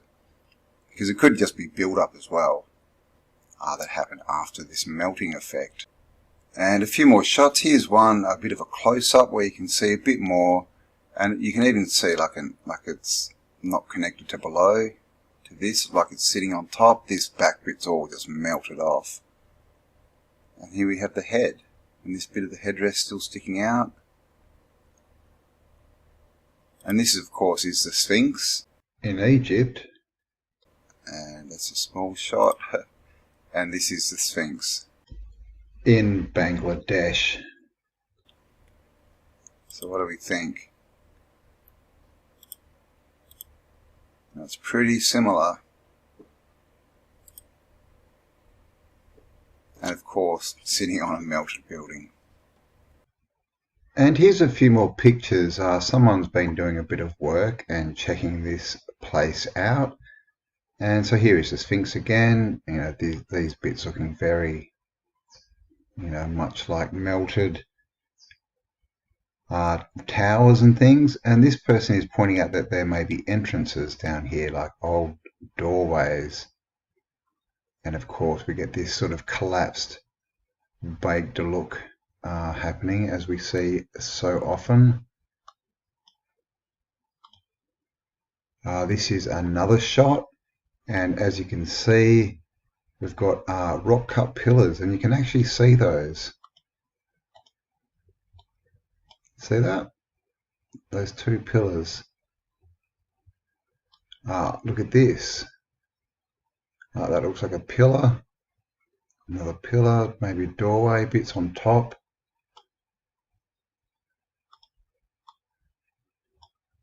Subsidiary shrine. So it does look like a shrine entrance. Temple entrance and termite mounds.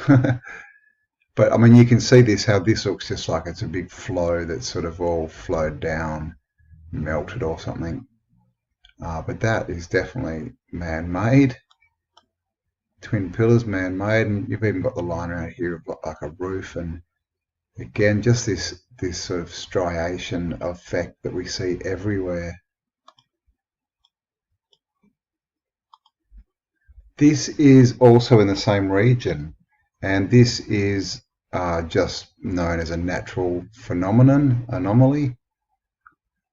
And of course it looks like a bit of a person there. It could be an old worn statue or something.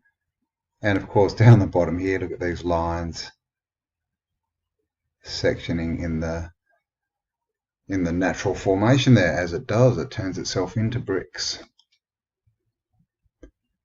Again, here's another shot, and you can see here, so that's a remnant of that little beard bit by the looks of it.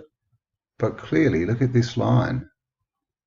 Now this is clearly been put together. I would say you don't get this kind of weathering, because, you know, wind weathering will give you lines like this. It blows across, and they say it blows out the soft bits. And of course water will give you this kind of weathering where it runs down. But you know, this doesn't start at the top, this weathering. This kind of does, and there's no weathering down here from water, or from wind for that matter. It just looks like a big melted mess. It looks like I've got more, I don't know, is that something cut into it maybe? Not sure. Very old and worn.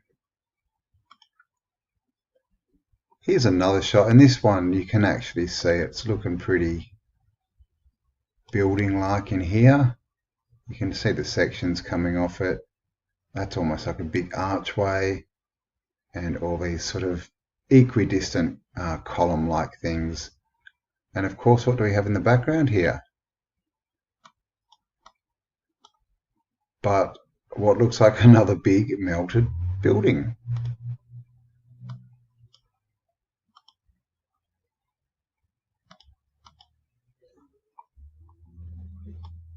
And again, I mean, this is what we get told is a mountain, but look at these lines across here. Looks like there's pillars and things everywhere. I mean, and that's looking very Sphinx-like there on that angle. So yeah, building, is this a man-made building or natural formation? Again, you can really see the sort of pillar tower type things here. This is just a shot of, it's in the same area. It's not the best quality, but just to show you, the whole place looks like it's melted. You know, funny little bits sticking up everywhere. I mean, and they try to explain that by wind and things. I mean, come on. Wind can blow against solid rock for a long, you know, it would have to be a very long time before it started wearing it away. And again, this is the same region. And look at this. And, you know, why aren't we told about these places? Why are they hiding this? Why is everything a cover-up? I mean, wow, look at that.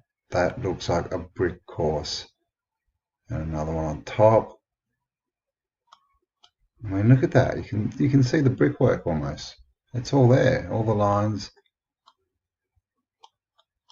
It's just been hit by something. Look at these, so we've got those lines here. These have got massive columns that have just been smashed by something. I mean, that even looks like a doorway, another one there. And look at these lines. What's this? Looks like, is that, looks like the bomb may be still embedded in it. I don't know what that is. Look at the angles on it. I mean, that may have been something, who knows? An obelisk that's, you know, melted and fallen over. But yeah, same in the background here, same kind of look everywhere. All this striation-y stuff, you know, looking very much like it was, you know, man-made with different levels. And just like things like this, they're just everywhere now. And once you start to see them, you can see this has been cut in. So there you go. So this is a question. Obviously they're telling us it's a natural formation made from wind and rain, but when we really look into this, does it even resemble something that's been carved by wind and rain? I mean, you can see that this stone, this dirt, whatever it is exactly the same as this. So why did this just not get worn away, but everything else did? Doesn't make sense.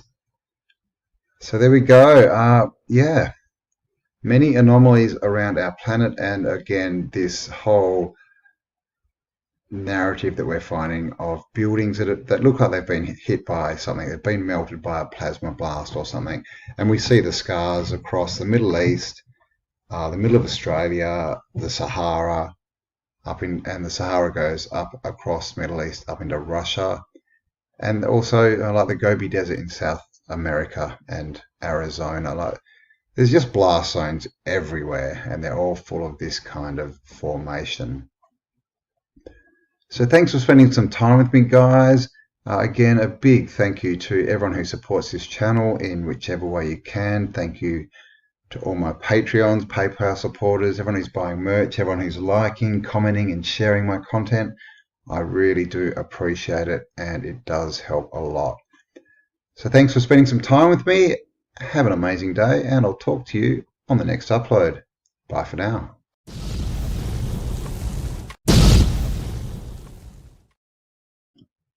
Hi guys, how you going? Campbell here from Autodidactic channel.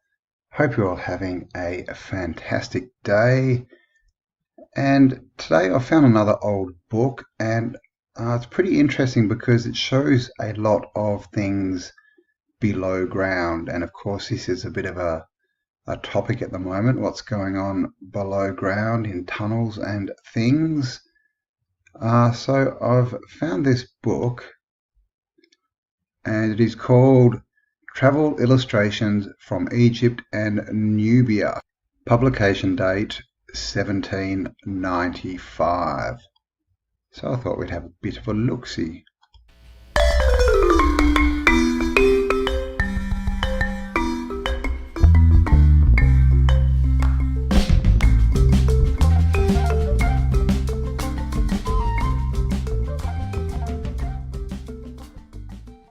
Alright, so this is a man with wig-like hair in his portal-shaped frame.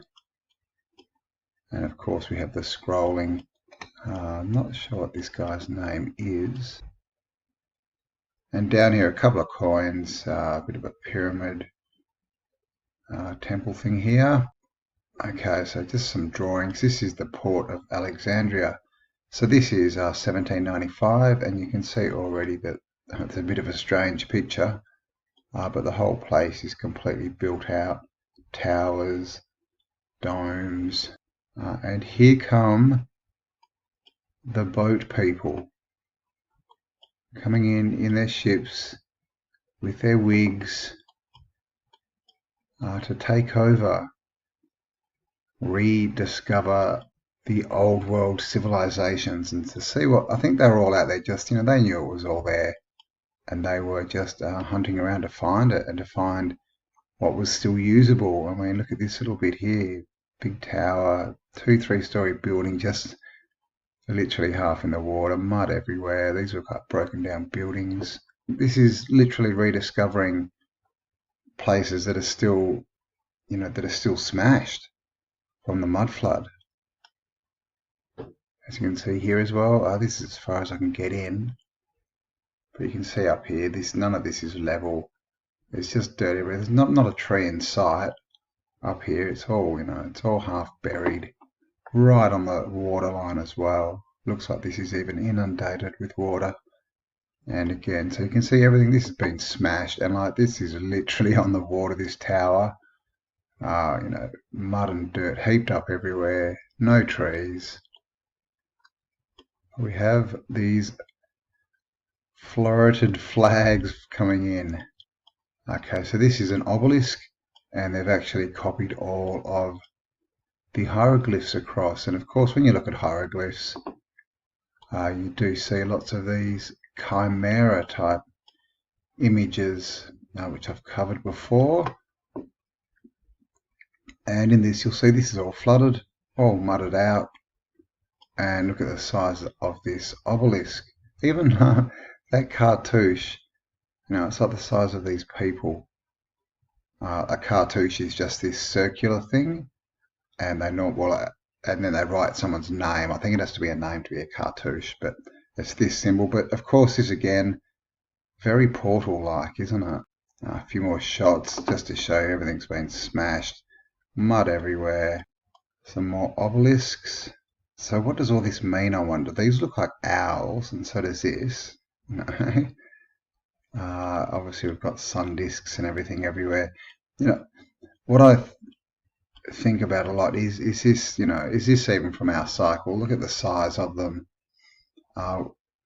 It's just, I think this is from the previous cycle, all this stuff, and it was just left over and found. And someone knew it had tech, but they just didn't know how to quite get it running properly, or they didn't want to. So they, left it shut down.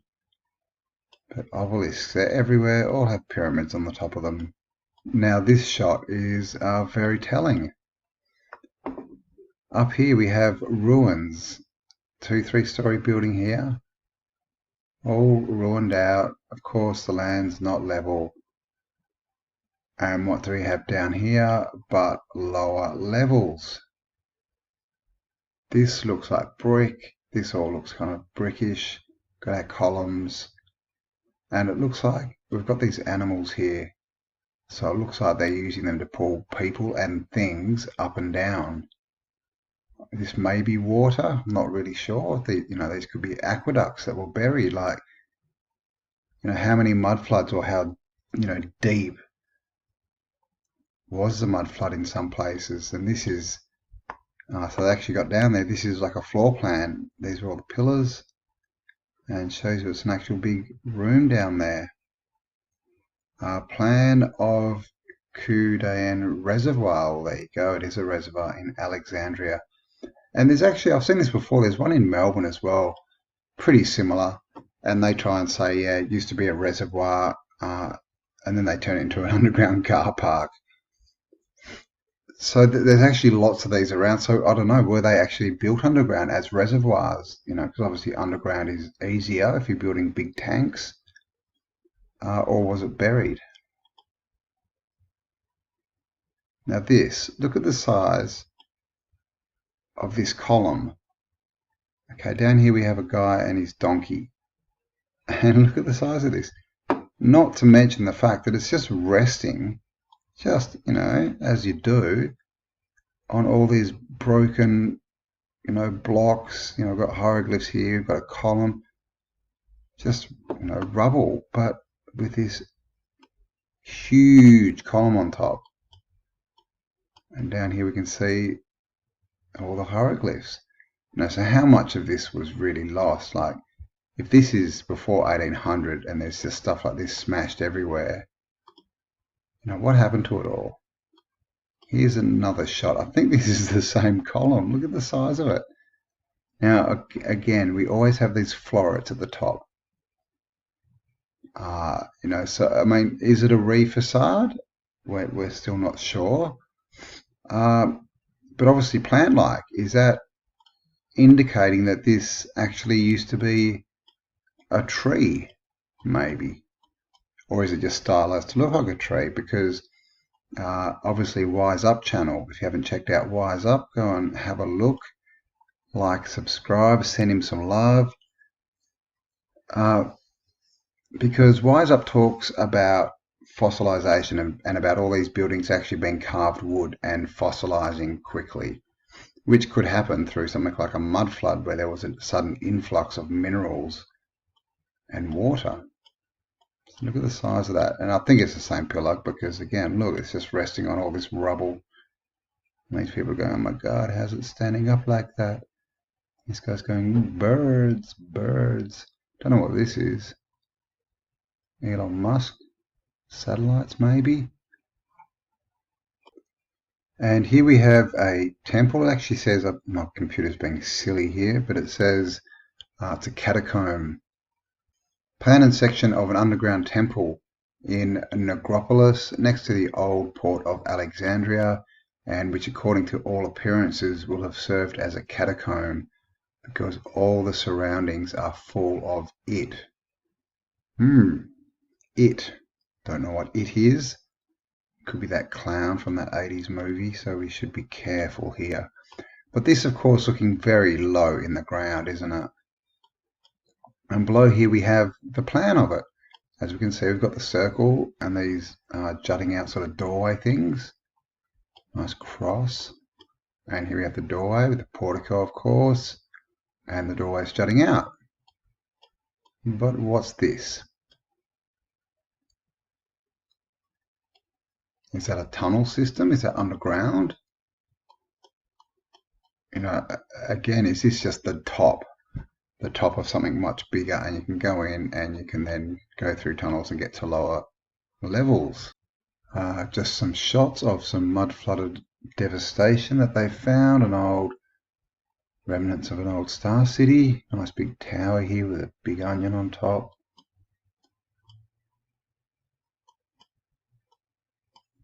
And here you can see they've drawn the plan, and it is a star. And you can see the walls kind of stop and just go off into the ocean. So it looks like there's been a bit of devastation. There's probably quite a bit of stuff under the ocean around here. The Chateau de Bokia. Oh, Nord. I thought I was saying it was for nerds. Again, and this is the thing, you know, this is the scene we get, all the date palms. But what we're given today as a view of Africa, and especially Northern Africa, the Sahara region, is just, you know, sand, desert, you know, small nomadic populations, no industry, no tech, no nothing. But then we have these remains of these huge buildings. Like, these are all towers. I think they might have been smashed down. Another huge tower in the background here. And this actually looks a lot like what we're told are lighthouses. And of course, right on the water's edge again. Another one here with these big, and almost like candles, aren't they? These are like very elongated sort of onion domes on the top. And so I've got all this construction, you know, it's mud flooded, it's come through the mud flood and the devastation. It's all still standing, all in good condition. And yeah, we've just got these little boats hanging out in the water. So who built this stuff? Again, nice shot of the city, but yeah, they're pretty cool towers. You can see it's like a viewing platform like they have on skyscrapers too, what they call, you know, high-rise skyscrapers and lighthouses. Nice dome as you do, bit of antiquitech here, sitting on pillars. Nice. You know, just in the middle of nowhere on the water's edge. This is just a wide view. Look at all these pillars. And look, they're like they've got these sectioned off bits on them. So they're not trees, they're proper pillars. More down here. Look at that. Quite antiquitech-y looking up. It's as far as I can get in. But look at them all. More. And look at this place. See how many domes are in there? like in this sort of walled off bit. Pillars and a dome in the middle. I wonder if that was a setup with 4 pillars and a dome, because that might be the 4th. Interesting. So I mean, look at all these pillars. 1, 2, 3, 4, 5, 6, 7, 8, 9, 10, 11, 12, 13, 14, 15, just there. And then this is all been a bit smashed, and here we have the pyramids. Okay, what do we have here? So this is pretty interesting. So again, 1795. So back then they did have fireworks. These look like fireworks. Look at all these towers. Almost reminds me of that picture that John Levi showed. Can't remember the city, but it was back from the 1600s, and he showed this star city that was absolutely full of towers like this. I mean, look at them all, and they're almost like totem poles. Again, I can't get any further, sorry. Yeah, look at them all. See how they've all got antiquity bits at the top. They've all got these, you know, rounded off bits. I mean, what are they? Are they like resistors and capacitors and things? Because the way to collect, you know, free ethereal energy or atmospheric energy is from high in the sky. That's why they all have towers pushing up and spires and aerials in the sky. Yeah, gosh, I wish I could get in further on this pic. So we've got all these people coming in, old world construction here, and someone's setting off some fireworks. Okay, so yeah, these again are the sort of pics I wanted to show you. So here we have a wall.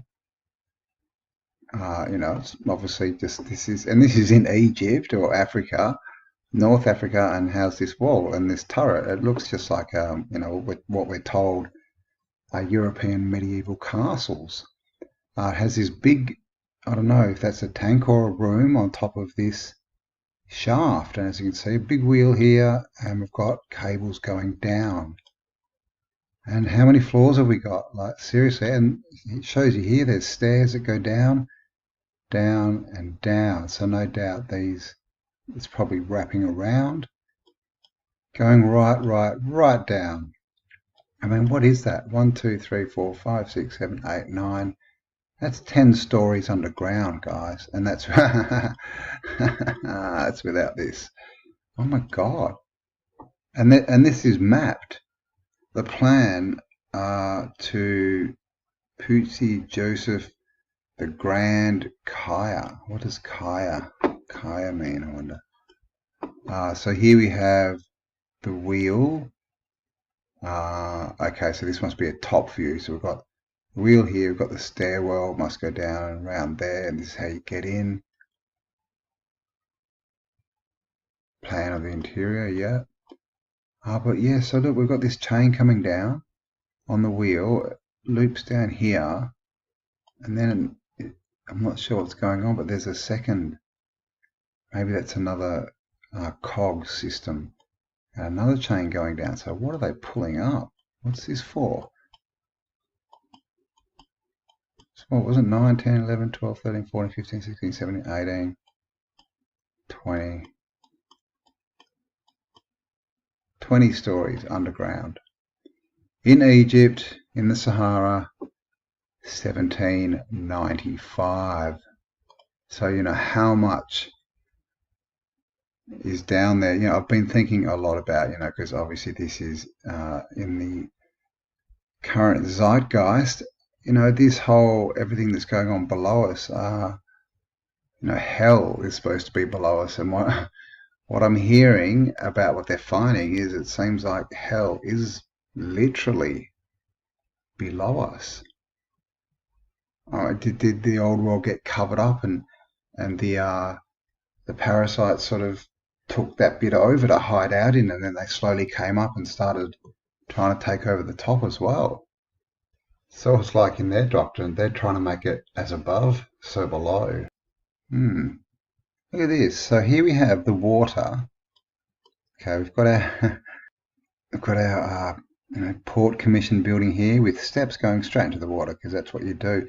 And in fact, I've seen steps going into the water a lot now I think about it. Before I was looking at the world the way I look at it now. So, why and how? What do they do? How do they get the cement down in the water and build that up when there's water? Just for a stairwell, I don't think they're going to go to all the trouble of building false walls and things. But I digress. So here we have the wall. These are like the towers we saw before that went down 20 levels. They went down 10 levels and then went off and down another 10. Got a wheel here, chains, and look, that's only like one story. That's a doorway on the water. So what's underneath this? Oh, so this is some kind of manufacturing. Are they cutting out sandstone? It looks like they're more to do with water, because we've got this water here. I'm just looking at this wall, how cut that looks. Okay, so maybe it said that they were reservoirs, so this might be a pump to pull water up from the reservoirs beneath, which would be a handy thing if the place you were living in was drying out. And she looks to be collecting water in a bucket. Oh, and look at this. Yet more pictures. So here we have the humble cow walking around in circles, acting like chattel, while he's actually turning these big cogs. Now this is water down here, and it looks like it's pumping it out somewhere. So this isn't like a well. This is pushing it maybe to a fountain or something. They've just lost the tech to drive it with free energy, so they hook up a cow to it. Why not? Okay, again, showing us what lies beneath. And this is known, this is talked about. This is I think I've seen fairly recent pictures of a couple of stories under here. Is it called the necropolis? Is that right? I never get these. Every time I say necropolis, because necro means dead, right? And then you get metropolis. So what's Opolis? A place, a city of the dead, necropolis? I should look that up, shouldn't I? But yeah, just look at this. We've got completely covered in hieroglyphs. And what are these? Are these, I'm not sure if they're heads or if they're stylized goblets or columns, whatever they are. I mean, obviously they're columns to hold up the roof, but look at the size of this, right? Look at the height of this column compared to this two-story house. It's pretty big, and look, this is just completely smashed on top. We've got domes and things, but just smashed, and then down here we've got this huge area, and there's a floor plan. And again, they always build it like this, don't they, with the columns in the middle. We know they didn't have to because of the cathedrals and things and the flying buttresses that they use. So why all the columns? Why always, in this formation? It's exactly the same as the Parthenon and other buildings. Other Parthenons, there's definitely other Parthenons around, other very similar buildings. So yeah. It's interesting how they've drawn it too, just the top of a massive temple coming out of the ground. And at some stage, someone's come along and built a village a city on the top. That's just mad. Again, this looks like a floor plan. We have a vase, ruins, Tenterus. Again, all the columns and the rooms, and then don't even know what that is.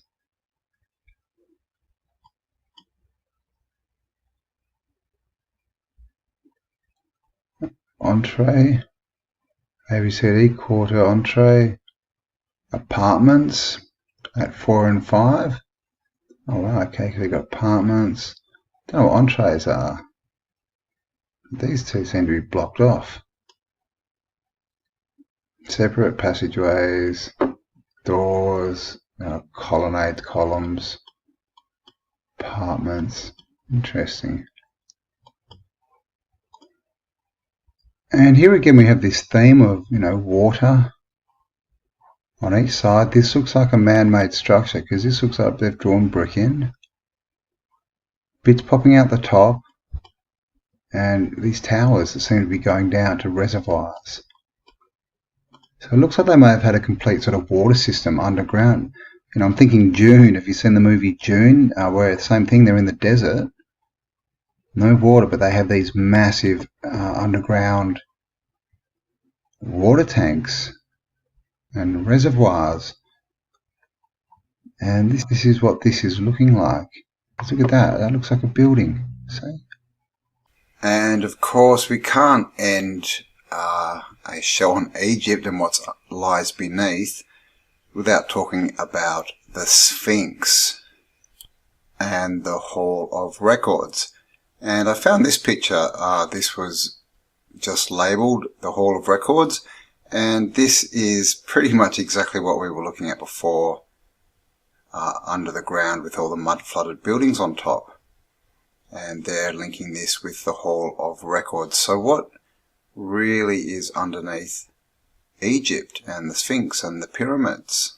Because of course we have all these legends of the Hall of Records that were left by Thoth or Thoth, the Atlantean, who of course became Hermes Trismegistus and a range of other people. Also Edgar Cayce, the sleeping prophet, talked a lot about the Hall of Records. And I actually found a depiction, layout of temples and passages under the Sphinx. It doesn't say Hall of Records, but same thing. It says that there's these big colonnaded rooms underneath the ground under the Sphinx.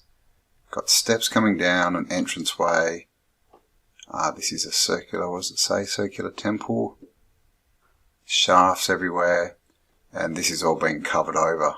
This bit. This says down here, rock and sand filling, and this is all the bedrock or the previous ground level. So was the Sphinx actually sitting up on top of some kind of temple? This in position lies as the sun rises from the waters. The line of the shadow falls between the paws of the Sphinx that was later set as the sentinel or guard. The Temple of Records that lie just beyond the enigma that still is the mystery of mysteries. And I'm guessing that's from the Emerald Tablets. And this is Thoth, and you will notice his ibis head. And Thoth was of course known as a great magician, and as I mentioned before, was supposed to be an Atlantean, so he's come over from a previous civilization, and known with the ibis head. And he was the person who ended up, I guess, transforming themselves into a place where, they just kept on reincarnating. They didn't actually die. And his latest incarnation that I know of was actually Saint Germain. And Saint Germain, of course, there's money, is one of the things that is mentioned as the money for Nasara Jasara. So lots of links there. And this pic was actually labelled as Hall of Records. Of course, we don't know if it is. Looks like a crypt of some kind underground. And again, you know, this was this above ground at some time, because it's just got this sand and rubble in here. It looks very, very ancient.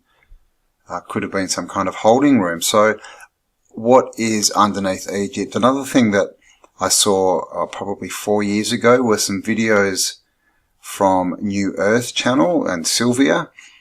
And if you haven't checked out her work, please do so. Go and subscribe. She's basically the one who woke me to the whole Tartaria mud flood thing years and years ago. But yeah, she had a video of the Sahara, and she actually showed old dams and rivers that were completely dried up just in the middle of the Sahara.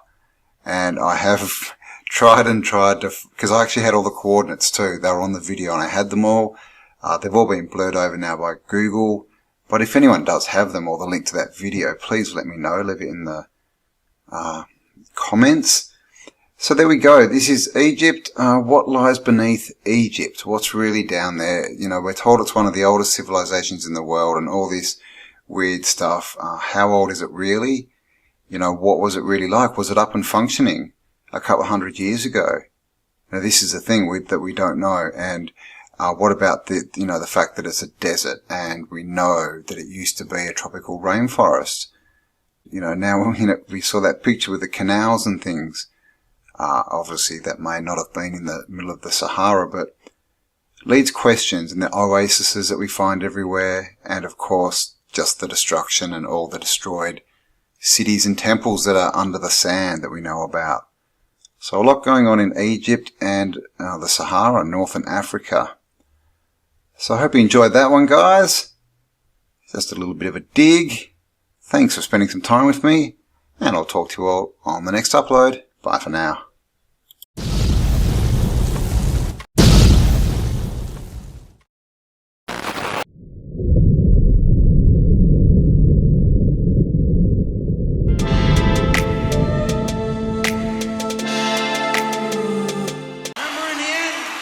Nobody wins unless everybody wins. Don't wanna complication.